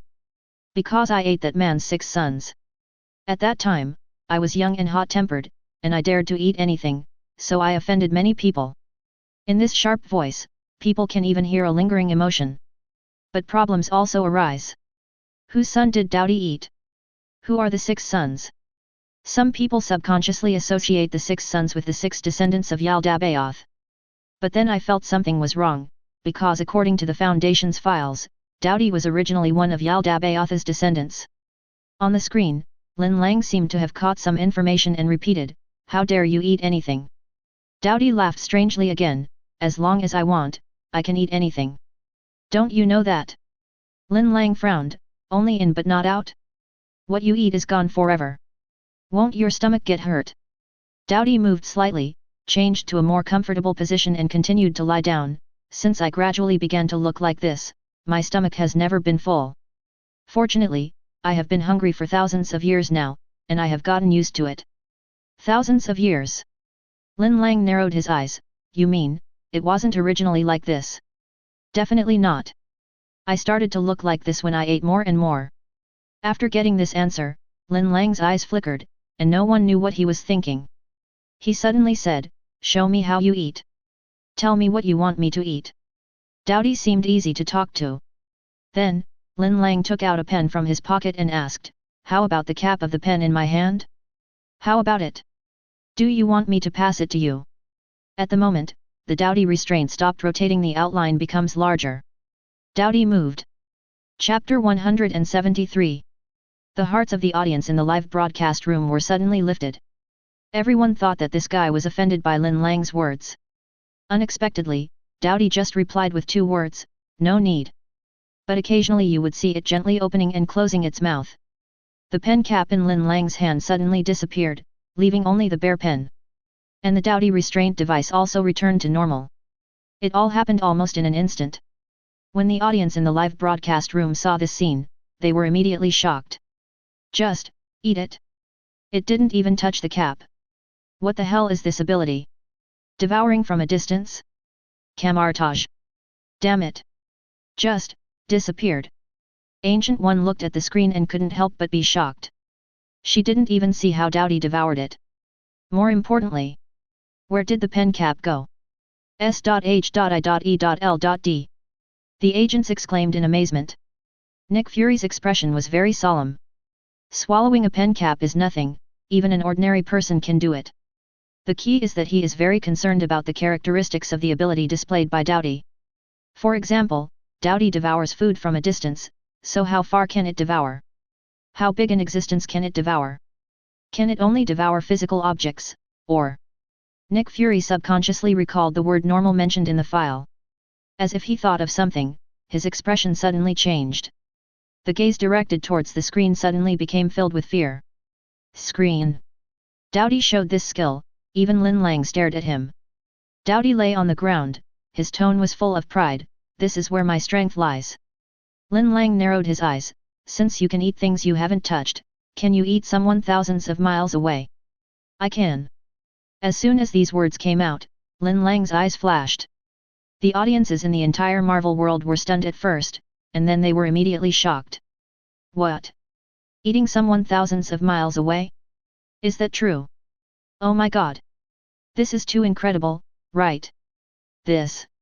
I can only say that this is worthy of being a Keter-class containment object, worthy of being the offspring of Yaldabaoth. This ability is so powerful that it's a bit scary. It's just outrageous. However, unlike the audience's shock, everyone felt a sense of joy from Lin Lang. This is indeed a dangerous and valuable ability for us. Valuable? Upon hearing this, the audience in the live broadcast room were stunned at first. Then I reacted instantly. Lin Lang obviously intends to use Dowdy's ability for the Foundation's benefit. S.H.I.E.L.D. It's valuable, yes. Nick Fury suddenly realized, this ability that can devour beings thousands of miles away is born for sniping. When he looked at the screen again, his gaze towards Dowdy suddenly became scorching. This ability is also of strategic value to S.H.I.E.L.D. Could it be that Lin Lang is about to discover another Thaumiel-level project for the Foundation? On the screen, Dowdy was stunned for a moment, then replied, "That's right. The person who once locked me up restrained my power and hid the location of this cave. His original intention was to punish me and use me to eat some of his stubborn and powerful enemies. And after he died and his dynasty came to an end, this place was somehow discovered by people one after another." It paused and continued, "For thousands of years, people have been coming here, just like you. They are not saints like him, and everyone who comes here asks me to help them eat something." At this point, it let out a complicated sigh. I agreed to everything. Seeing this, the audience in the live broadcast room suddenly realized. Now I understand why Dowdy was imprisoned from the beginning, and why the Foundation went to such great lengths to even dispatch an entire mobile task force to be responsible for security. Obviously, this is to prevent those guys with ulterior motives from using the power of Dowdy to devour certain enemies. S.H.I.E.L.D. Nick Fury's expression was no longer as enthusiastic as before when he heard this. Obviously, Dowdy's ability is a double-edged sword. If used well, it can help the Foundation fight against terrorists and hostile organizations. If not used properly, it can easily become a weapon of greed. Hey? Etc. Greed? Nick Fury subconsciously looked at the screen, recalling what Dowdy had just said, "They're not saints like him, and everyone who comes here asks me to eat something for them, saint. Greed." Nick Fury vaguely felt that he had grasped the key point, but the flash of inspiration only flashed for a moment before disappearing again. Restraining his inner anxiety, he looked at the screen again. Lin Lang looked at Dowdy. "Why did you agree to their request? If I don't do this, they will use this chain to hit me." Dowdy raised his forelimbs, and the chains on his forelimbs shook slightly. He said helplessly, "It hurt, and I was old after he died. I couldn't bear the pain." Lin Lang's eyes turned to the red chains. The chains seemed to be made of the flesh and blood of some creature, looking both weird and mysterious. "Since you can eat anything, why don't you eat this chain?"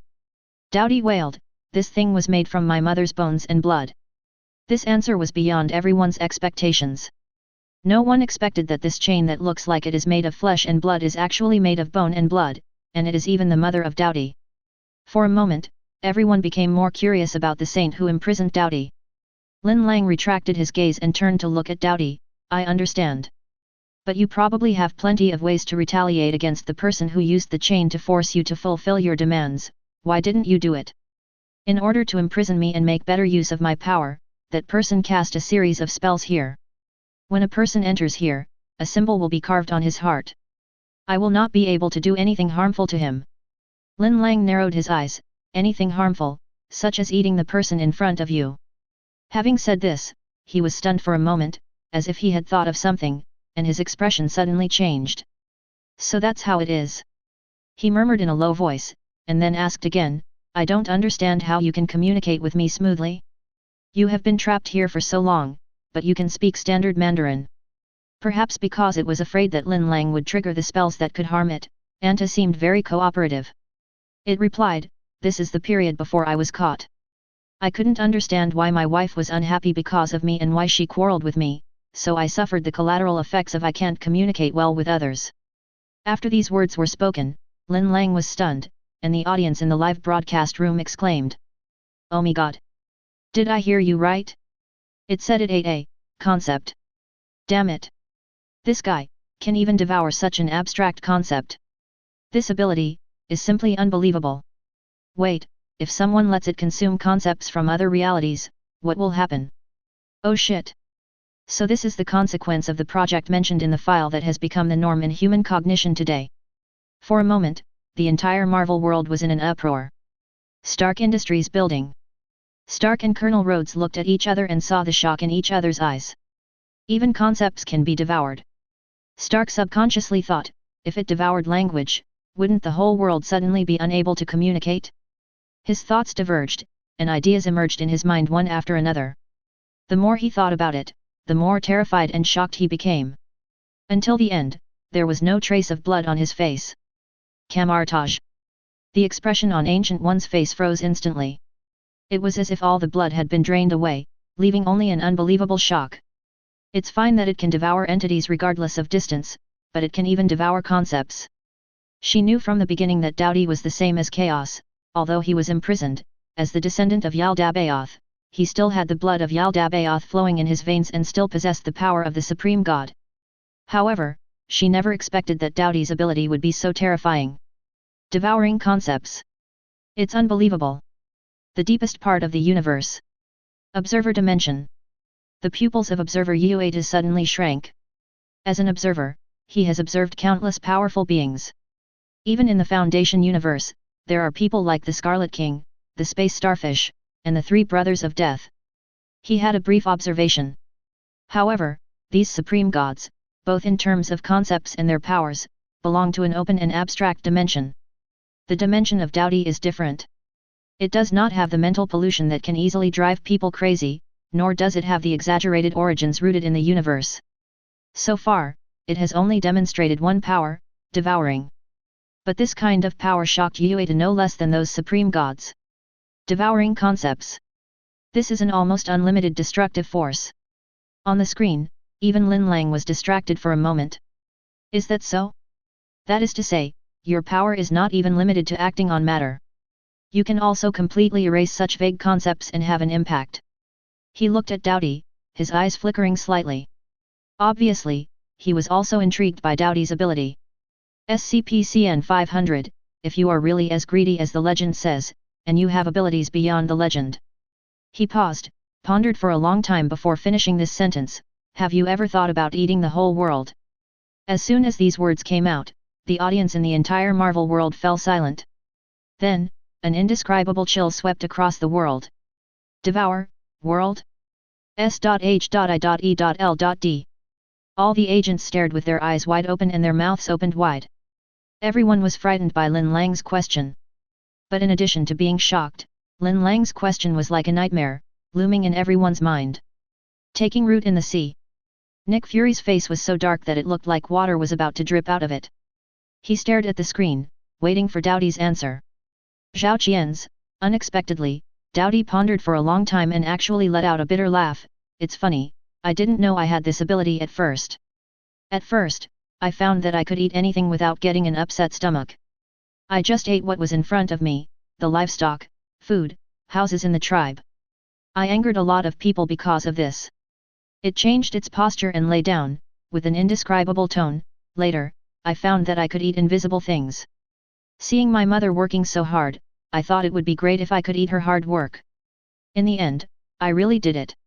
I no longer had to join the women in the village in their labor, but I didn't think too much about it. Its voice is somewhat sighing, and the memories are also touching.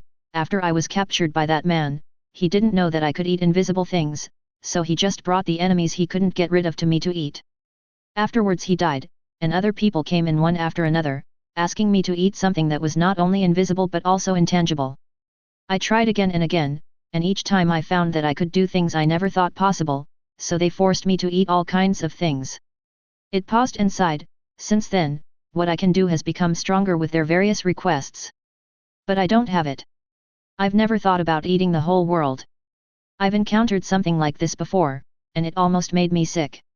After hearing this, the audience felt deeply moved and relieved at the same time. Fortunately, this guy's devouring ability is not unlimited. However, when it uttered the last sentence, people were stunned again. That is to say, Dowdy once devoured a planet-like existence. Chapter 174. S.H.I.E.L.D. Nick Fury's pupils also shrank suddenly. Dowdy didn't say he couldn't do it, but he just said he had never thought about it.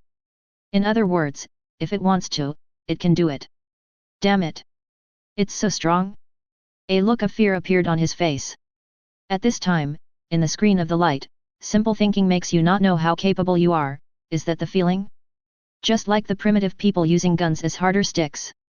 Lin Lang muttered to himself, then changed the subject and asked, what did those people who came in here eat? There are so many things, too many to count.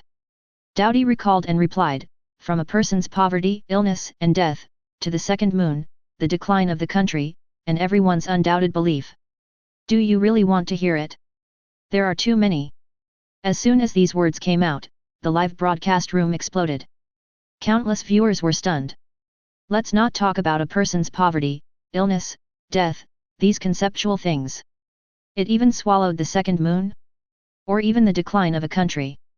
Instantly, the entire Marvel world was in shock. S.H.I.E.L.D. Damn it! Natasha Romanoff was completely stunned.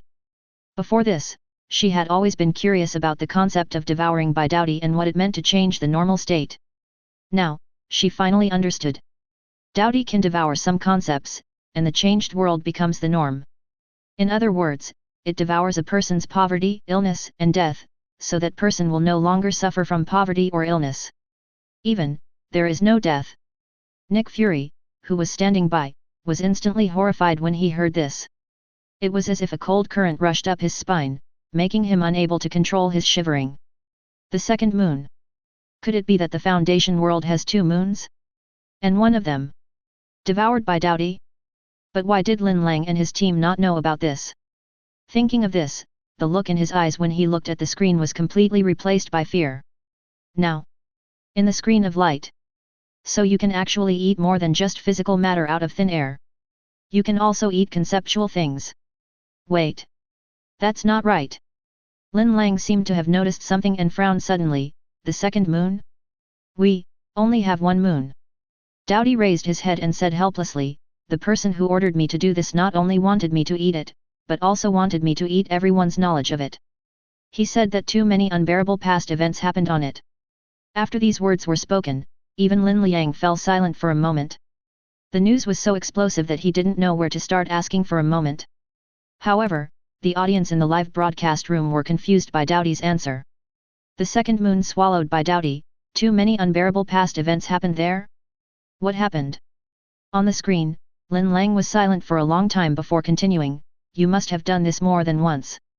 Dowdy seemed very frank and answered without any concealment, if you're talking about the situations that you take for granted but are definitely caused by me, I also ate Datung, Chi, dragons, some gods and ghosts, well, many mountains, rivers, islands and even large tracts of land or sea, too slow time, too fast lifespan and so on. After these words were spoken, the audience in the live broadcast room, who had been patient for half a day, finally couldn't hold it in any longer. The entire live broadcast room exploded instantly, and countless barrages of comments flooded into the room like a tsunami. FK. Is this real?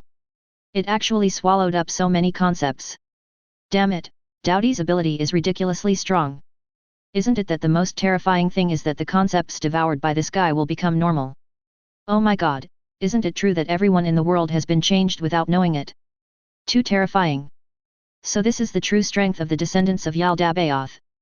S.H.I.E.L.D, BFDD. What? Natasha Romanoff looked at the screen with an extremely shocked expression, and cried out in shock, doesn't this mean that many conceptual entities in the Foundation world have been devoured by Dowdy? Nick Fury, who was standing by, heard this. It was like being poured with cold water, waking up from the chaos all of a sudden, and I couldn't help but gasp. That is to say, the normal world they know is actually a different world that has been modified many times by Guntai. Thinking of this, besides being shocked and terrified, he even felt that it was a bit absurd. It's because this matter is too unbelievable. On the screen, Lin Lang closed his eyes and fell silent. Dowdy looked at the silent Lin Lang, and for some reason, it suddenly had a strange feeling. It moved its body uneasily, was silent for a while, and explained slowly, I'm really sorry, but I was forced to do most of it. Except for the elephant, I hated him before I was locked up by that guy. Dowdy's strange transformation and apology stunned the audience in the live broadcast room. No one expected that this big guy would actually apologize to Lin Lang for this. Lin Lang opened his eyes and glanced at him. Why don't you run away? Dowdy heard this and said bitterly, I can't.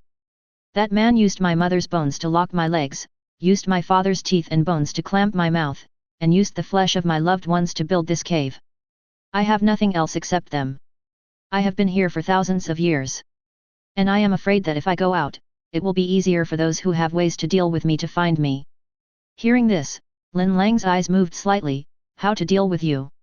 Dowdy twisted his body uneasily. Sorry, I can't tell you this. Lin Lang narrowed his eyes and asked in an extremely cold voice, will you cause damage to the world?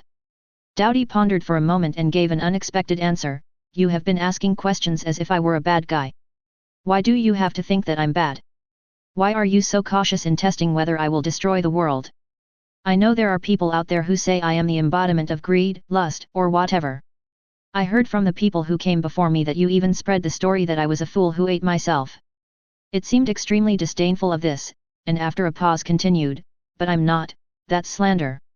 It looked at Lin Lang, talent is the embodiment of greed.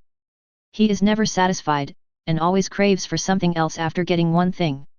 Over the years, I have encountered so many requests, from asking me to eat my own poverty to asking me to eat the whole world. The things I see and get keep increasing, but my desires also grow. Why is this happening? At the end, it almost took on a questioning tone, those who ordered me with red eyes, should they be called the embodiment of greed? Why do you blame me like this? Why don't you ask them instead of testing me who is being threatened? For some reason, the audience in the live broadcast room even heard a tone of grievance in his voice. This idea seems a little unbelievable to everyone. Dowdy is a Keter-level containment object.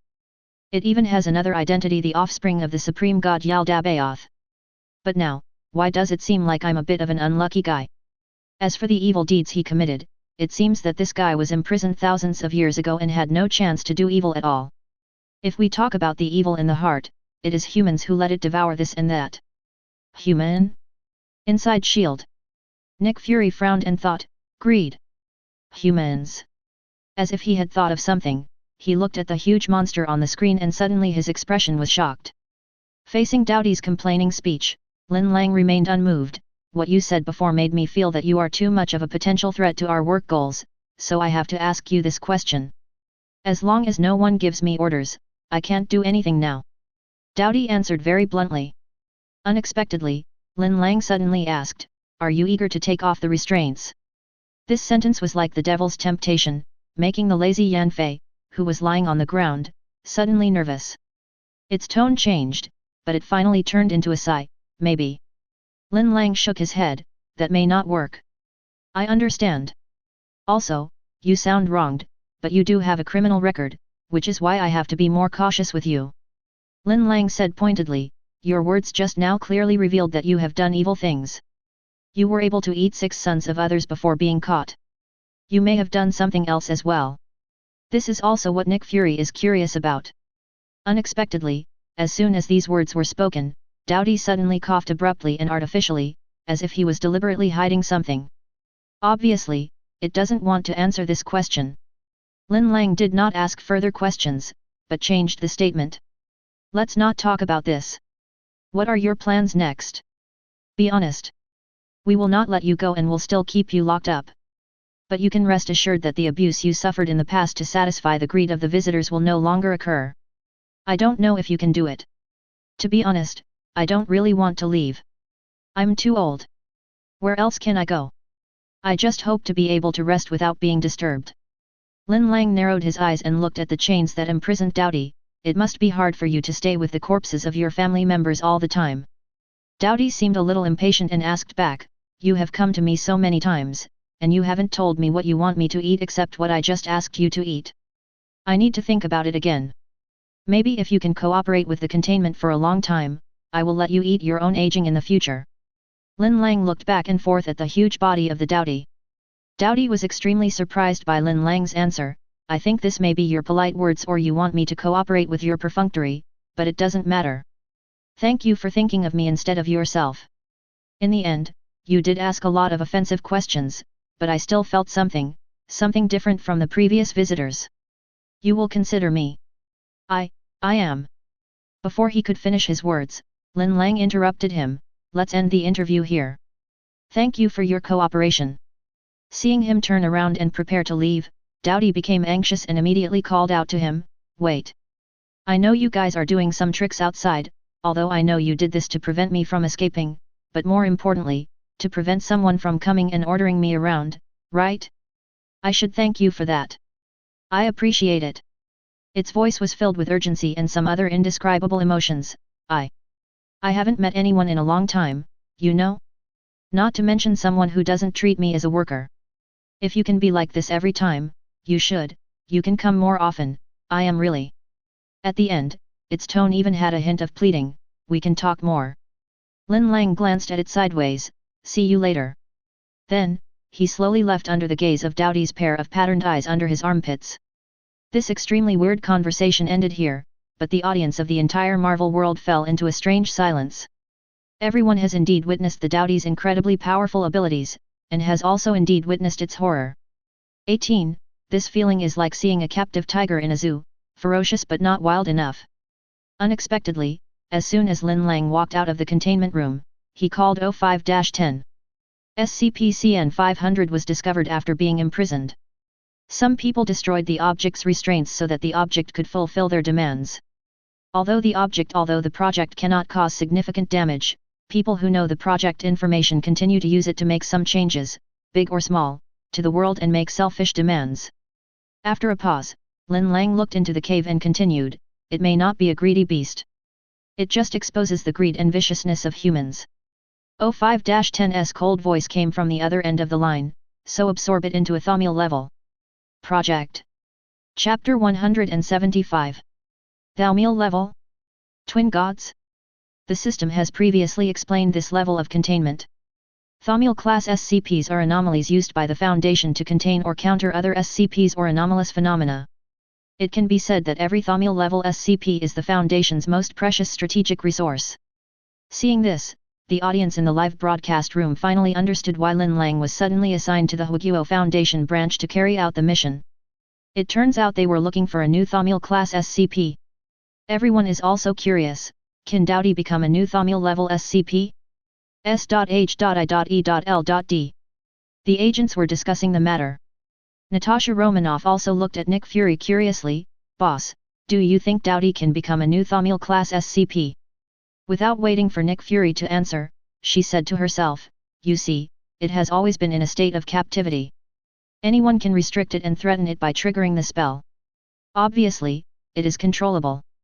At this point, she looked at Nick Fury, the most important thing is that it is powerful. It can devour all entities in the air, it can devour conceptual existences, and it can even devour a moon. There is no doubt that Dowdy is powerful. However, it's so powerful. Nick Fury said solemnly, guns and artillery can become the main weapons of modern times because the damage they cause is limited. Nuclear weapons are also very powerful, but their appearance will only bring fear to people. Natasha Romanoff was stunned for a moment, and said thoughtfully, you mean Dowdy works? That's right. Nick Fury seemed to recall some bad scenes and said in a deep voice, once power is not contained, greed and ambition will spread like cancer cells. As he spoke, he looked at the screen and sighed, even if they are the supervisors of the O5 Council, who can guarantee that they will always be rational? As if to confirm Nick Fury's idea, on the screen, Lin Lang also shook his head slowly. I do not support the proposal to reclassify objects to Thaumiel class and use it to completely eliminate some high-risk objects. As soon as these words came out, the supervisor on the other end of the phone was stunned. The audience in the live broadcast room were also a little confused. What? You don't agree? It would be a waste if we don't use such a useful containment object like Dowdy. That's right. Even if we don't use it to devour planets, it would be good to at least devour some mimetic anomalies and terrorist members, right? Perhaps Lin Lang has a different view? Don't forget, the purpose of the Foundation is to contain, control, and protect, not to open up. This thing is like a double-edged sword. If you don't use it properly, you could end up destroying yourself. What a pity. 05-10 was also a little surprised for a moment, but she didn't rush to speak. Lin Lang explained, the last person who used the project to do these things has now become a tool for others to tamper with the world. And even if the project has relatively mild performance, it can still cause unimaginable serious damage. As he spoke, he narrowed his eyes and his tone became cold. The gentleness, honesty, politeness, and aging shown by the subject may all be disguises to make us relax our vigilance. We cannot guarantee that the subject does not have any evil intentions in private. As soon as these words came out, the audience in the entire Marvel world was stunned. Then the situation suddenly exploded. No one expected that Doughty's aggrieved tone, his various sighs of resignation, and his indifferent attitude towards freedom. It's all disguise? Some viewers were really upset about the misfortune that Doughty had suffered. But after Lin Lang mentioned this, cold sweat immediately wet the back of his vest. S.H.I.E.L.D. Natasha Romanoff's face turned red and black at the moment. She looked like a victim of deception, with a wonderful look on her face. After a long silence, she cursed out loud, "Damn it! I thought it was controllable, pitiful. It's all just fake." Nick Fury on the side did not laugh, but sighed, "Don't underestimate the wisdom of those ancient scholars. They went to such great lengths to imprison Doughty, obviously because of Doughty's behavior and threats that forced them to do so." As he spoke, he said with a serious expression, "The most important thing is, don't forget its identity. It is the offspring of the supreme god Yaldabaoth, and it is Yaldabaoth's agent in the world."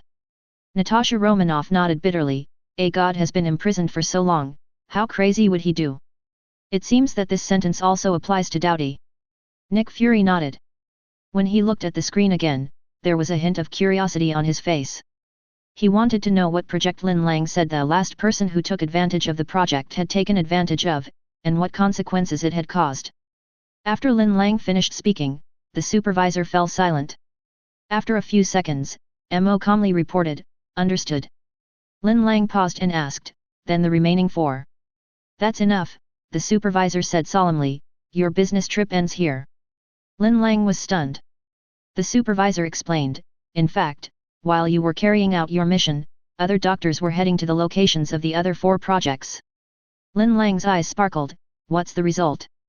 "We have completely collected information about the 6 descendants of Yaldabaoth." The supervisor then sent Lin Lang a brief dossier. The contents of the file appeared on the screen at the same time. Chaos, SCP-CN 492 Dijiang, servant of Yaldabaoth, a god sealed in the abyss of the ocean trench, has represented endless chaos since the beginning of the universe, and was finally exiled, always wandering in the abyss. Doughty, a giant beast imprisoned in an abnormal space by an ancient anomaly scholar. The true identity of Doughty is SCP-CN 500, a mythical beast that can devour all entities and even concepts. Obviously, these 2 are what Lin Lang came into contact with and reported. However, there are more than just these 2 items in the file. Gong Gong, the supreme divine entity that manipulates water. He once led the ancient beasts to compete with another supreme divine entity, Emperor June, for world domination, which led to the 10 Suns event, the ancient flood, and the Day of Flower Blooming, and caused the destruction of the Xia abnormal culture group and the Night Sun Empire. As soon as this content appeared, the entire Marvel world audience was silent at first, and then suddenly exploded. Gong Gong. Obviously, another descendant of Yaldabaoth. But what no one expected was that he, like Yaldabaoth, was actually the supreme godhead.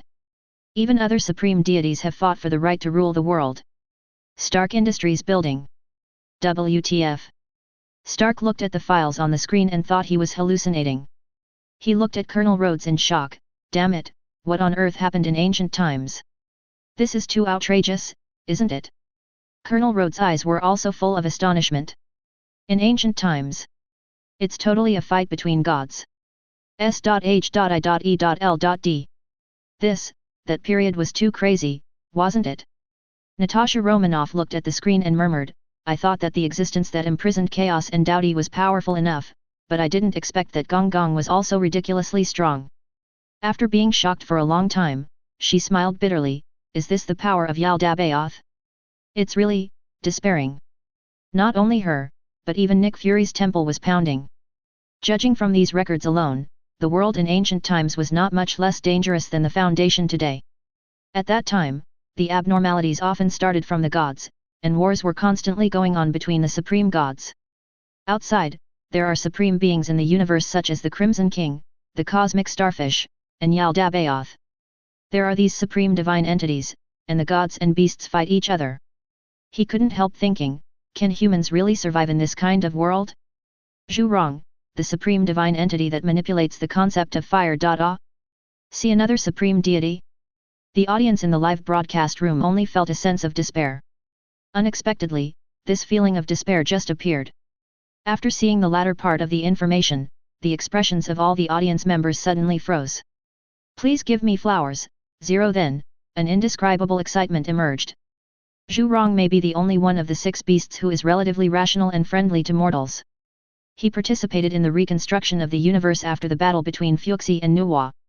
Later, he joined Dejun and fought against Gong Gong, which led to Gong Gong's angry attack on Mount Buzhu Friendly. When this word appeared on the screen, the audience in the live broadcast room even felt a little unfamiliar. What? There really is a supreme being who is friendly? Is this true? Oh my god! This is unbelievable. He is the descendant of Yaldabaoth, how can he be friendly to humans? Have you forgotten about SCP-343? He is also a supreme deity, and he is staying safely in the Foundation, right? How can it be the same? What is Yaldabaoth? He is the supreme creator of flesh and blood and chaos, a blind and foolish god who descended from the heavens. He is an evil god, but the child of the evil god is friendly to humans. Is this reasonable? It's incredible. I can only say that the universe is so vast that there are all kinds of wonders. Also arriving was a group of S.H.I.E.L.D. agents who were incredibly surprised. Especially Natasha Romanoff, who was angry about being teased by Dowdy the last second. She stared at the screen in a daze, thinking she was hallucinating. How is it possible? Not to mention her, even Nick Fury was a little confused. But on second thought, this is really possible. First of all, Zhurong and other descendants appeared thousands of years ago. At that time, there were gods everywhere and supreme gods were as numerous as dogs. The gods are fighting each other, so the emergence of a unique one among them doesn't seem to be a big problem. More importantly, in this long history of thousands of years, if human beings had relied solely on their own strength, they would have been destroyed long ago. Obviously, whether it's the Abnormality Society or the Foundation, in the process of its own development, it is absolutely inseparable from some supreme beings that are friendly to mankind. Nick Fury suppressed his inner doubt and continued watching. Who would have thought that the file would end here? He was stunned. It's over? Didn't Yaldabaoth have 6 descendants? What about the other 2? What about the others? The supervisor's voice was somewhat awkward. The other Kyanki and Dao have not appeared yet, so their identities cannot be confirmed for the time being. So your mission this time is completed, come back, the supervisor said in a deep voice. Before Lin Lang could speak, the supervisor said anxiously, I have a big problem here. Lin Lang's eyes flashed. The audience in the live broadcast room also pricked up their ears. Big trouble? Big trouble for the overseer? Everyone's curiosity was immediately aroused. Lin Lang didn't ask any more questions, but nodded in agreement. As the screen went dark. When he reappeared, Lin Lang had returned to Site 17. This is where the dream began. Familiar cafeteria, familiar beer. However, there was one person missing from the dinner table: Lois. Recently, a serious abnormal accident occurred in a small town in Europe, and many field agents were transferred there. Zyn explained. Lin Lang drank his beer and nodded thoughtfully. Zyn asked curiously, I heard that you went to the China branch of the Foundation. How did you feel? I haven't been back to China for many years. Yes, Zyn, like Lin Lang, is also Chinese. The Chinese branch of the Foundation is quite independent, especially in terms of containing anomalies. Perhaps recalling the imprisoned Chaos and Dowdy, Lin Lang nodded solemnly and said, very strong. Are you kidding? Even if the headquarters wants to accommodate a supreme deity, it would be extremely difficult. As a result, the Huiguo Foundation took in 4 descendants of Autoboth alone. Unexpectedly, as soon as the words came out, a hurried figure came to the cafeteria. Lin Lang looked at the person who came and saw 05-10's slightly impatient expression, we are in big trouble. If you enjoyed this video, please give it a like and subscribe to the channel so you're notified of future uploads. You can find the next parts in the playlist visible on the screen or on my channel. Thank you for watching, and I'll see you in the next one.